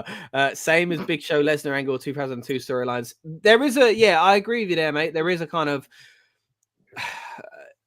I don't know if it's a nod to that or repeating, treading over all ground. But I think that's what they're doing with the character of Paul Heyman. Like, he jumps ship whenever he can. Ending was horrible and predictable, it says. CM Punk is the everyday fan. Kiri says it's not going to be Ryback. The deal was talking about him being Goldberg, but says no, not a joke, and says no Ryback and no Goldberg as well. It was predictable. You're right. It was predictable. I don't think that makes it bad. And I think it's something that Seth needs, and I think it's something that Heyman needs. Again, I can see you're clearly not a fan of Seth, so maybe it gives a new lease of life for Seth, and maybe it will be something that wins you over. Maybe not. You seem quite strong on your opinions there, mate, and you know what? I respect that. That's all right. That's all right. Tom, Randy Orton, getting his baby oil ready. Who's been slipping and sliding up against that? I'm getting mine ready too. Yeah, probably Rusev. But then Randy's not going to lose, is he? And you can't have Rusev lose on his first night back, or it's like he's It'd be like the old days for Rusev. Like, I saw there were rumors about Jeff Cobb, weren't there? Yeah, those have died down though. I don't think it'll be him. I don't think it's the stage for it. I would have a week ago. I would have been well up for a Nick Aldis match, because they seemed like they were getting to it in SmackDown. But yeah, probably Rusev. I don't think Aleister Black, because he's next week on SmackDown. Yeah, Aleister Black seems to be the person behind these vignettes. They've hinted to it for a while now that it will be on SmackDown after Mania. I think they even flashed up the date on the most recent one to make it clear as well. So I don't think it's Aleister Black. And then they immediately cut to Zelina Vega just smiling like a cat in the ring. So, okay. Very clever. Very clever. Look, Nick Aldis was one of those that I think most people were thinking. They even set up maybe Solo as well. I think if it's Solo, it'd be massively disappointing now. Aldis, I think it would be good, especially as a fellow Brit. I would enjoy it. But I think they've set themselves up for a surprise. It will be interesting to know. We'll do an instant reaction review as soon as WrestleMania goes off the air, by the way, guys. And I'll let you know exactly what I think. But depending on who it is, it'll be really interesting to know when they decided what it would be. Did they know a week ago and they kind of hedged their, or didn't know and hedged their bets, or did they not know and kind of have toyed around with us essentially because they know the rumor mill is going to go wild, as it does in Sludge's comments. I've got only five, you say, Sludge. That's a lot. Randy, Malachi Black, Miro, Nick Aldis, Goldberg. Hold on. 2, 3. Oh, no, you said Randy, yeah. 4 Randy. Sami Zayn. I thought there was a 6th name in there, but it can't be Randy versus Randy, I don't think. We've seen 2 versions of me on this stream, but I don't think they can do it. Right, Malachi Black, we've touched on already. Aleister Black, of course, looks like it's going to be coming back on SmackDown. Miro/Rusev, I think that is actually quite likely now, but as Tom says, losing would be disappointing. Nick Aldis, Goldberg would be a shock. Or Heel Sammy. I actually think Heel Sammy might have been part of this storyline if Kevin hadn't got injured. But I don't think that's the case now because you can't really tell that story straight away. What are your thoughts on some of those that Sludges kind of commented there? No. Just it'll be Rusev. You think it is? Yeah. Okay. Yeah. Did you see the shirt that KO was going to wear? Yeah, such a shame. Such a shame. Love his KO Mania shirts. Kieran said it'd be lovely to see Becky back. Not going to lie. I think we will, mate, in that tag team match. Look, there's been a slight part. I mean, I don't like that I'm saying this. And I've said it on air once already, and I feel bad saying it again. But there's a slight part of me that has wondered, is it a work with Kevin Owens? I don't want it to. I don't want to be that guy. But is that what the character would do? The character they've been leaning towards? Just saying. Look, I like your new. I try to get that over, brother. Right. Anyway, Christopher Leclerc thinks Randy Orton still wins regardless. Would you date Becky? I'm a married man, mate. I'm a married man. And she's married as well. Let's stay away from that one. Casper says Paul Heyman can't tell Seth, my tribal chief. Going to call Seth my Messiah. Oh, Messiah. I think you're getting out of there. Everyday fan says Randy Orton has to come back to this wrestling. Randy Orton originally, Kevin Owens originally, another guy that doesn't go away and is made to lose every match to the face champion. He sucks. I think things are getting better, everyday fan, but I could see you've got hang-ups from some of the things that have annoyed a lot of us over the years. Yeah, I think Kevin Owens does deserve more, and it's a real shame to see what's happened to him here as well. Should call Jericho and get advice about how to reinvent yourself. AEW sucks so bad. How do people sit through that guy? Everyday fan, what do you like? What do you like? Tell me something you do like.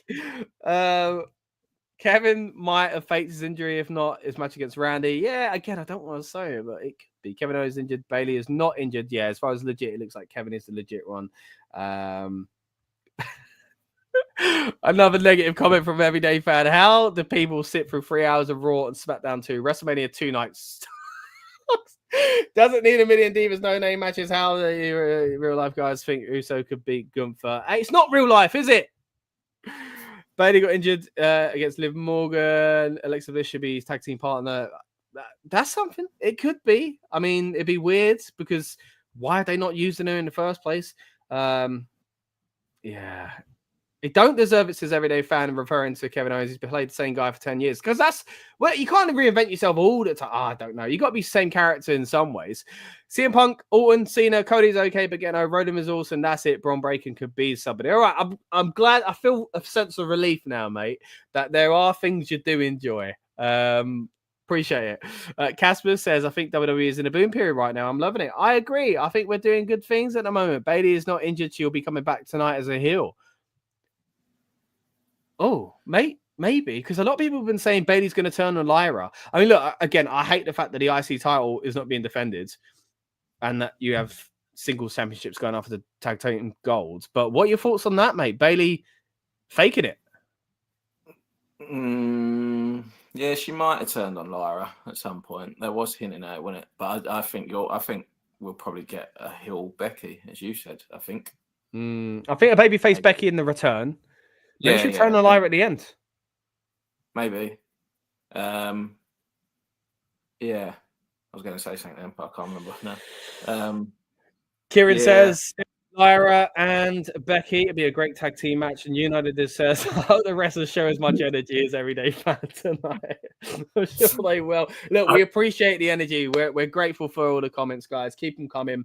And yeah, we'll try and keep getting to them as much as we can. They're coming thick and fast now, and we appreciate it. And again, we're going to be joined by more members of the panel later on as well. So be interested to see their thoughts as well, including Mr. Dom Smith, who says he'll be with us in 10 minutes' time, of course, representing the Gimme a Whole Year channel as well. Kieran says, who do you think's against Randy? Ultimately, if I had to pick and put money on it, Aldis or Rusev? Aldis or Rusev? I think it'd be Rusev, and I think he will lose. I love Rusev. It'll be such a shame if he loses, but yeah, I think it might be Rusev Day. What are you thinking? Ultimately, who would you go with? Yeah, it's Rusev, isn't it? Okay. Rusev coming out of the tank, all that fanfare. Yeah, I mean, did you see Lana took a picture and was like, road trip? It was her, Rusev. Someone else was in the back as well. I can't remember who it was now. That's what I was going to say when you said about the IC title not being defended. It's a real shame that Chelsea Green's not defending her title as well. Real shame. Yeah, no, I get you. And that's what night one was missing. I know the triple threat was no disqualification, but I know everyone said it. But that triple threat TLC for the tag titles, it needed a match of, because there are loads of just regular matches, weren't there? It needed. Yeah, it looked like it was building towards something big at WrestleMania. There were like 6 teams involved, and now there's only 3 of them on SmackDown. I just don't understand doing it. But you know, it is where it is. Christopher says Hart is picking Io Sky to win. Everyday Fan says how they know that from 1997 to 2005 as well. I think they took it off pay-per-view because pay-per-view is just a dead format. But I get where you're coming from. Look, you were a fan in an incredible period. Me too. You know, this T-shirt comes from 2005. I think this shirt I got it. I'm gonna leave when your next guest comes up, but I'm gonna keep watching just to see how riled up Everyday Fan gets until the show starts. Oh man, Kieran says Penta wins tonight. Rusev Day, says Christopher. Everyday Fan says, oh, here we go. NXT is the worst thing. What a ridiculous show. Will Speedo wearing cruiserweights looking like it's Jim Cornette's house. Oh my gosh. Wire on TV. I'm enjoying NXT. I think it's getting good again. It's not as good as it was back in the black and gold era. I would always say that. I think it's on its way. Did you enjoy Stand and Deliver, Tom? I very much did. I thought it was, most of it. There was a couple of matches I skipped, but the ones that I wanted to watch were very good. Yeah. Casper loves the Chelsea Green and Secret Harvest stuff right now. I imagine you're a fan of it as well, Tom. I am. Did they steal Drew's Slammy? I saw. They did. I think they tried to steal 2 Slammys. Yeah, great character work. I think Chelsea Green is one of those examples of like, and the other two with her, by the way, not where you maybe would book them yourself, but like what they're doing is good. I mean, even Piper's Dewdrop, made it work for the most part. So yeah. Fair play to her. We did have the opportunity to interview her when she was Dewdrop. Have another what? Be intriguing to see if they eventually add another member to the Secret Service. It feels like they would. It does feel like they would. I wonder who though. No, I wonder where. Right, let's go into the main event. Kieran says Dom's wearing a suited wear to a funeral. Right, main event. How do you think the ending's going down? Not only the winning kind of pick for Cena and Cody, but ultimately, what do you think we're going to get surprise-wise? This is the way I see it going at the moment, is The Rock does come out, Stone Cold Steve Austin comes out to even the odds and helps Cody win. That's been my pick for the past few days. Now that there's a possibility that there's a new stable being formed with Punk and Seth, I'm not sure. What are your thoughts? So I know we all wanted Austin last year, and we know he was there last night. I think he's gone back to Texas with his cats. I don't think he's sticking around for it. Yeah, really? I mean, it would be amazing if, because obviously Undertaker sort of derailed Rock last year, wouldn't it? It would be cool if Rock comes out and sort of like looks around for the Undertaker. It would be amazing if Austin comes out, but obviously someone's got to come out to even the odds. But yeah, like I say, missing last year, glass shatters would be great.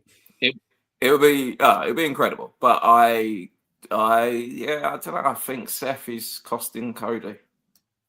I'm putting my flag in the ground. Yeah, I'm starting to see it more. Especially if they can't do the Stone Cold thing and the Stone Cold's gone back to be with the cats, like you say. Yeah. And also on that, have you seen the Bret eye roll? Yeah, what? Come on. Some people think that maybe Bret was reacting to the same that Stone Cold said, but Stone Cold's not really speaking at the time. Like he shook. I get it from look. We've always joked over the years about that interview where Bret rated Triple H as a 4 out of 10, which is just preposterous. Not a fan, basically, is he? But this time round, I think just let it go. At that, he's honoring you in that moment. But I know Bret's probably looking at it thinking, an hour and 7-minute chat about yourself. You run the company, now you're in the Hall of Fame. But I know that's easy to think, but what a shame. Bret and the Everyday Fan should team up. Yeah, Everyday Fan says Cena has to win. Kieran disagrees, says Cody has to win, and also says I think Travis Scott will come out tonight. Oh, I hope not. If Travis Scott comes out, I hope Cody slaps him so hard. Yeah, he burst his eardrum or something, didn't he? So I hope he just gives him a backhand. Yeah. Everyday Fan, look, I'm seeing your comments come in. I'm trying to get to them, right?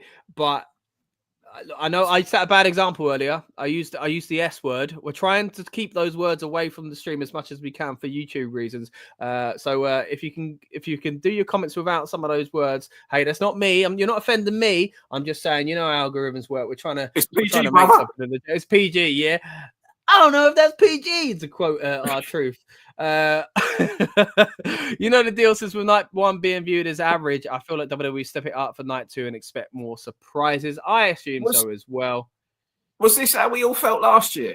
Wasn't night 1 average, and then we were all looking forward to night 2 more? Yeah, and I think the year before night 1 was amazing. Night 2 kind of didn't do it. Everyday Fan says, my bad, guys. It's cool. I understand. Different streams work different ways. And look, I set a bad example when I said it earlier on. Don't get me wrong. But it says, my great-grandmother is from Britain. Nice one, man. Yeah, we're basically family, mate. Let's all get along, right? Queen Elizabeth was it? Yeah, was your great-grandma Queen Elizabeth? Bret Hart was great. If he could have gotten in the ring in the early 2000s, would have been the greatest of all time. Yeah, 100%.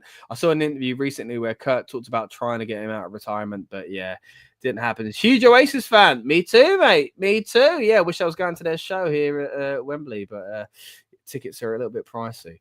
What do we...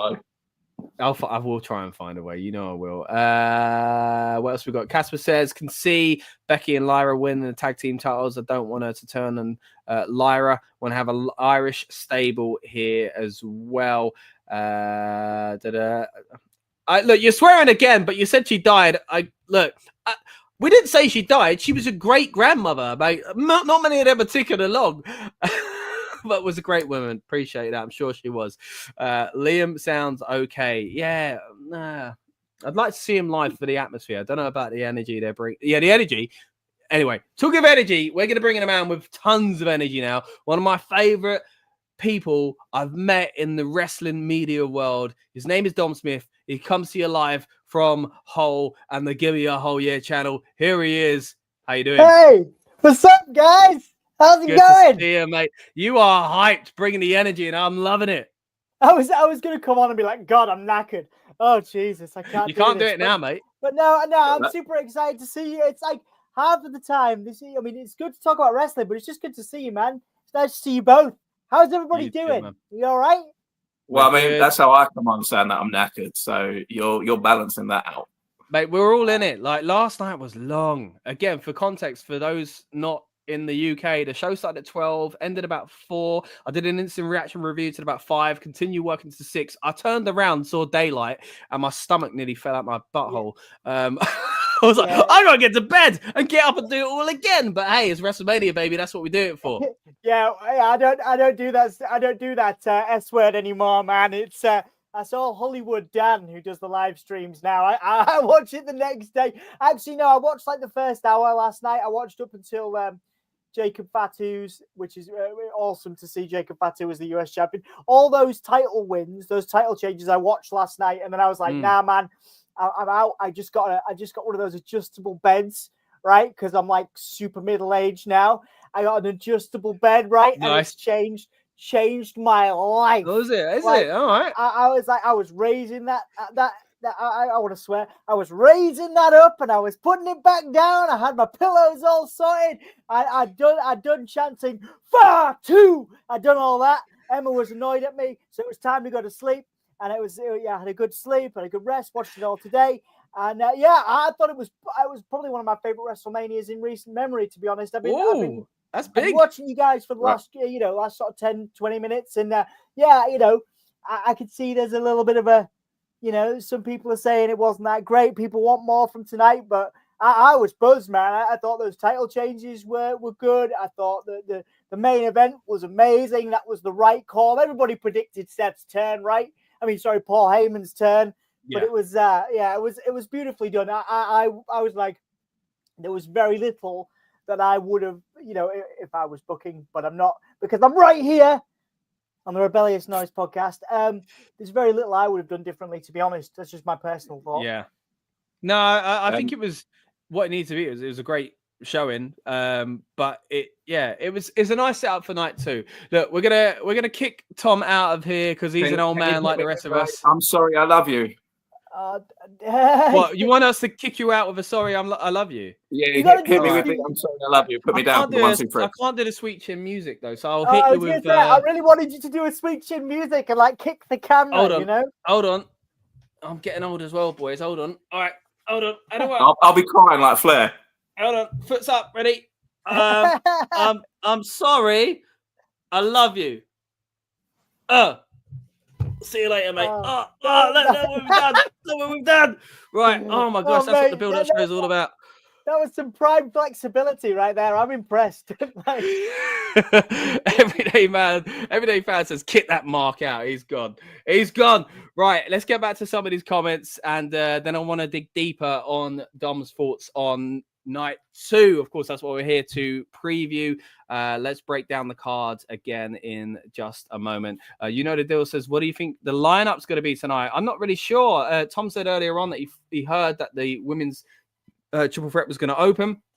I'm not sure if that is the case, but I think that'd be a good way to start it. Or the IC title match, I think, might be a nice way to kick it off as well. But sometimes these things just depend on the results as well. Liv and Raquel were on at the ring. They were on the countdown show, I assume. I am watching it in the background, trying to keep an eye on what's going on. So again, appreciate those in the comments doing exactly that as well. Everyday Fan says, LA Knight flopped when they just had him over. Yeah, the thing is, it's died down a little bit for LA Knight. I'm not sure if they capitalize at the right time with him, but it's been good.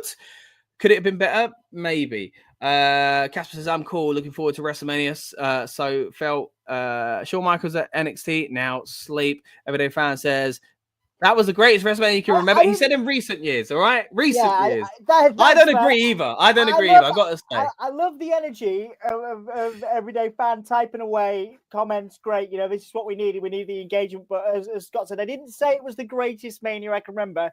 It was in recent memory. I was happy with it. I thought it was good. I appreciate what you're saying. It's not for everybody, but I was buzzed with it. Obviously, I went and watched NXT as well. I think WB are on fire at the moment. People think differently, and that's okay. That's what this is about. That's why we're here on a wrestling podcast to talk about it. We welcome different opinions, don't we? So it's all good. That's it, indeed. Well put, Dom. Now, Kieran says these matches better be longer because the street fight must be long. Possibly. Looks like there's 7 matches on tonight's card. A few kind of maybe moments outside of matches as well. So don't fart, says Kieran, when I went for the sweet I say sweet chair music, it weren't much of one, was it? What else do we have? Love the Triple H shirt. Appreciate it, man. Sweet Scott music. Yeah, I got this at a Raw house show in 2005. One of my favorite memories, let me just quickly tell you one of my memories from that show, right? We were sitting there and it was Kane versus Snitsky, to just date it. And Kane's pyro here, and you remember back in the day, it just goes silent and then bang, right? There was this family behind me and there was this old woman with him, bless her.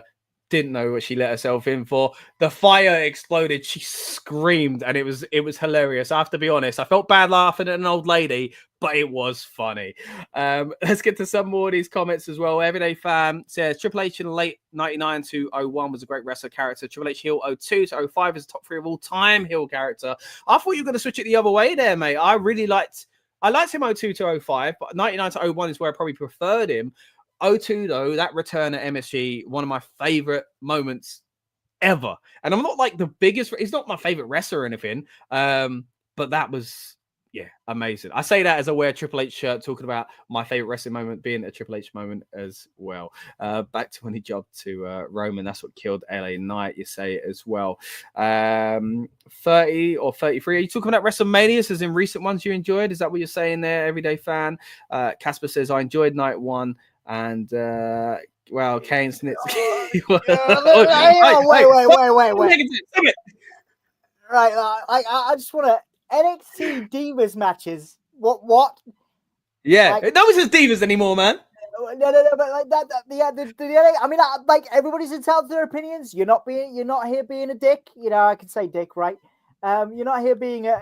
All right. Sorry. But like, you meant Richard, right? You meant Richard. That's right. I meant Richard. YouTube, absolutely. But come on, man. Like, I mean, Snitsky, all power to him. Whatever he's doing now, fair play. I've not been on national television, hundreds of times like Snitsky, but I can tell you that those NXT women's matches, NXT matches, certainly the recent ones and the ones I saw over the weekend have been fantastic. I mean, that is my personal opinion. But let's put them. Let's put them over when they need to be put over, and I agree. We're not talking divas anymore, dude. 100%. Yeah. Again, we'll like our own things, but I'm not trying to get on that. Like, I'm not trying to get on a high horse or anything, and I don't want to, because I'm not trying to argue. I just think you can't really compare Kane and Snitsky from 05, where Scott's example of the jumping old lady was probably the most entertaining thing about that. But it's the only thing I remember, to be fair. But let's give a shout to the NXT roster at the moment, particularly women have been fantastic. I think I think a lot of people are going to say that. Sol Ruka, for example. I mean, incredible. Yeah, I mean, look, Everyday Fan says, look, I'm a fan. I don't think I'm a wrestler. I'm watching it like it's a TV show. Yeah, so are we. Look, you say, look, the world of women's matches are soft and it's 2 women fake fighting. They're all fake fighting, mate. That's the whole point. You know what I mean? But look, I get what you're saying. Some maybe matches aren't, to your like, come across in a hard-hitting way or something like that. But I've seen some hard-hitting women's matches. Yeah, last night, whatever you think of Charlotte Flair, Tiffany Stratton, Tiffany didn't look good coming out of that ring, did she? And that's because it was a hard-hitting match. We've got to be honest about that. Well, apparently it's not chipped. It was blood. It looked like it was chipped. She did it. Right. Yeah. And that thing on the head, I couldn't tell if that was blood or a bruise. But either way, it was a hard-hitting match. Look, 100%. Let's let's get to the matter at hand. We're talking Sunday's edition of WrestleMania, and let's break down the cards. I want to know your thoughts on each and every one of the matches, Dom. I've been talking about mine already, but I'll give you the kind of the notes essentially of what I think is going to happen on these as well. But let's start off with the Intercontinental Championship. We've got Bron Breakker defending, of course, against Finn Balor and Penta, and also against Dominic Mysterio. Actually, I've just seen we've got another guest in the house. Let me bring him back. It is Amadeus. How you doing? Yo! Hello, everyone. Hello. How are we? Good, man. Look, you've joined us just in time, right? Myself and Dom are about... Oh, can you hear me? You're right there, mate. I pulled something out. I can't hear nothing. Oh, no! He's pulled something out on the stream! I've unplugged my phone, haven't I? Yep, hold on. I've unplugged my in-ear monitor. Bear with me, mate. Being an idiot. It's all right. We'll Hello, everyone. We're fine. It's all right. We got you. Can you hear me? You right there, mate? Yeah. Yes. Hello, right. We're here. Amadeus back in the house. Good to have you, mate. Look, good evening. We are just about to go into the card itself. We've got Dom here for the Give Me a Whole Year YouTube channel. Also a Screen Sphere, WrestleSphere, Sound Sphere, all these spheres essentially. I'll give you a chance to plug yourself later on. Don't you worry, buddy. We've now got Amadeus from the Exploring the Smoke YouTube channel. Again, we'll give opportunity to kind of talk about what these boys are doing. Appreciate having them on the Rebellious Noise Pro Wrestling channel, getting us all hyped up and in the mood. But let's talk about the IC title first of all. I'm going to throw over to Dom first. Bron Breakker, Finn Balor, Penta, and Dominic Mysterio. Dom, who would you say? Is it your namesake? Because that's who I think. Well, I mean that would be a very unpopular decision, but it would get people talking. I want, as a fan, as I'm sure many people do, I would love to see Penta do it, but I think it's too early on, and we've had a lot of title changes this weekend, so they've got to be selective. I think the most interesting choice is Dom, but I'm going to say my gut feeling is Breakker retaining. And then going into a feud with one of, maybe for a few weeks with one of these people. But Dom is definitely the most interesting choice, especially if he was going to feud with Balor over it and the dissolution of the Judgment Day. But in fact, my gut's saying Breakker retains, but I'd love Penta to do it because I think Penta's been on an absolute roll. I don't know what you guys think, but yeah. So in summary, I would say Breakker, but wouldn't it be cool to have Dom as the Intercontinental Champion as a talking point to come out night 2? 100%. I don't think he's got the same kind of heel heat that he had before. He's still massively a bad guy that people don't like and they love to boo. And it'll still be a big moment. So maybe you do strike while the iron is still somewhat hot and give it to him. Or do you strike while it's hot with Penta, who's had quite an incredible entrance to the WWE? Amadeus, what are your thoughts on the IC title, mate? Do you think it's going to be a new champion or is Bron Breakker going to retain? Firstly, love the energy. I love what we're bringing already this evening. I'm going to say genuinely, and again, I think it's a very unpopular opinion. I myself, not the biggest fan of Dirty Dom and this whole arc that he's been on for a few years. I don't get it. It's not for me. It feels very forced. The whole mummy thing with Rhea Ripley. Stop calling her mummy. It makes me feel uncomfortable. Anyway. I loved it, but all right. I don't see Breakker retaining the title purely because, listen, I love him as a wrestler again. I've seen more of him on the Pat McAfee show than I have really of anything wrestling-wise, and he's a great dude. But as you've said, the talking point, Dom would keep mouths talking. People would pick up their phones and tweet, is this guy the winner? It brings heat back to the company. I personally, as you know, I'm a huge fan of the whole legend of Penta, so I'd love to see Penta get the win. The amount of guys that have donned the mask before him and the whole curse that comes with it and I would love to see in his first attempt him just to come in and go, there it is on the table, look at me winning it all. I think I'd love Penta.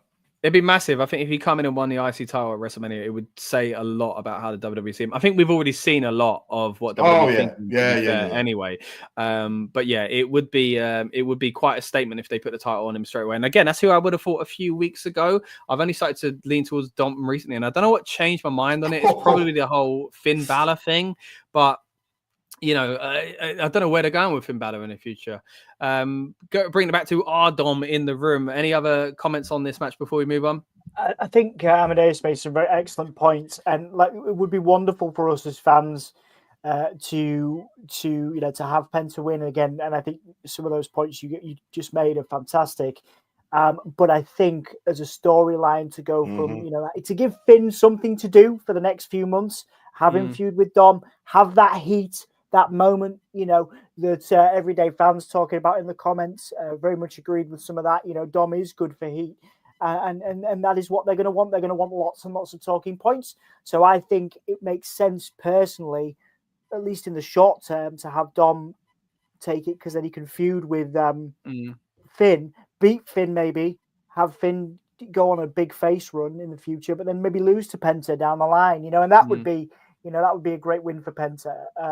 So yeah, those are my thoughts. And, I'd be very excited to see what they would do with Dom because I don't think he's had he's had a bunch of, he's had a tag title, hasn't he? He's had an NXT North American title run, but I think this would be a huge deal for him to have a title with the history of the IC title. Of course, Eddie's held it, lots of other people around him and in his lineage have held it as well. So, I think it'd be good to at least, get that sort of WrestleMania heat. 100%. Do you know what? Now that you've said it, now that you've said that, it makes so much sense to have Dom win. Like you said, have Dom win, carry that heat, keep the eyes on him, have Finn battle him, have Finn maybe. But that makes so much more sense, genuinely, for keeping eyes on the company. So, oh man, I really don't want Dom to win. But that's the point. That's the point, isn't it? I know. But then if we have, and I don't want to preempt, but if we have Cena win, then that is going to be the major talking point anyway. So it depends on what they're going to do, doesn't it? And it all interlinks, as you know, Amadeus. So I think very, very interesting to see what happens. And one of the most interesting talking points, actually, thinking about it now, that match will be very, very interesting in terms of the result, because Dom would keep Finn relevant. It would give Penta a big win if he took it from Dom down the line. And also Braun. That's good. Let's be real. And I see the comments and stuff. Braun doesn't need it anymore. Like, do you know what I mean? I think he's had it. He's given it its gravitas.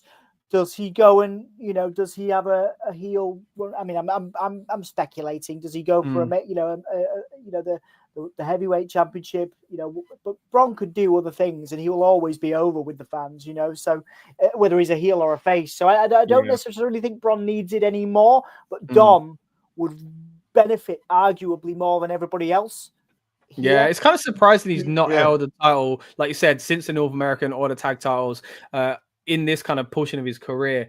You did mention as well the people around him that have done similar. Eddie Guerrero, but also his dad, Rey Mysterio. Dan mentioned it on our original prediction show that his dad won the IC title at WrestleMania. So for Dom to do the same would be quite the statement as well. Let's move on for the IC title, though. We're going to move into the next match that I'm quite excited to talk about. That's Damian Priest versus Drew McIntyre. Now, it's a match, and I said this in our original predictions, that I think a lot of us groaned when they heard was what they were planning to do for these two guys. But that's not to say I don't like them both. It's just to say that I wanted more or something different for both of them. Now, that sounds counterintuitive, because how can I want more for both guys that I like? It just didn't feel like what I wanted to see. Credit to him. I think the storyline's been fantastic. They've made it get quite extreme, hence why they're going to have a street fight. In London, they used a car where Drew goes through the windshield, and they've made it personal. They've talked about the history of WrestleMania last year, where Damian cashed in on him, and the feuds, relating to the world title as well. But this is one I'm really looking forward to as far as on the night. I think it will deliver on the night. So it's looking like we're going to get something quite tasty as far as weapons and things like that. Amadeus, what are your thoughts on Drew McIntyre versus Damian Priest?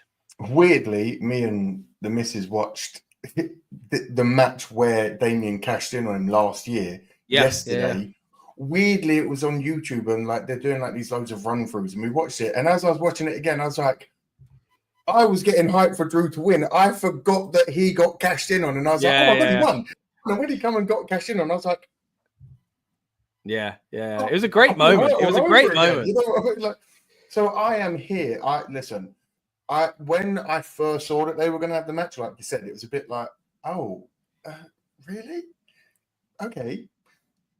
But as you've said, on the night, both of these guys can throw it down. And if they're given the opportunity to, hey, just go out there, no rule, no limit, kick shit out of it, excuse my language, kick it out of each other and just go for it, they're going to put on such a good show because they're both brilliant wrestlers. They're both so talented. And again, for their sizes, for the big, they can move, they're athletic. They're not just, oh, here's a heavy clothesline and here's a heavy boot and that's all you get. You're going to get high flying moves. You're going to get people throwing around. It's going to be a good fight, man. I'm here for it.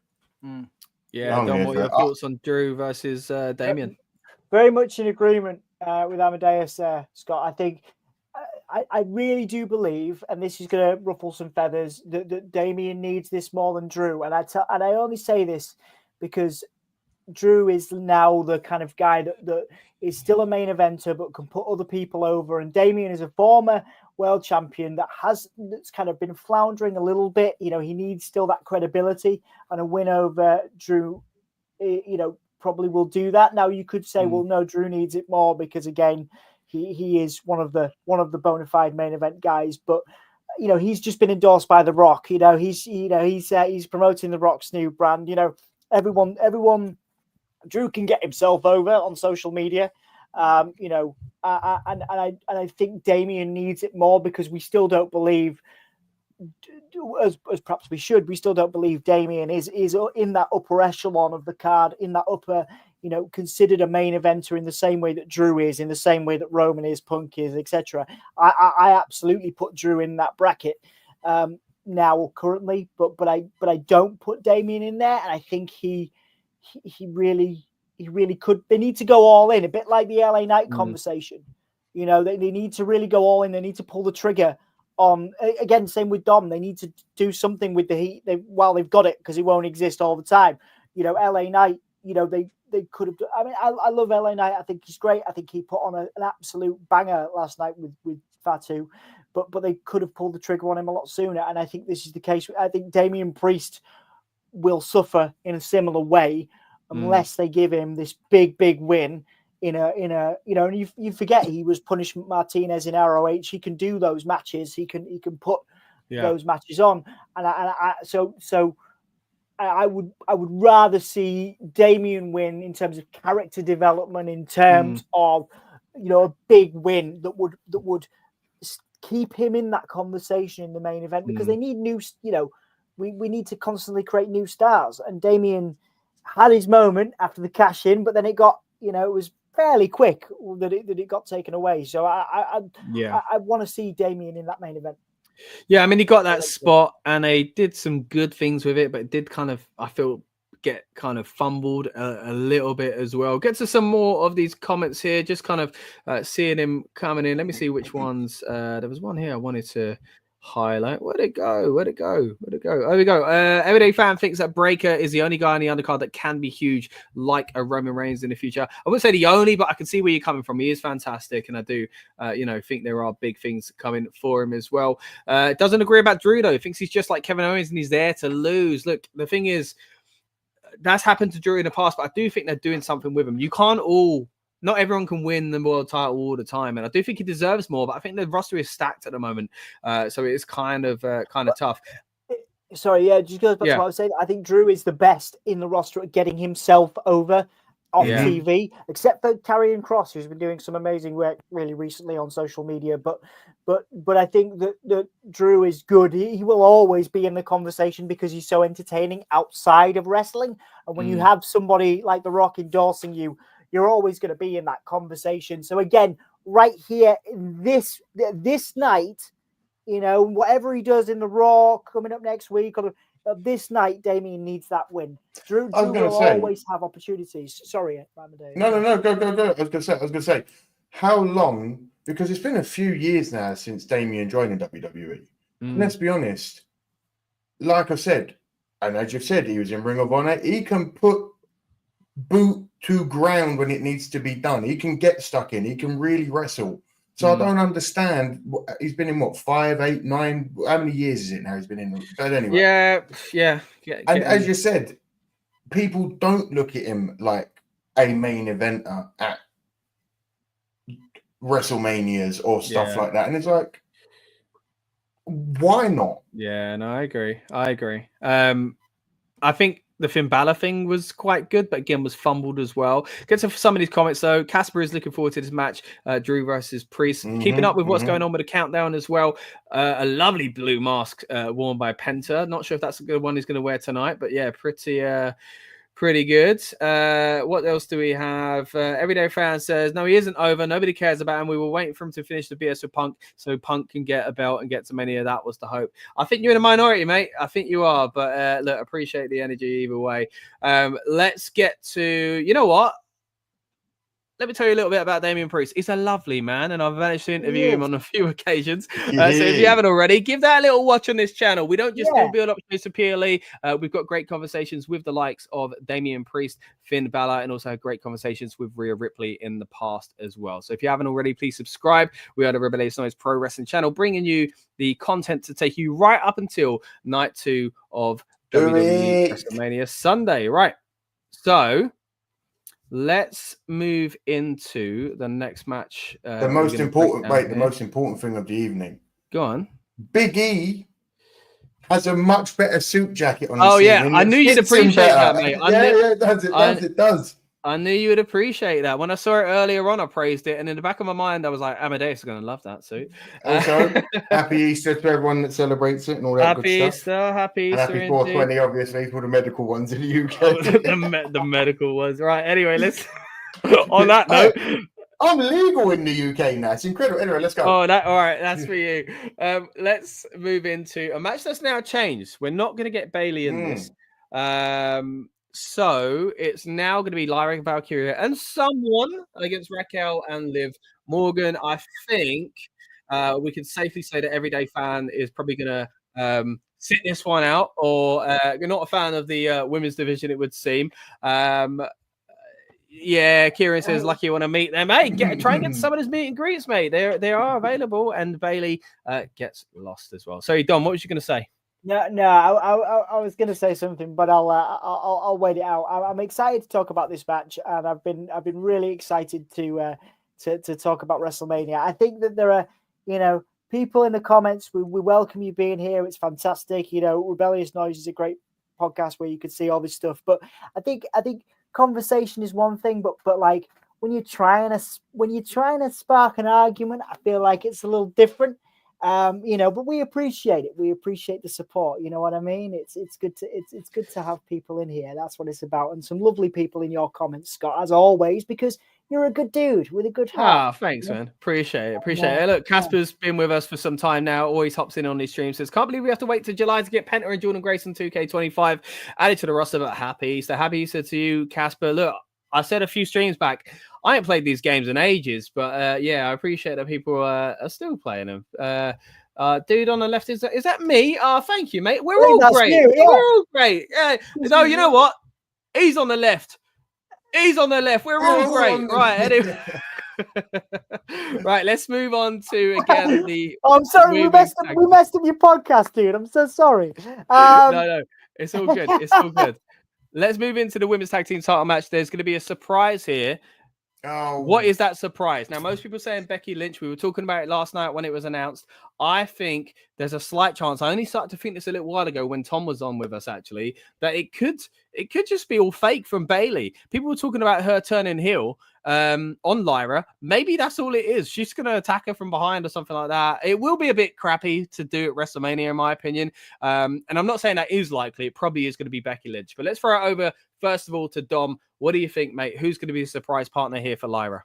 Yeah, I feel like we're all on the same page. And there are certain things wrestling fans can predict, because we've been watching for so long. And I think, like the Seth thing, it was a cool surprise, but I think people knew it was happening. And I think Becky Lynch, who's obviously been pictured at the Hall of Fame, seems like the most logical choice, as Casper says in the comments. Huge Becky Lynch fan. Becky Lynch is, I think, needed to again boost the numbers, etc., post WrestleMania. I think it will be a great talking point, particularly for the women's division. So it has to be Becky Lynch, I think. Absolutely.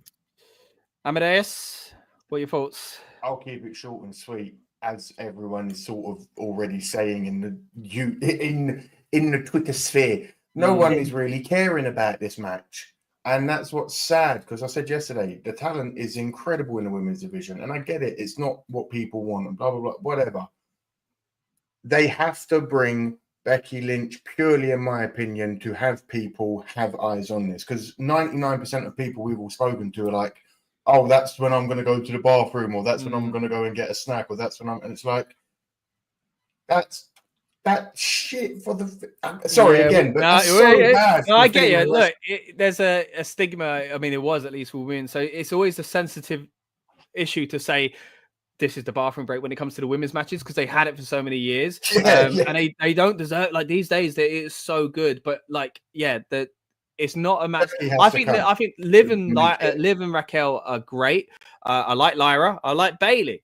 But this is not the match I wanted to see. It's just it doesn't really make sense to me when you've got a singles champion going into it. Let's get to a few more of these comments, and then I see we've got another guest waiting in the wing, so we're going to be bringing him on in just a moment as well. The deal says, I'm surprised there was no WrestleMania host this year.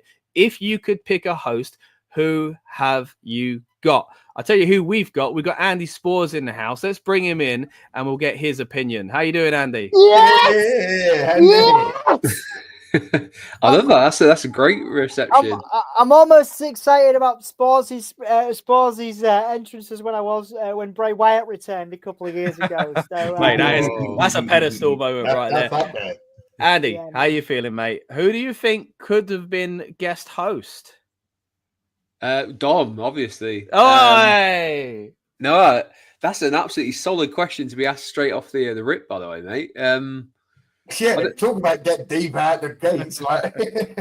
I don't know who's got sort of history in Vegas. I guess The Godfather. Well, yeah, I guess someone like Mike Tyson probably would be a good shout. Like just someone who's got a bit of pedigree in and around Vegas or boxing or something along those lines. True. I don't know. I'm not a if we're massive talking roster, I'm not a big fan of it either. But if we're talking roster, it's Chelsea Green. I think she deserved something at WrestleMania. So yeah, for me, Chelsea Green. Dom, who would you say?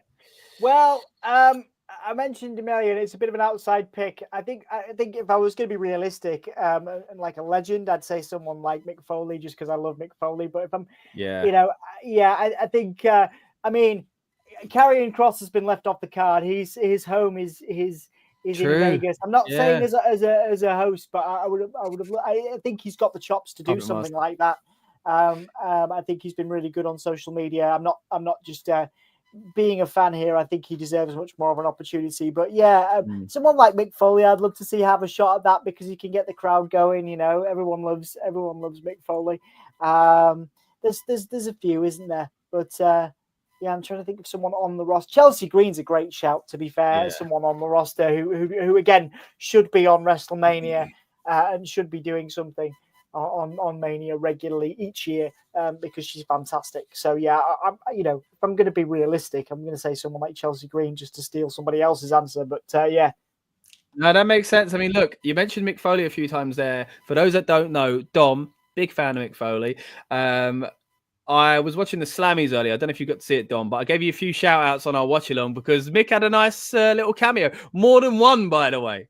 Yeah. I saw that. I'm going to go back and watch it. I actually saw because the Wyatt Six got an award. So I was buzzed for that too. Obviously, a lot of our work on the channel is focusing on that sort of spooky side of wrestling. So I was pleased to see that Foley was presenting that, and it looked good. So I need to go back and watch the rest of this, and I need to go back and watch that. It's my weekend of wrestling is not over. I've got tomorrow off just so I can catch up on everything. So I fully understand that. Bringing it back to you, Amadeus, who would you like to have seen as a guest host for this year's WrestleMania? Honestly, I don't really care. I'm like you. I'm not a huge fan of the whole guest host thing because it feels a bit cheesy sometimes. Yeah. So purely just to be the troll because I want the crowd to be visceral. Give me Hulk Hogan. Oh no! Just because I want the crowd to just, I want to hear that. Yeah, look, we've had some I've controversial never heard takes a boo tonight, like but that before. My word. When I watched that live and he come out giving it all the big one, and everyone just was like, "No, we don't like you anymore." yeah, the funny thing is he tried to play up to it when he was off the air. That video, I don't know if you saw. He was like, "Yeah, if I was allowed to, I would have turned heel on the brother." Yeah, all right, mate, whatever. Yeah, mate, of course would have. Yeah, of course. Yeah, cool. Right, let's have a look at some of these comments here. They're flying in. We appreciate it, guys. Can't get to all of them, but thank you for sending them in. I see conversation continuing in the chat, so keep it up, guys, and be nice to each other. Come on, we're here for a good time. I'm thinking it could be Dakota Kai, says Lynette. Yeah, I haven't really thought about Dakota Kai being an option. Surprised that Bray Wyatt is not inducted to the Hall of Fame yet. Look, I think he will one day, and I feel a little uncomfortable when they put in people that have just passed away and when they put people who have just retired. So for me, I would leave it if I'm honest, but yeah, deserves to be in it someday. What else can we get to? Again, they're flying in. Let me see what's going on here. I love some of these comments, man. I hope we get more of the White Six going forward. Yeah, me too. Yeah, some of these comments are not very PG. If I could just be serious for a minute. I saw the Lance Storm reference there. Yeah, there's a proper edgy guy in the comments. I love it. I know, yeah. Cool guy. Oh, mate, listen, whoever's been edgy in the comments, let's go on the mat, and I promise you, you get the 1, 2, 3. Now shut up, you mum.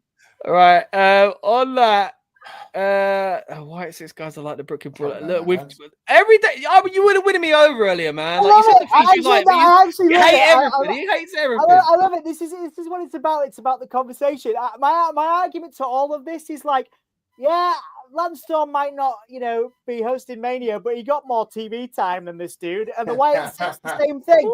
So, more TV time than us. We're not claiming to be anything else than what we are, I just, I think some of these opinions are a little, a little off. Yeah. Lance Storm's a legend, Yeah. And the White Six are doing big numbers in other ways. So, having just 100%. Won the Slammy. So, let's give them their due, I think. There we go. Right, let's move on to the next match. This is a point where a lot of people... I've opened it up now for a match where people are quite negative, and that's to talk about Logan Paul. Maybe I've opened a can of worms here, essentially. But Logan Paul versus AJ Styles, look, whatever you think of Logan as a person or even as an entertainer, I think it cannot be denied that he is good in the ring. Yeah, for me, I said in my original predictions, I hope Logan Paul has been watching AJ Styles compilations from TNA and has been inspired and gone to AJ and said, we should try that. Remember when you used to do that? We should try that. That's what I'm hoping to see from a Logan Paul AJ Styles match. I think a lot of people think this could steal the show and be the match of the night or the match of the weekend. Throw it round to you first, Andy. What do you think of Logan Paul and AJ Styles? Look, there's not a lot of riding on it, but it's got to be entertaining, right? Yeah, I think this is going to be one of those ones where it's a really good wrestling match. I'd like to think the two of them work together, away from the cameras and whatever, to try and put on what should be an absolute banger. We know both of them absolutely have it in the locker. This is one of those ones where we talked about on Friday is if you can separate the art from the artist, then Logan Paul is very good at what he does. And AJ Styles is a bona fide future Hall of Famer. So put those two together and you'd hope they can put on something for, give them a good 10, 15 minutes in the ring, let them go at it. They'll be absolutely fine. I also appreciate, especially for someone like Dom, that sort of wrinkle that they put in with Karrion Kross was much needed to give it a little bit of jeopardy, that kind of explanation of why they're doing it and why it's important for AJ Styles to win, because it shows all these YouTubers that they can't come into the business and just kind of steal the show and do what they've been doing year in, year out for their entire career. So I like that they did that, and that was a good spot for Karrion Kross because there's a lot of love for him on social media at the moment. So all round, I think it's never going to be one of those ones where people are like, oh, that's the one I'm looking forward to over everything in the weekend. But it's going to be one of those ones you come out and go, that was a very good match. Okay, all right. Let's get to some more of these comments before I swing around to Dom. Please. Not doing the women's battle royal for the women's trophy is disappointing. Yeah, they haven't really done it for a while, have they? They did the Andre the Giant one, but yeah, they haven't done the women's one for a while. Can we get Everyday fans, Mount Rushmore says, you know the deal. We want to get some positivity, don't we, Art? We want, we got to get some positivity at some point, right? Lynette's sticking with AJ Styles. Casper thinks AJ Styles will win, but what if Logan Paul does win? I think Logan Paul makes sense from a kind of marketing point, because what do we need out of AJ Styles going forward? He's not got many kind of years in him. He said it himself. So maybe you just get the rub for the person that is going to get these Hollywood headlines. Everyday fan has got an opinion on AJ Styles. What do you know? It's not a good one. Zero Character peaked in 2011, never went to WWE, went to WWE and had 2 good years for being a horrible show. This is the best match when he lost. The best match was when he lost to Cena. This match is not going to be remembered. I would disagree. Dom, I'll let you take over on this one. No, I very much agree with your points. I do think Logan Paul is would get the headlines. However, AJ Styles, you're right. He's not got many WrestleManias left. I think this would be a really good win for him. But I do think Logan Paul is winning. But I because AJ Styles doesn't need it. You're talking about. And it's interesting because I can springboard off, as we all can springboard off everyday fans' comments. AJ Styles, Zero Character, peaked in 2009. Dude, what show are you watching, man? I mean, fair enough, you're entitled to the opinion, but AJ Styles is an all-timer, absolute surefire Hall of Famer. Doesn't need to win here. If he did, I would be pleasantly surprised. But he doesn't need to win because he's done everything. He's done everything. He's had a deeper career than most of the people on the current roster. And more life experience as well, more different life experience, different federations, different organizations, rather. You see what I'm saying? Like, AJ Styles has done everything, and he can still go. And I think he will bring the best out of Logan Paul. This may be Logan Paul's best match that we've seen, which, as you say, will be fantastic because Logan Paul's great at what he does in a wrestling ring. And AJ Styles, because we've seen it since before he apparently peaked, he can bring the best out of everyone. Do you see what I'm really excited about this. I'm really excited about this match. And I'm very rarely excited for a Logan Paul match, even though I do appreciate how good he is. But AJ Styles will bring the best out of it. And as Spalsy says, and love that somebody else kind of agrees with me on that, because when I mentioned Karrion Kross on a podcast, people go, oh, they roll their eyes or whatever. But actually, he's doing some great work, and I think it was a really nice wrinkle to the storyline. So if that was to be involved in some way, I'd be happy with that. I don't think it will happen, but maybe something down the line. But I think AJ Styles will and Logan Paul will put on an absolute banger, which could potentially go down as match of the weekend.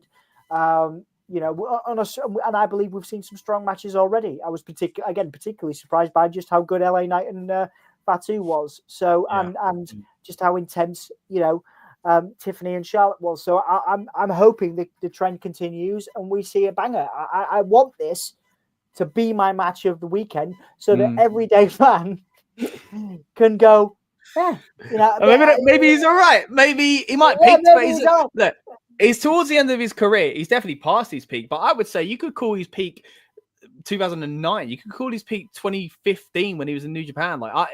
Anyway, let's get to some of these comments here as well. Lynette says, I agree. AJ is a future Hall of Famer. This is super tough because you've got Logan Paul, the cheater, and you got the phenomenal AJ Styles, but I'm going with AJ Styles. You know the deal. Says, better heel of all time, Dirty Dom or everyday fan? Great comment there. Casper says, I disagree. I think Logan Paul, it'll be another good match here as well. But let's swing it round to Amadeus. What are your thoughts on Logan Paul versus AJ Styles? Because the thing is, as Dom says, AJ can have a great match with anyone. It's one of those cliches of he could wrestle and make a broom look good. But thankfully, the other side of that ring isn't a broom. It's Logan Paul, who's pretty decent himself, athletic speaking. Everyday fan by name, everyday fan by nature. Let's be real. He's just here to annoy us. I'm an everyday fan. Let's be real. Out of everyone in this panel, I am the everyday fan. Oh yeah, let's put some context to that, Amadeus. You were a fan years ago. You've hopped back in recently. I have been a fan since 1994 to 2014, and then it all got really boring, and I was like, I'm out. And now you're back. So, Anyway. And this is what, we're trying to get your perspective on someone who's just come back into it. So that's really. Can I just, for context, when did you come back, Amadeus? Because I'm really interested in that. Welcome back. Genuinely, about 2 months ago. Right. I've been catching up. I've genuinely been catching up because I watch. Weirdly, one of my things to do when I get a chance is to catch up on like the Pat McAfee show and where he's in with WWE now. He talks a lot about the wrestling that's been going on, and he has wrestling stars on. So I weirdly see what's been going on. But 8 weeks, and in the last 8 weeks, I've sort of tried to just ram it all in to get ready for WrestleMania. And I'm like, okay, here's who I like, here's who I don't like. And I'm going to say straight out the gate, everyday fan, Logan Paul. As a person, if you want to go, Logan, step in the squared circle with me, brother. Anyway, he's going to win. I don't like him as a person. I don't like him outside of WWE. But inside the ring, this man has come in and he said, all right, I'm a YouTuber. I think you all forget. I was a national champion wrestler. I know what I'm doing. And now I've been taught how to do it properly. I haven't been doing this for 5 minutes. I've been doing this in my back garden. I bought wrestling rings. I did this on trampoline. He's not just a YouTuber going, hey guys, look at me coming in to do. He's like, I am here and I'm going to kick the doors in on this place, whether you like it or not. And if people don't like it, look at the caliber of his wrestling, because who else as a non-professional is going to come in, do a coast to coast body slam. Yeah, he's put the work in. He's put the work in. And that's I think it's a testament. Sorry, I just want to say it's a testament to that. To that's what's grabbed you alongside the Pat McAfee stuff. Amadeus, when you're coming back in, you're recognizing legitimately. None of us. I don't. I'm not. I can't speak for Logan Paul's character. What I've seen, I'm not a fan of in terms of his personality. But he's a multimillionaire. All power to him. But as a wrestler.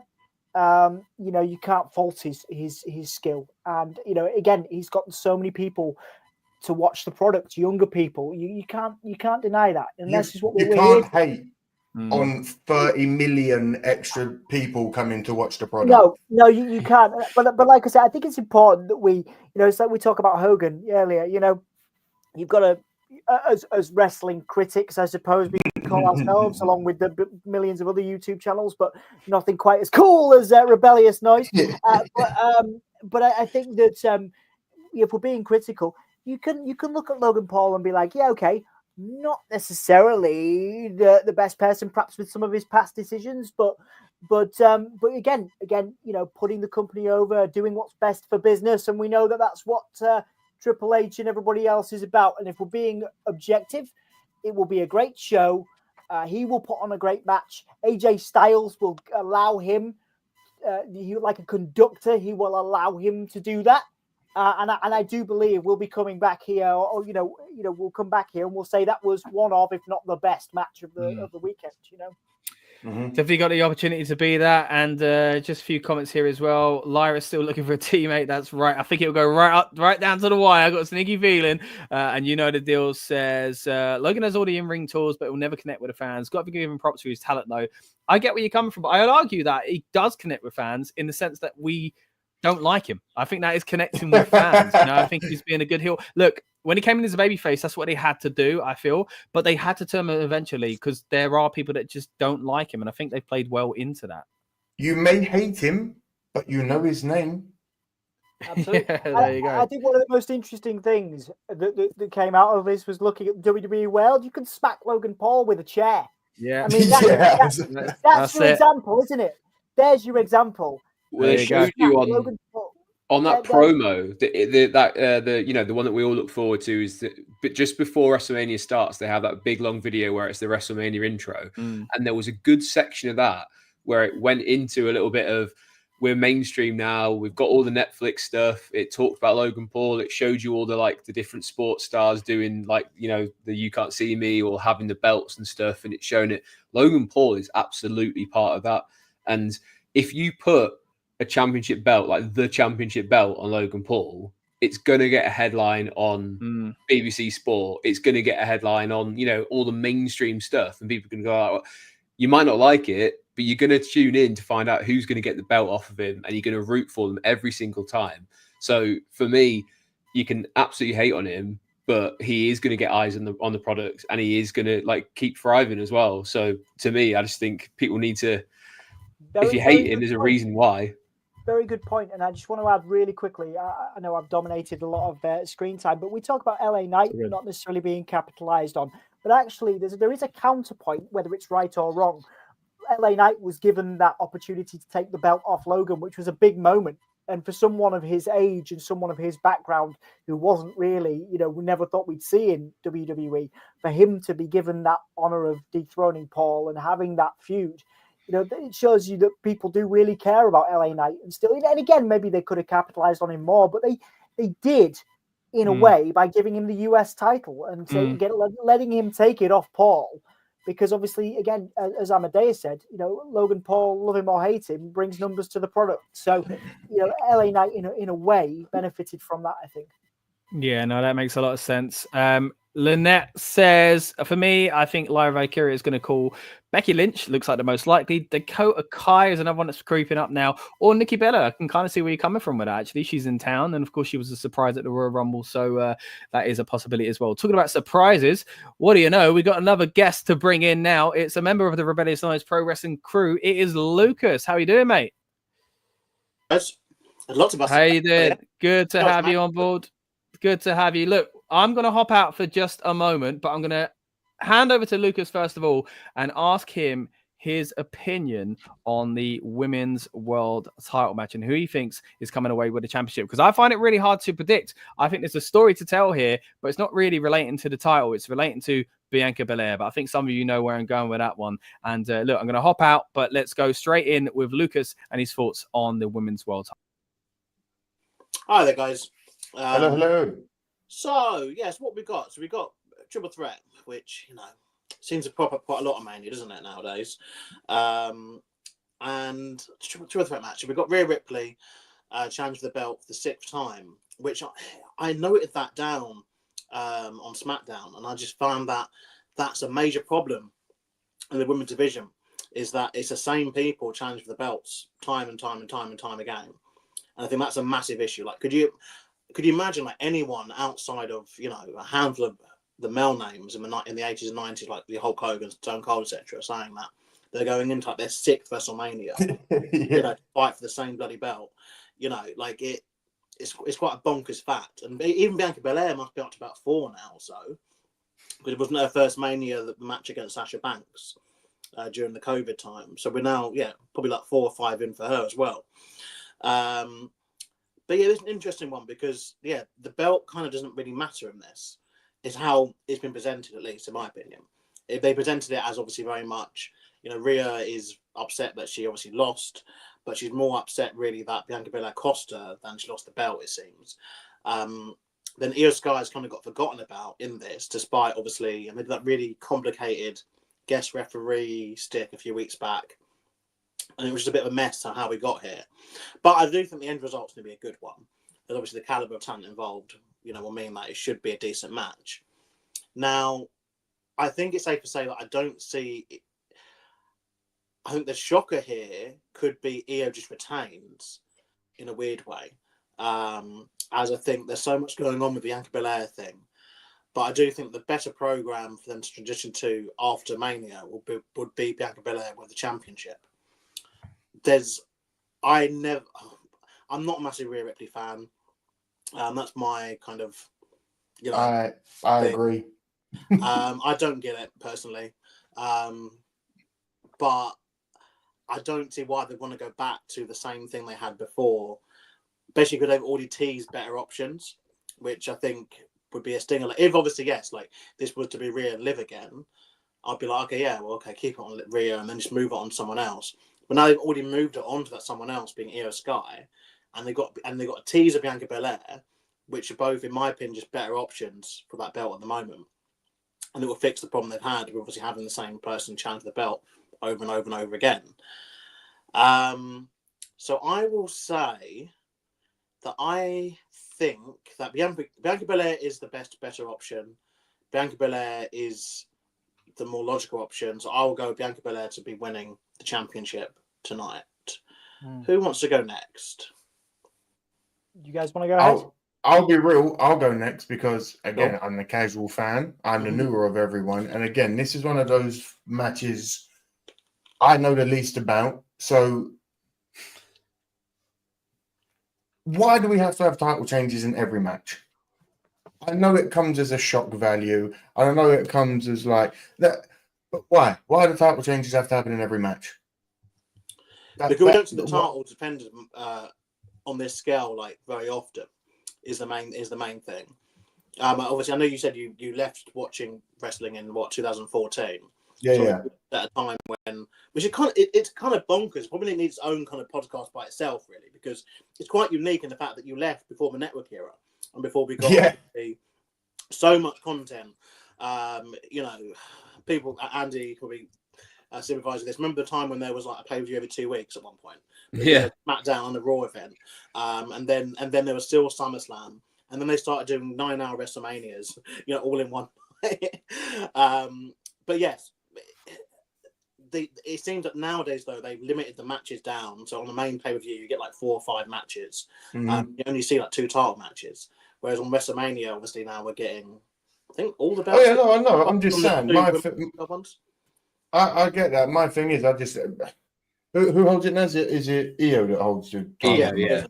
I feel like because of all of the noise around Bianca and all of the noise around all of the people that are involved in it, let's be real, I feel like she gets forgotten about. And it's like, no, she's still a really good wrestler. She's a champion for her reason.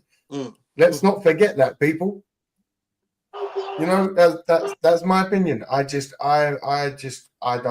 going to be the odd one out and go, do you know what? I'm going to be the weird one and say, let her retain the title. That's not a bad answer, to be fair. I agree. I think they've done a really good storyline in the sense of making her feel like she's the forgotten one. Even the commentators constantly pointing out how she's being disrespected by the other two. And it's interesting when you read on social media, a lot of people don't understand why Bianca's getting booed. I think it's more because people are actually behind EO on this one. Yeah. Because the other two have had their time. They've been pushed. EO's been pushed backwards a lot. So I wonder if it's people kind of just showing it. And Rhea has that sort of weird fan base that will back her no matter what on social media. A bunch of simps, a bunch of geezers that have never touched grass before, and because she's got tattoos and she's like, oh, look at me, I wear leather. All of these men are like, Speaking of simps, here he's back. I'm back. Yeah. Listen, Sorry, you just needed a goth girlfriend at some point in your life, and this would have been over with. You'd have never fallen into the trap. I know it's not me. It's not me. I'm a very. No, I'm just talking. I'm talking to all the men out there that find Rhea Ripley to be this. I'm doing. Listen, get yourself a goth girlfriend. Realize it's a phase. I'm basically married to one now, but realize it's a phase. Ain't a phase for you, then, is it? Shut up. It's a phase. I see what you're saying, man. I mean, it's interesting. I mean, Rhea Ripley is a brand in and of itself, and that audience, usually that audience, and they're usually the ones that are in comments on YouTube channels complaining about women's wrestling. Again, they're still watching the product, and they're still showing up on YouTube channels to moan. So that Rhea Ripley is very, very marketable and very, very profitable for the company. Rhea's very, very body confident, which I think is great for a lot of people. I see exactly what you guys are saying, but there's an element of body confidence there, which I think is important as a promotion, promoting body confidence in that way. I understand why Rhea is popular, and I was actually going to say Bianca, because Bianca hasn't had a time, but until you all made your points, very, very good points. I love EO as a champion, and I don't think EO's had a time yet. And I defaulted to Bianca because Rhea's had a lot of championship wins. Like I say, I understand why Rhea's so over, but it's time for somebody else to have that. Bianca's already had it in the past. I think she's due one again at some point. This is EO's time, and and I absolutely want EO to win, but that is probably just based on listening to you guys, because it's giving me a different perspective. I want more from EO in this role. Hasn't Bianca got a streak at Mania though? She hasn't lost this year. Was that SummerSlam? Was it both? Yeah, I think it is at WrestleMania. Yeah, she hasn't lost at WrestleMania. Yeah. So, but then they could do it so that, you know, it's a triple threat. It'll be a 1-on-1 streak or something like that. But yeah, it won't ruin the streak because it's not a single streak. I'm not sure. I mean, they include Taker's tag match or handicap match, I should say, at WrestleMania, which was supposed to be a tag match, but Nathan Jones turned out wasn't as ready as I think they expected. Let's get to some of these comments here, though. Lynette says, I'm going for the EST. I'll tell you why, because I've been following Bianca since her time in NXT, which brings me to a point that I want to make about Bianca in a little bit as well. Also, 100% agrees with Lucas's points there as well. You know the deal, says Mummy is always on top. And Casper says, I agree with a guy, casual fan. EO's still the champion. And right, I had to hop out, go to the toilet, and get this show on the road, boys. We're leading up to WrestleMania. Hold on, let me take a sip. Oh, wait. Hang on. I thought you said you nipped out to the bathroom and then you just grabbed it. And I was like, you really. If it's frothy, mate. If it's frothy, I think you should have someone check it. You know what I mean? I think sounds going a bit wrong there. Andy, what was you going to say, mate? Yeah, just like a really strange observation to make, and it's a logistical thing, so it's quite boring. Bianca's on SmackDown, right? And she's going for the Raw Championship, and this whole thing about they generally keep couples together. Now, there isn't a draft coming up, so Street Profits are on SmackDown. Is it too weird to think actually she's not going to win because it would really mess with where she's supposed to be logistically? Possibly. This one is really tough for me because it feels like all of them make sense, right? As far as like where they could go with it. Like all of them, I wouldn't be surprised if any. There's nothing that, as far as the result goes, that at the end of this match, I'm going to go, oh, I'm shocked they did that. But I think there is a story outside of this match, and that's where they're going with it. Quickly throw up some of these comments here as well. What do we have? We've got Casper says, Rhea's a champion for a reason. I love Rhea. I just want to see a good match. Danny Hargreaves is in the house. A good evening. You legends. Hope you're well. Another legend himself in the chat, of course. Dan, are you the one on Give Me a Whole Year duty tonight? Or Dom, you can fill us in. Is Dan doing it tonight? Yes, Dan is. Hollywood Dan, who had a great stream last night. It will be back on Give Me a Whole Year tonight. So go and check out our stream, WrestleMania Night 2, over on Give Me a Whole Year. Cheap plug. 100%. No, I'm here for it. We sent people your way last night, so I hope they arrived. And anytime. Thank you, mate. Thank you. No worries, man. Anytime we are not lives ourselves, if I can recommend any watch along show, it's the boys that Give Me a Whole Year. Let's get to some more of these comments as well. Then I'll let you know what I think about the triple threat match in a little bit further detail as well. Lynette says, yeah, like Lucas said, Bianca's never lost a WrestleMania match. Aaron says, how do you feel about there being 3 title changes out of 4 title changes last night? I think cool. I think it kept the show exciting and it freshened things up as well. So Casper thinks they do need to do a WWE draft soon. Speaking of freshening things up, it'd be interesting to see where they go with that. Now, going back to the match we were talking about just a moment ago, the triple threat match. For me, I've been saying it, and some of you boys will know, Bianca is part of the Jade Cargill situation still. And I think the fact that they showed them together in the ring on SmackDown makes that even more of a confident kind of claim for me, essentially. I felt all along that it was going to be revealed that if it was either not just Bianca on her own, but basically Naomi and then Bianca was in on it or something like that. I feel like Jade, my prediction still is that Jade might cost Bianca tonight. And everybody's like, why has she done that? Oh, I know why she's done that. Now, the only thing that puts me off that is that she kind of did that already at Elimination Chamber with Naomi, which that was the reveal for that. To do it twice, maybe not. I love the way she did it, by the way. I think she looked like $1 million. I think the match last night was good as well. And I think the right person won that.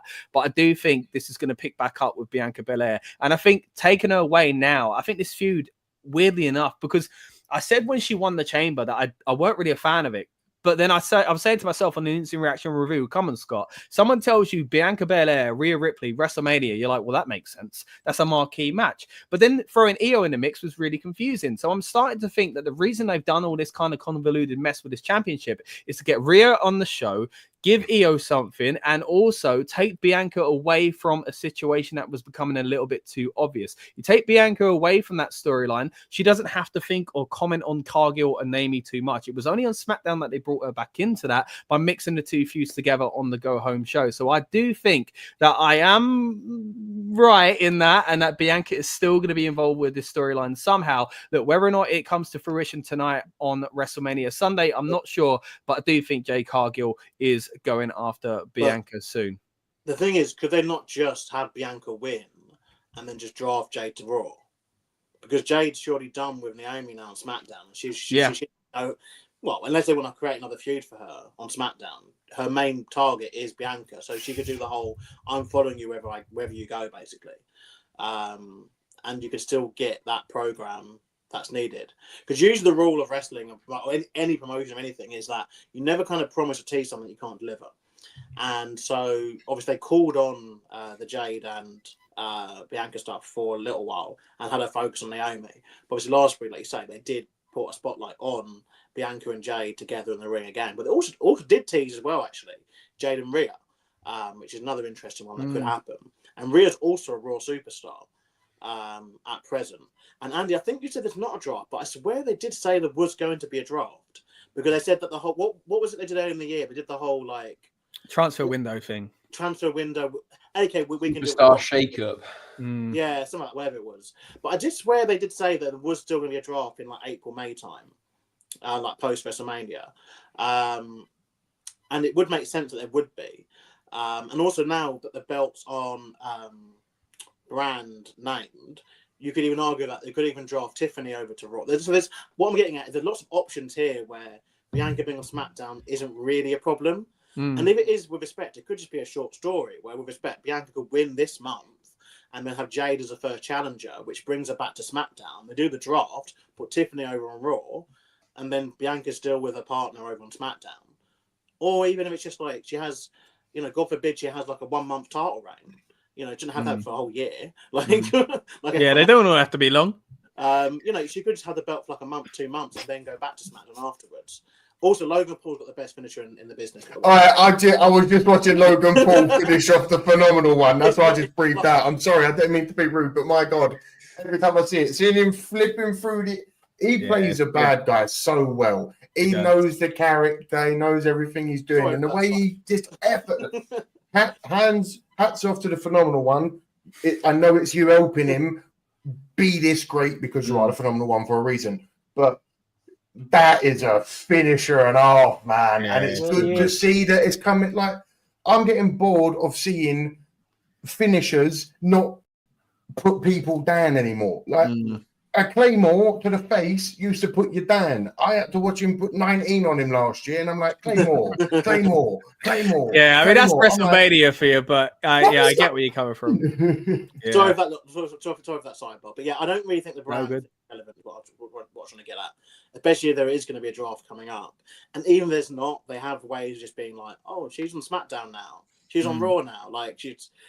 so I think there's ways around this whole thing, unless they do introduce some sort of stricter rule with the brand split, which I guess there's never going to do because they want to be able to put the matches in wherever they want to put them in. But with this as well, Scott, I do think a lot of this was the Netflix thing. I think they felt obliged to kind of give a lot of title changes early in the year, and a lot of them were on Raw for that reason because. They wanted to show Netflix. Oh, you're getting like the best show where we give you the big moments. Like they've done this with every show they've ever had. Like never forget John Cena and Undertaker on the first episode of Superstars. And then a year later it was Baird and the Jobber Show because that's just how they do these things. But I do think that it was that plus the fact that they at the time perhaps didn't want to do Bianca and Jade at WrestleMania, so they need to make it very clear that Bianca's now going to go into this situation. We don't want to promise. Or look like they're promising, Bianca versus Jade at WrestleMania, which, to be fair, could have actually been where they were. Well, it felt like that's what they were doing ages ago when they put them as a tag team. Yeah. Lots of us sat here and said, "Oh, yeah, they're obviously going to do the whole thing. They team and they split and they feud," but it never really happened like that. But now it's a situation where I think Jade probably does need to be into a program with Bianca Belair. I think it would make sense if it is for the championship. And I don't really think it matters which brand they're on. At the moment. Yeah. I mean, last night's match showed us that they are willing to finally put non-title women's matches on shows as well. You know, we've got a big grudge match. It is a little bit of a repeat, you know, swapping Naomi out for it, putting Bella in, but I think that is the bigger story to tell. And I'm just glad Naomi got a shot because I think she's been doing great lately as well. I get to a few of these comments. Dan, of course, says, don't forget to go and join him at midnight on the Gimme a Whole Year channel for the Watch Along for WrestleMania. Again, we won't be doing one, so if there's anyone we could recommend being with for the next few hours as you watch WrestleMania, it is our friends at Gimme a Whole Year. So make sure you go and tune in there, guys. We will take you all the way up to the show starting, and then we'll let our friends take over there. And we'll be back straight after the show goes off the air. Guys, we're going to have an instant reaction review as well. So if you want to know my thoughts on what actually happens at WrestleMania, come back for that one once it's all in the books. Casper says, I want a Bianca heel turn. That's kind of what I was alluding to earlier when I mentioned her in NXT. I loved her as a heel in NXT. And since then, she's become incredible, even more so. You know, she's learned so much. She's been on the road and she hasn't been able to be a heel. But lately, you know, they've hinted towards it, but it's that typical thing of where the heel's right. So kind of like, okay, you know, she is right to be annoyed about what's going on with Rhea. So I think that they've been kind of testing the waters and keeping her away for Jade and Naomi for that reason. Also wants to see her face Jade. Go on, Lucas. Is it just me, or do heel turns take forever to happen now, it seems? Like with certain wrestlers, yeah. I mean, John Cena, you know, it took a while. Yeah, John Cena, 25 years. He attacks a babyface, Roman Reigns, at the Rumble, like knocks him out the steel steps and, like, you know, is booed at the Rumble. Then the next night in Raw, he comes out, so 2 days later on Raw, sorry, it's a Saturday night show, isn't it? He comes out in Raw and still does the whole, oh yeah, sing along to my annoying theme song stick, and and he's still a babyface. And same thing with Bianca Belair. I thought she had already kind of turned, or they were teasing her turning. And then she did the promo she done last year week, where she's been basically the villain, but still in the video. I guess that kind of plays in. Oh, I was the girl next door, and blah blah. Yeah, this sort of new era that we have, though, like when we were in the Vince era, and especially with the 80s was even more so, it was very cartoonish in the sense of this is very obvious who's good, who's bad. These days, it's kind of like if you were I don't want to swear, if you were a bad person, then you are. It's not going to be like an overnight thing, like an instantaneous bang. I've done something, I'll forever be bad. I think what they try and do these days is blur the line of it's a slow descent into being an a-hole. Like, you know, it's like you kind of get there over time. Like there's trigger points that will get you there, and then eventually you'll just kind of embrace that. Okay, you think I'm a bad guy? I'll be a bad guy. So I think that's the way it's kind of appeared to me that Triple H and, you know, whoever else has the creative pencil does it these days is more of a let's not make it cartoony. I want people to see that there are shades of grey in the black and white of characters. Yeah, I think Drew McIntyre is a great example of that. I mean, he's fully a bad guy at the moment, but it took him a while to turn, and I think it was done pretty well. Some more of these comments here as well. Rumors going around that it is Becky Lynch. I think that's the most likely one. We'll touch on that in a little bit more details soon, I'm sure. Yeah, talking about a draft, shaking things up, says Casper. Going back to the whole thing about the finishing moves, 2.999999 kick out. How many of those are we going to get tonight? Apparently, Travis Scott is in the house. Haven't seen that, but thanks for keeping us up to date, mate. That's the great thing about these build-up shows, especially doing it with our incredible community here at Rebellious Noise, of not only our panel members, but you guys filling us in the comments and the things that we haven't been able to kind of check out. So we appreciate that as well. Dan would appreciate you guys keeping him company because he's forgot to get his monster. So he hasn't got the energy he thinks he needs for night 2 or WrestleMania. So you guys got to kind of keep him alive in that as well. Lynette, you what? Coffee could work as well. Coffee, yeah, you got options, Dan. You got options. I think that Cody is going to take the win because I don't think that John Cena has the level to beat Cody. We'll get to that in a little bit as well. What else do we have? Aaron says, with WWE having bought AAA, working with TNA, the women's division is stacked. So do you see them possibly bringing back an all-women's pay-per-views in TNA, AAA, NXT, and the main roster? Well, it's interesting you brought that up because there are rumors that WWE Evolution 2 is happening soon and that they'll be announcing that soon. But that's a good point. That's a way you stack that card even further by saying these are the best women from around the world. Kind of like what they did with the Mae Young Classic. I mean, look at the legendary names that we can look back on now and say, wow, they brought in these names that are future Hall of Famers to the Mae Young Classic. So it'll be interesting to see how things go there as well. Right, let's have a look at what else have we got. Casper says, and we are seeing a lot more turns now. Next heel turn last night, Seth Rollins and the Roman Reigns. Of course, that's the big one at the moment. Dan Hargreaves says big Rusev chance when Randy Orton was shown. So people are expecting it to be Rusev. Is it a Rusev day? Every day is a Rusev day. NXT heel turn as well. What else have we got? Please, hopefully, put Katana Chance and Kaden Carter in a match at Evolution 2. Yeah, they haven't really been sure about how they want to use those guys lately, have they? Aaron says it could be like an all women's Worlds Collide pay-per-view. Yeah, that makes sense. But let's throw it round to the match that is surely closing WrestleMania. It's a big talking point on its own. I'm going to throw out my thoughts and then I'm going to let that bomb explode and you guys pick up the pieces, right? Here's my thoughts on John Cena versus Cody Rhodes. I don't think Cena is doing it. I think Cody Rhodes is going to win. The reason is John Cena will win his 70th title as a babyface, and he'll go through this journey of saying, I shouldn't have done that. I shouldn't have turned heel. I've gone back on my principles and I need to do it the way I've done it all along. And he'll win the 70th title as a babyface because in my opinion, he's not going to retire as a heel. So if that's the case, he's turning back for some reason. And that's where we go with John Cena. The things that made me think it won't happen is there are a lot of rumors that Seth Rollins and Paul Heyman might be getting involved with The Rock. And maybe that's what we're going to see there instead. But for me, John Cena isn't doing it. And I'm going to throw over to Dom to hear his opinions first. So I'm gonna because I agree with everything. I wasn't necessarily on that camp. I love doing these things just because it gives me a different perspective. I thought, well, they have to do it now, don't they?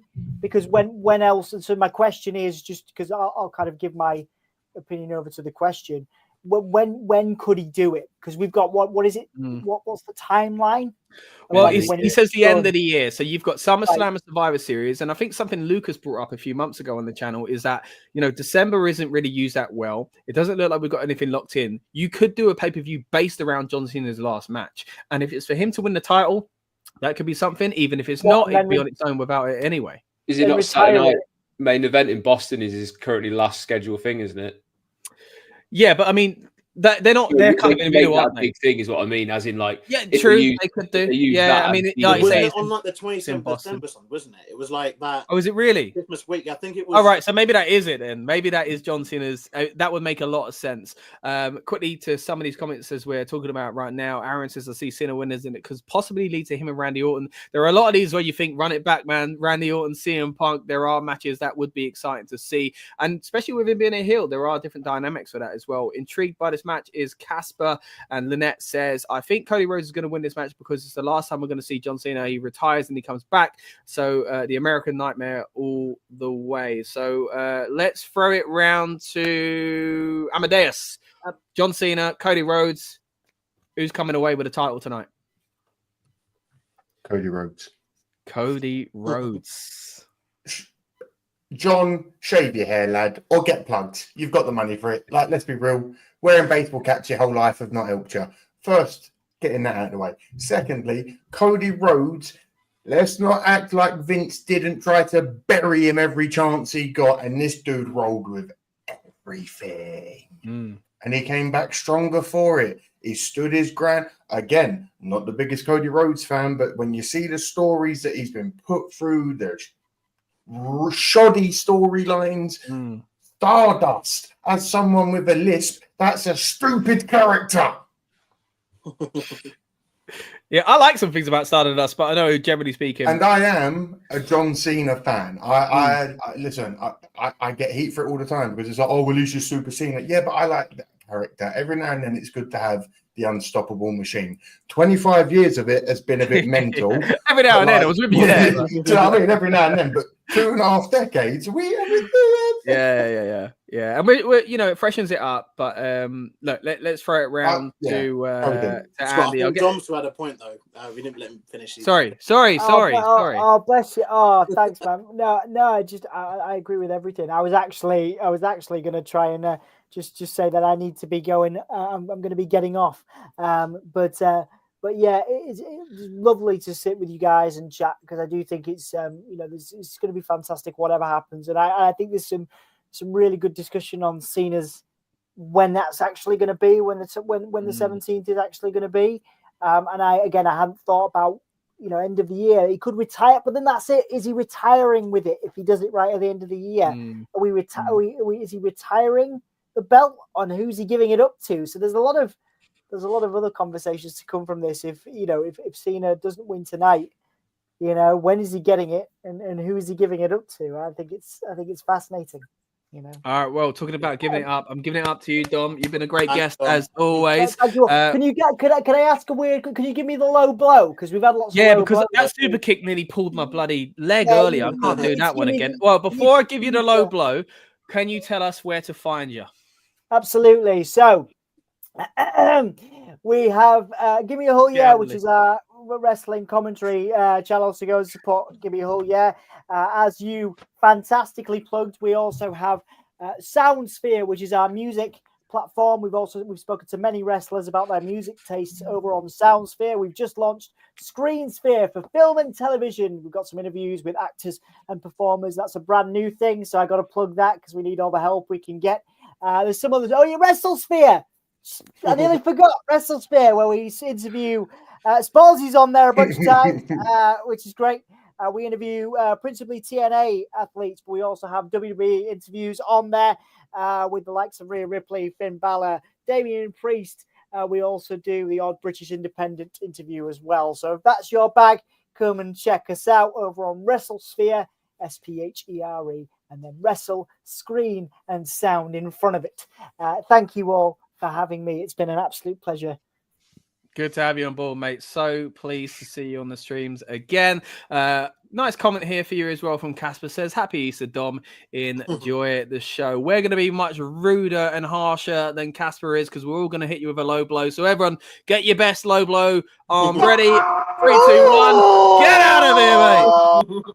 Right, here we go. Off he goes. Off he goes. Let's and again, thank you so much to Dom for joining us there. Let's swing it round. Actually, let me run through some of these comments first of all, because I don't want to miss out on anything exciting in the chat either. So I'm intrigued by this match, says Casper as well. Saturday night's main event, says Dan, is Cena's last appearance and maybe goes up against CM Punk in his last match. That'd be pretty cool. It doesn't have to be for the title. I think Dom mentioned there, what does he do? Does he give it back or something like that? I mentioned earlier on when Tom was on the show, when we started out with the live portion, that it kind of would be what he's saying he's doing now as a heel of like, I'm taking the belt hostage, and we can't really do the same thing as a babyface. So there is that argument as well. Lynette says, I agree with Amadeus. He went from Cody went from Stardust to the American Nightmare, and Cody's gonna win it. The deal, says, will The Rock lay hands on Cody tonight? And people's elbow followed up by a 5-knuckle shuffle is what the deal would like to see. A lot of speculation around kind of shenanigans at the end of the match, but let's stick to the kind of winner and the reasons for it when we throw it round to Mr. Andy Spores. What do you think, mate? John Cena, Cody Rhodes. Yeah, so as a fully paid up member of the C Nation for a long time, I've got it back. Big match, John, to pull it out the bag one more time. In all seriousness, I think it was mentioned there by Dan, the idea of CM Punk. Now, I don't think it will be his last match. What I actually think might happen is we will get a Cena win tonight, and it will be a Summer of Cena, and it will be a mirror image of when CM Punk had that Summer of Punk, all the way down to that match where I think they'll have a match between CM Punk and John Cena for the title where it's roles reversed. So all the way down to they're going to have a killer video package where they'll literally be able to say the same lines and then kind of blur them over the top of each other. And then the whole thing where CM Punk said, you've become everything that you hate. You've become the New York Yankees. Has always been a line where I thought it was like such a great moment. And then I think there'll be a line in there somewhere where it suddenly just snaps John Cena back into, oh my God, I have actually become everything that I hated. And that's the way we get out of it. And CM Punk would be the perfect foil for that because of their history together. So in the sense of where it can lead, I don't know where they go with Cody as a champion. And I think there's a few sort of fresh things they could do for quite a few months until Cena kind of pulls it away. And then Cody's got this whole other thing he could do without the belt, which I think is a bit more interesting. That's just me. But I also just want to see some shocks tonight. I think it'd be nice to have a sort of big ending where people are talking about it on social media and having to tune into Raw tomorrow night.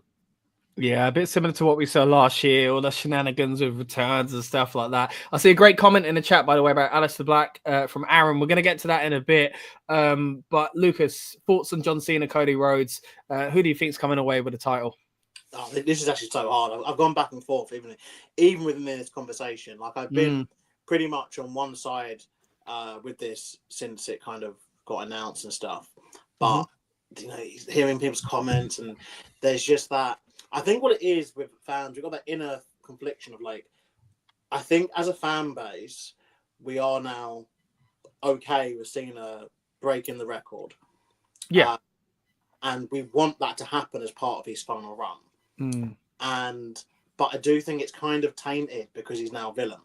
Because even though we wanted him to be villain, wanted the heel turn to happen, it hasn't really happened how we want it to happen, or like how, the presentation hasn't been what we wanted. We thought we'd get what we thought we'd get, maybe 2002 rapper Cena, or we thought we'd get, Thugonomics era, or we thought we'd, I don't know what people thought we'd get, but I feel we haven't really got that. Yeah. And the person who's really messing this whole situation up is a person who may not even be there tonight, and that is Dwayne. Like, The Rock has completely got us into the situation where he's got us. The thing is, without The Rock in this situation, I think it's a Cody Rhodes win, 100%. Like, every single time you do this matchup, one of those things. Because I think, if Cena just turns heel and there's no reason to turn heel, and he wins a title as a heel, like, people don't want that. But because The Rock's kind of involved, I think it helps that a bit more. But then, while I'm with you in the sense that there's more for Cody maybe without the title post-Mania, I also think that there's actually more for Cena post-Mania without the title. Now, I think that there's always a list that's come up, like Punk, Randy Orton. There's those matches down the line which don't really need a belt to exist. But then I thought of something while Andy was speaking and thought that what if they flip in reverse of what I said earlier, and they actually do have him have the belt until his final appearance, and he still wins that match. And then someone that just came up a second ago is, what if Punk wins Money in the Bank? Punk wins again, Money in the Bank, and then cashes in on Cena on his last night. To save, the old kind of everyone the trying to get company. Alberta out there to stop Punk leaving with it. And Cena keeps going through, and he said, "Look, I'm going to keep beating your heroes one by one." He dispatches through. There's a long list of people, and the thing is, what people need to remember, he's actually got his bookend of the year because he's got more appearances left, and hopefully these appearances become matches, or at least for some of them at least, because there's a long list of people he could get through, throughout this this kind of run, and that's even forgetting the fact that he's probably not going to do like the Saudi shows, or the Saudi show that's announced. But there's still like quite a lot of events that he could back to back basically beat people like Randy Orton, and other people that people want him to face. And then it gets to the fact that it's the final time now. You can see John Cena, he's still the champion, and he wins. And then it's like, then you've got an actual reason for using the Money in the Bank. I guess you have to obviously then factor in CM Punk and have a side feud or something going on throughout this time. I mean, I guess the bloodlines always didn't exist, I guess. So you can probably go down that route. But yeah, there's that. But there's several, but there is, for me, though, several other opportunities for Cena to win the championship. I don't think he should do it as a villain. I don't think it's the right thing. Yeah. I think because it's such an historic record and such a historic moment, I think it should be done with him as a good guy. Him learning the error of his ways and realizing he made a mistake. But I think a lot of this is, and I don't even know whether it's even now still in discussion, is The Rock in attendance tonight? And has he? That's the thing. Has he got something he wants to do with this? So fully established the fact that The Rock is able to rock up, essentially, pardon the pun, to change the storylines based on what he wants to do. So Mm. if The Rock is there tonight with Travis Scott and says, look, we're going to do this, Cena will win, and, you know, we'll get that moment, like Andy was saying, you know, for tomorrow, Mm. and probably throughout for the next week, where it's like, you know, The Rock, Travis Scott at WrestleMania, and John Cena have now left with the WWE Championship. And John Cena on the press conference, all he has to do, hold the belt up and just say, well, see you guys. Yeah, Yeah, I'm out of it. it. This is Not the see thing. this So belt again. the Rock situation, there's apparently Tom was saying to me earlier on when he came on there was that he's you know, one of those typical, hey, I'm in Hawaii, just happened to tell you, just so you don't expect me to show up. It looks like that's the case, and he'll probably show up. If rumors are true that Travis Scott is there, you'd imagine the Rock is not far behind as well. I'm kind of in two minds about, you know, what I've been saying, because I do think the moment of like Stone Cold coming back, the glass shatters and he evens the score, helps Cody win, and because we've seen The Rock, Travis Scott, and Why are we Cena relying last upon month. 60-year-old men that don't wrestle anymore? Yeah, but look, last year was fun. We can't pretend it weren't, you know. And Austin's one we all wanted to get and we didn't get. So I kind of feel like they might do that again. The other side of that is if there is this new stable with Seth Rollins and Paul Heyman joining The Rock, then them winning, Cena winning does make sense, because what we waited for, as you've said, Lucas, is kind of something different in this heel run. It's not what we expected, but what we've really lacked, in my opinion, is the explanation of why he did it. Now, if The Rock comes back and they don't win the title, then they miss that opportunity of going, this is why I did it. And like you say, holding up that belt and saying that. But yeah, it's a tough one. It's a tough one. Look, it's a big, big match. It was going to be that take away the heel turn, take away The Rock and all that kind of stuff, take away the possibility of a new faction with Seth Rollins and Heyman. It's, yeah, as Casper says, what happens if Seth and Paul Heyman does join this apparent faction? There's a lot of hints towards that as well. Going to get to some more of these comments before I swing it around to you guys for some more opinions. And one of these I do want to ask you in a moment. It's related to the comments as well.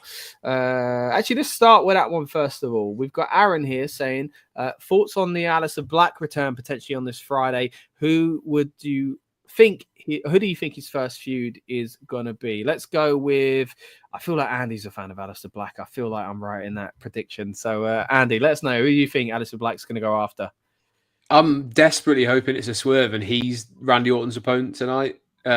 Because one, I'm not a massive Rusev fan, but two, just imagine Aleister Black's entrance at that WrestleMania on that stage.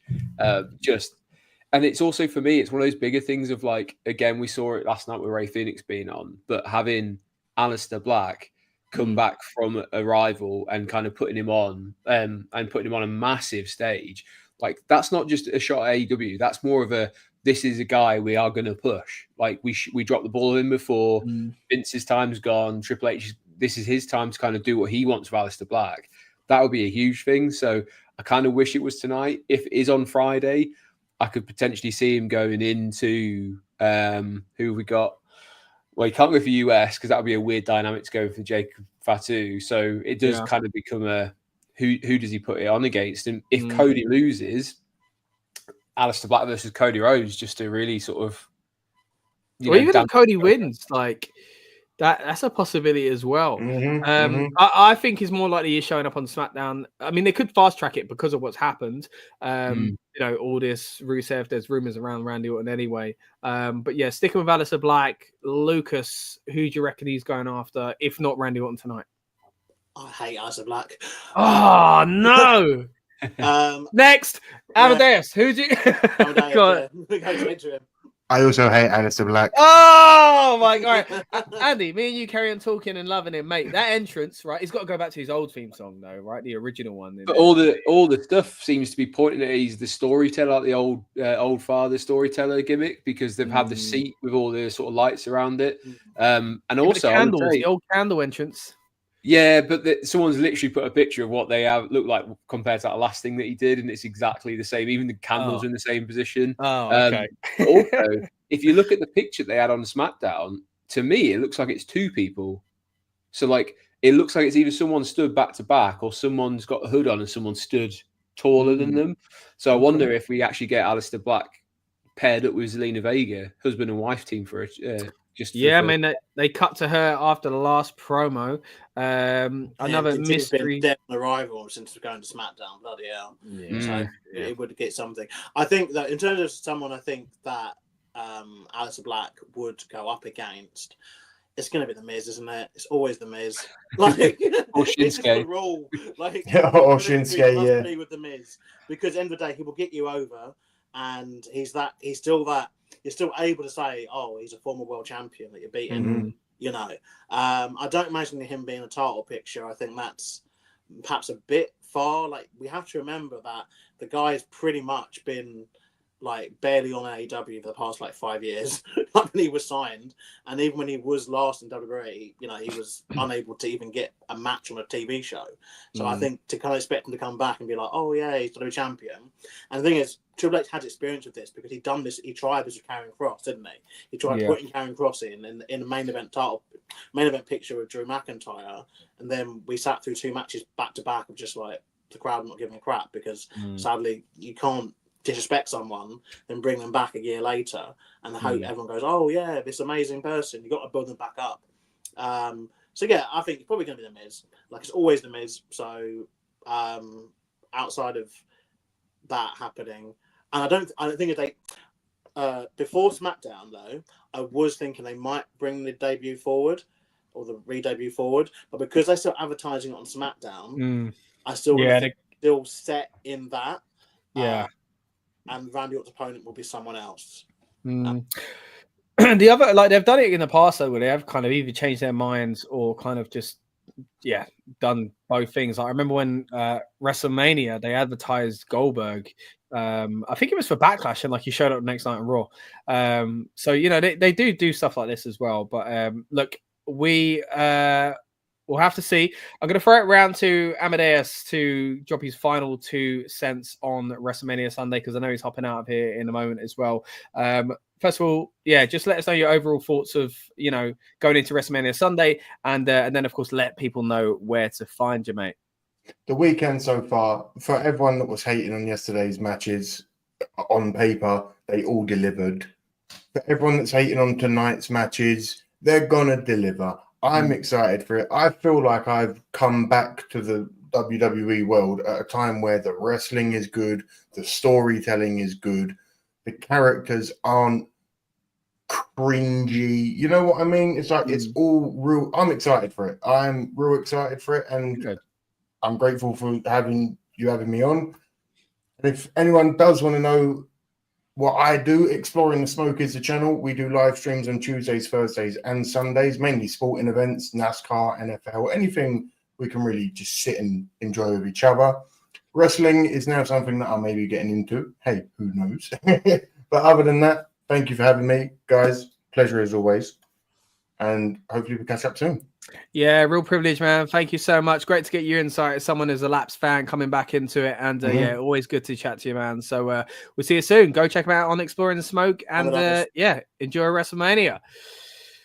Right, so we're starting to get very close, guys. We are just under half an hour away. We're going to take you pretty close to it, but we won't go all the way because I'm sure we've all got to go to the toilet and get some food going or whatever else it is. Get in the comments. Let us know what your WrestleMania snack is tonight. You know, we love to hear this sort of stuff on the build-up show as well. We did have a comment here from Dan Hargreaves who said, who will Lyra be teaming up with now that Bayley is out? Will it be Becky Lynch? Will it be Chelsea Green? Going to throw it over to Andy for this one. I mean, if the reports to be believed that have kind of come out the last couple of days, it's very hard to ever know if that is a thing or not. That this has been the plan for a few weeks now. That would, to me, suggest that it's probably Becky Lynch, because you need to have that sort of planned in terms of where's she going to be, how do we do it, etc. Whereas if it was Chelsea Green and it was like that could be a last minute thing that they decided, actually, there's a lot of noise about Chelsea, she deserves to be on the card. There's no obvious link there either. The only other one I could think that maybe makes sense is Roxanne Perez, and it gives her quite a big moment to again come out on, because she had a good showing at the Rumble. She's not been doing anything on NXT for a little while. So maybe Roxanne Perez, that's the only viable option outside. She's a heel though, isn't she? Yeah, but would a mainstream, as in like Raw, SmackDown audience, WrestleMania audience necessarily know that? And does it really matter to a certain degree? Because I don't think when she was on the Royal Rumble, she wrestled either way, to be honest. No, it was just about being there as a And it also, she had that kind of thing where people keep referring to it with Bayley, where they had a bit of a feud where it was settled on NXT, but the Raw crowd was a bit confused because they obviously didn't tune in, didn't see it. They might think there's some sort of continuation. Did she attack Bayley to get her WrestleMania moment? That's there's a lot of history between. That's the point. Lyra as well, anyway. Going back to NXT, obviously Roxanne did dethrone Lyra, to start her reign as champ. This is an interesting one because usually when you're in this situation, you've got the fact that usually it's the quote unquote lesser known person who would get injured and taking up the match, and it leaves the big star to be true. Oh, who do I team with? Yeah, and then you either get a mega team out of that, or you get like a new opportunity presented to someone. But now you've had the bigger star in Bayley, and that's no shade on Lyra, just the fact that she's obviously only 1 year onto the main roster, and still yet to kind of properly, thing. But you've had the main person get injured, and now you've got to replace the main person. So it leaves, particularly with the women, it leaves a very select group who would make sense. And it's an interesting one because something else is interesting with this is that they're doing this angle on the same night they're also doing Randy Orton not having an opponent. Yeah. So like next year we're going to have just one side of opponents and no one the other side. It is a bit, so it's very similar. So I think they've got to find a way so that it's not the same as well. Like I know it's a match, obviously, so that's number one, and it is women. So again, that's two differences off the bat. But we've still got to make it different enough. Becky Lynch is the one that makes the best amount of sense. Now I'm frustrated if it is one of those always been the plan things, because I just feel it hasn't really been done well, because you've shafted Bayley big time with this. Because Bayley was at one point meant to have a match with Sam Perez. That hasn't happened. Like, they haven't even put her in the title picture for the mid-card belts. They haven't then even booked the other mid-card women's champion.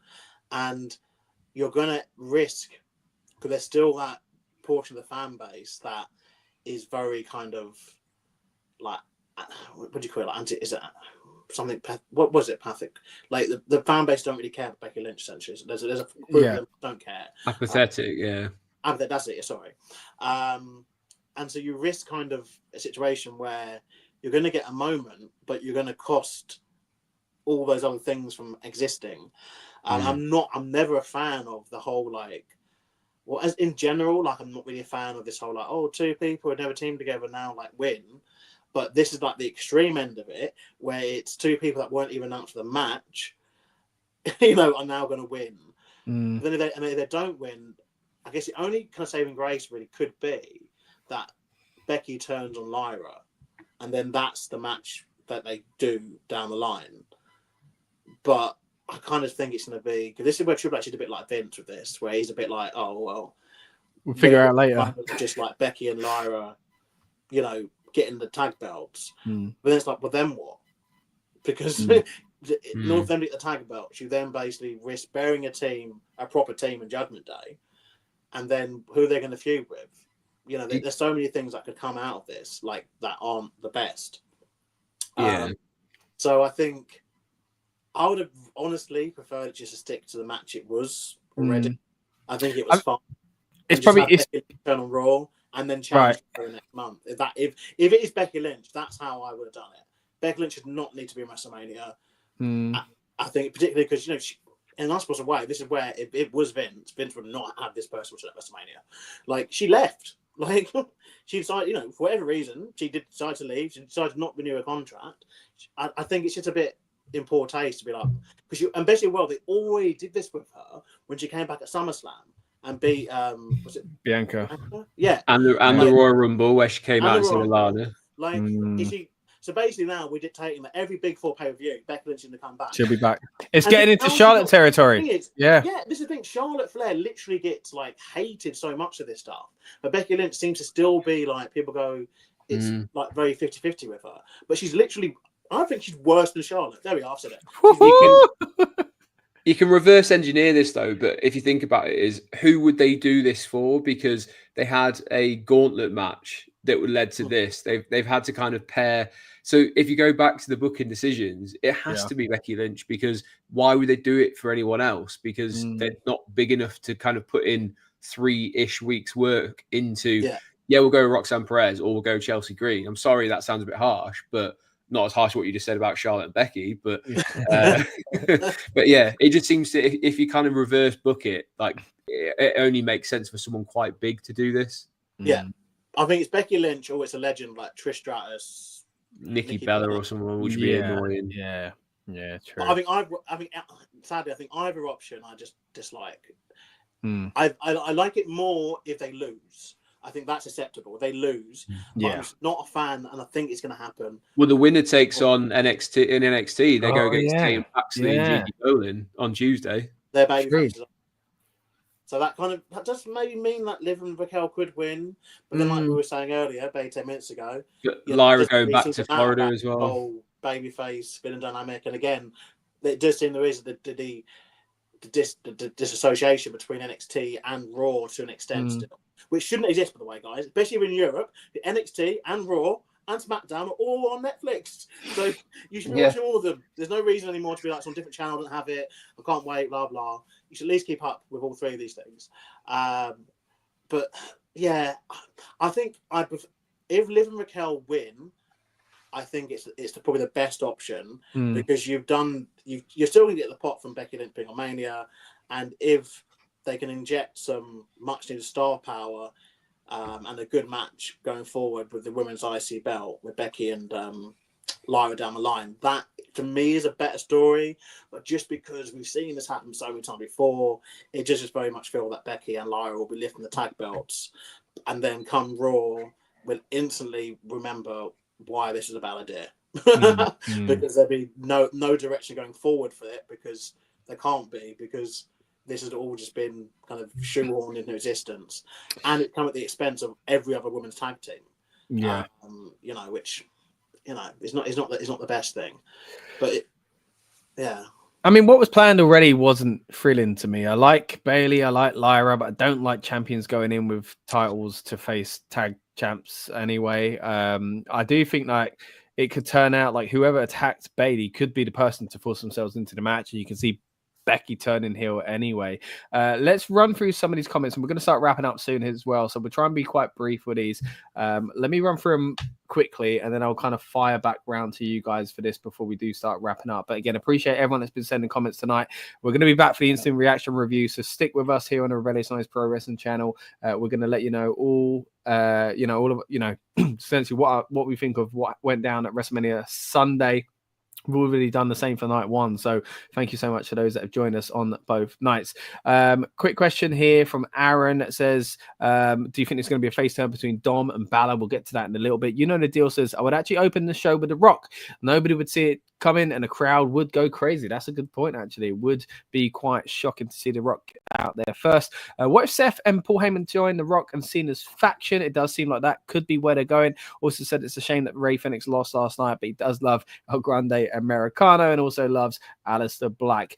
Mello don't Miz as well. Aaron said, you have to remember though, with Triple H running NXT when Aleister Black was there, he did seem to like Aleister Black quite a bit when he was under his reign. Aleister Black versus Karrion Kross is an interesting feud to go into as well, so you know the deal. Aaron says, I'd love to see Alexa Bliss because Liv didn't eliminate her from the chamber. I think Alexa's one of those nice pops, but she had it at Royal Rumble and have done nothing with her since, so that's a bit of a stretch for me. I could be wrong, but I'd love to see her on the card. Don't get me wrong, but it seems a bit odd.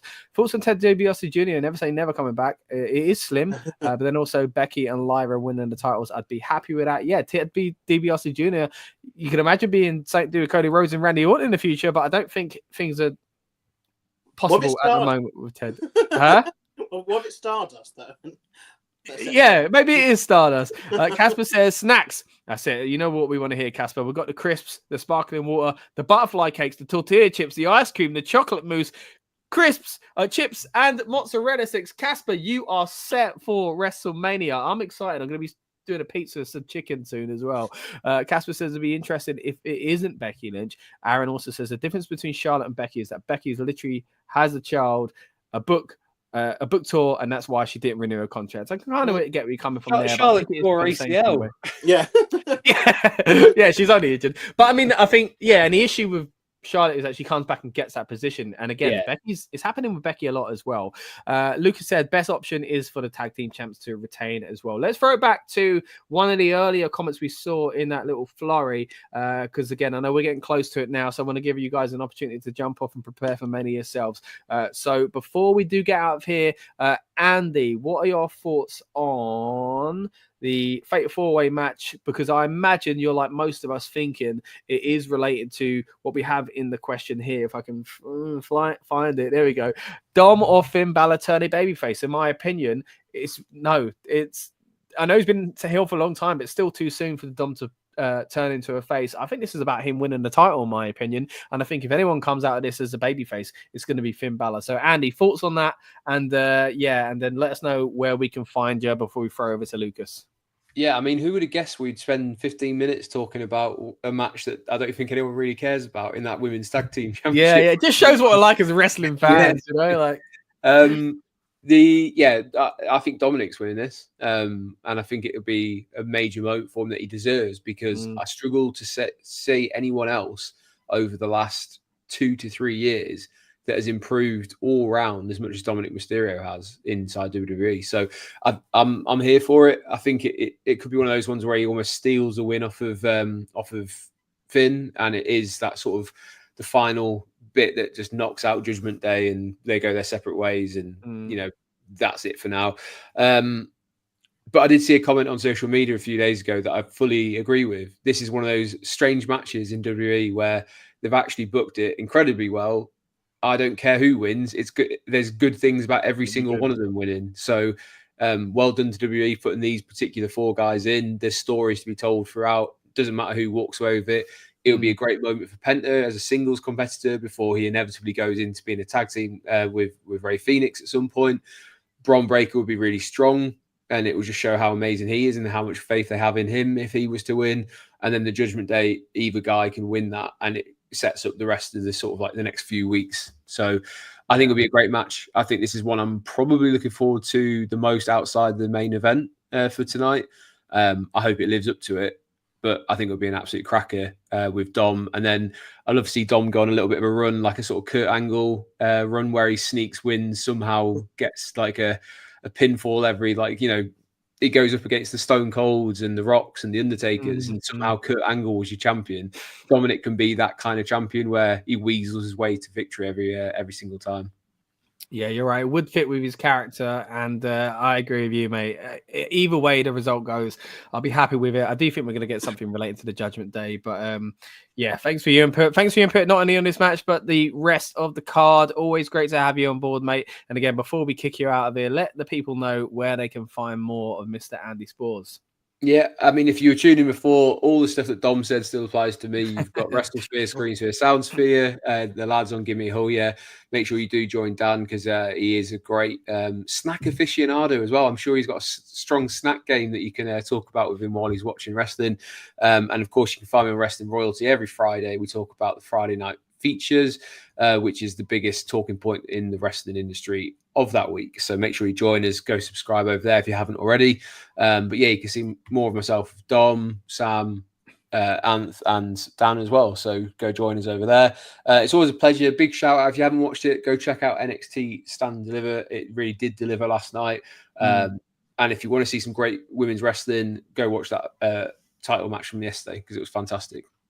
Perfect, mate. Again, so good to have you on board. Enjoy WrestleMania, and yeah, hopefully see you on another one soon. I'll go Paul Heyman. Get out. See you, Andy. See you later, man. All right, again, great to have Andy on board. Again, go follow him online. Figure out all the spaces you can find him. As you said there, Wrestling Royalty, a guest every now and then on Gimme a Hole, and doing some great work for WrestleSphere as well. Speaking of the Gimme a Hole, boys, here we go. Dan says, Dom Hill Balor keeps Penta and Breaker looking strong without taking a pinfall. I like it. Would help start an implosion in the Judgment Day. Dom would get so much more heat too. I think that's a good point, because he doesn't have to the cracks can start here. You could argue the cracks have always been there for the Judgment Day, but we don't have to get the turn tonight. It could be that jealousy feud that builds under the surface as well. And yeah, Andy was right. Dan's a snack man. Pepperami, crisps, chocolate, wavers, and some water for Dan. And I'm sure you'll see him munching away. Casper I think he had a really good snack. Casper had a good lineup, almost as good as the WrestleMania Sunday lineup, if I'm being honest. Speaking of Casper, also says, if you're still watching, what was your night one snacks? Yeah, yesterday, I'm sure Casper gave us a long list yesterday as well. Casper knows how to get down on the snacks. Also says happy Easter and enjoy WrestleMania Night 2. Look, we're going to get off soon to enjoy WrestleMania Night 2. It's been a privilege, again, having you guys with us. Not only the panel, but also everyone in the comments as well. Before we do get out of here, Lucas, I want to hear your thoughts on the Dom Finn Balor scenario and how that may play into the Fatal 4-Way match as well. Yeah. I think they have booked a match which anyone could win, really. Finn is probably the outlier in this, and it is mad having to say that, but the ship has just seemed to sail right past him over the last few years. But is he then now the de facto underdog? In this situation, and there's so many options that could happen. And one that I kind of want to see for my own kind of reasons is I want Penta to win, and then I want El Grande Americano to feud with Penta. Oh, yeah. With respect now, he's beat Rey Phoenix. Yeah. Rey Mysterio, we don't know the injury details just yet, but sort of that feud can't resume. But surely then just do this feud and then give El Grande Americano the IC Championship. Again, I just think as well, like with Fury's belts, can we just have short title reigns, please? Yeah. We don't need to have everyone have the belt for a year. But then in saying that, I also foresee an option where we just see Bron Breakker retain the championship. So, but I do think that there will be a Judgment Day thing happening, and I'm just hoping that it is a definitive thing of it's. Even if one doesn't win, it's just a case there's a breakdown in the match. I agree. Because you could argue with this that this is one where it gets very, very difficult. And I remember, as much as he's full of a lot of crap nowadays, Chris Jericho, something he spoke about, the decision-making process of when they move a belt or on or off a program. And he obviously mentioned, when he was feuding with Shawn Michaels in 2008, I want to say 8 or 9, maybe 9. The decision was made. The whole when he did the whole he blinded him and all that. Yeah, whole story. Punched his wife. And then they moved the belt onto his program, but then wanted it on another program. And I think it's usually the case of essentially to kind of paraphrase what he was saying is that it's usually just they want the belt on a match that needs heat added to it. Whereas if you've got a feud which already has heat, there's no need to put the belt on it because all you're going to do is just take it away from something else. And so I think he's also away. Oh, look, one sec. Green shirt guy is making an entrance at WrestleMania. What? I'm seeing Wade Barrett. Is he with him? Behind him, yeah. It was is he? Mate, yesterday you wondered where he was at NXT. Little did we know, 24 hours later, he'd be walking out on the stage at WrestleMania. Yeah, look, you see him there? You see him? Yeah, I can see him. They showed him just now, given on WWE's Twitter account, giving opinions on, I think it was the Cody Cena match. But yeah, what an interesting start to. Well, I say start about 10 minutes away. What is going on there? Maybe they've won. But yeah, look. But my final thoughts, Nick. We're all getting very close. Sorry, guys. Yeah. Are that I don't really mind who wins this one. I've got Bron Breakker. As I think the Judgment Day feud can kind of coexist separately, and that can be its own thing, and doesn't necessarily need the belt. But I'm up for that if it is also for the belt, with either of those guys winning. But obviously, I secretly do just want to see Penta versus El Grande Americano. I like that. It'd be really good if he can win the IC Championship in his first year as a superstar. Yeah, no, I agree with you, man. Look, like you say, there's a lot to look forward to in this match. Each result is an intriguing one. And it doesn't have, either Judgment Day members get the title and they're slow with the burn of what happens next, or they don't get the title and the big kind of turn happens tonight. I think one of those two things are what we should be seeing. Quickly get some of these comments, then we're going to let Lucas go. We've got Ryan Powell in the house. Says, hi, thank you for joining us, mate. Even though we are getting very close to the show now, I would recommend tuning in to Give Me a Whole Yeah to see what Danny is doing over there. As you can see, he said last night he had pepperami, chocolate monster, and a few beers as well.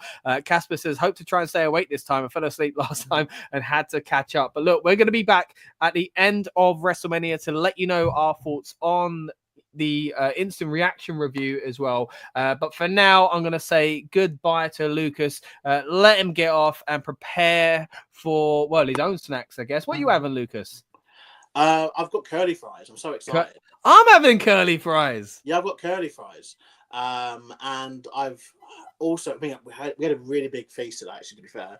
So I've got curly fries. I've got, what else? I've got some Easter cakes. Got Easter eggs, obviously. And yeah, just going to, I'm obsessed with these sweets, these Buzz sweets. I'm obsessed with them. What are they? Show me. These oh, yeah. The cheap ones you get in those kind of like corner shops. It's weird how with sweets and chocolate, I go either really the cheap ones or the really expensive ones. But yeah, these ones are really fantastic. I'll have them a bit later. But I'm looking forward to tonight. And hopefully I will see you at the end of this. But yeah, thanks for having me as always. No worries, mate. And great little bit of nugget there as well of shout out to Buzz Sweet. See you later, Lucas. Have a good time, mate. And yeah, chat to you soon. Yeah. Kappa's hoping to stay strong and be here for the show later on as well. But guys, it's been a privilege to build up towards WrestleMania Sunday with you guys. Really appreciate you. Appreciate everyone that's been in the comments and everybody that joined us for discussion as far as the panel goes. We had Tom earlier on from the Talking Beans podcast. We had Dom from the Give Me a Whole Yeah WrestleSphere and that whole sphere that he works involved with. Amadeus from the Exploring the Smoke channel, and also we had Andy Spores from Wrestling Royalty and WrestleSphere as well. But most importantly, thank you guys for tuning in. This has been your build-up show to take you all the way up to night 2 of WrestleMania. As we mentioned earlier on, we've got a instant reaction review in the bag for night 1. If you want to know our thoughts on that, you can find that on this very channel. But after this show is in the books as well, we'll be coming back for an instant reaction for WrestleMania night 2. Thanks so much for watching. My name has been Scott. I mean, it's been Scott. It's still Scott. It'll always be Scott unless I change my mind. But either way, thank you so much for joining us.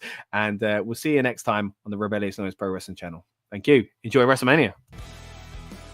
Welcome to the Rebellious Noise Pro Wrestling channel. On this channel, we bring you some great content from inside and outside of the squared circle. We will go through and offer some in-depth analysis of the biggest events of the year, as well as bringing you exclusive interviews with some of the industry's biggest names. There will also be live show reviews, in-depth features, and podcasts. So make sure you give that subscribe button a slam so you don't miss any of the action.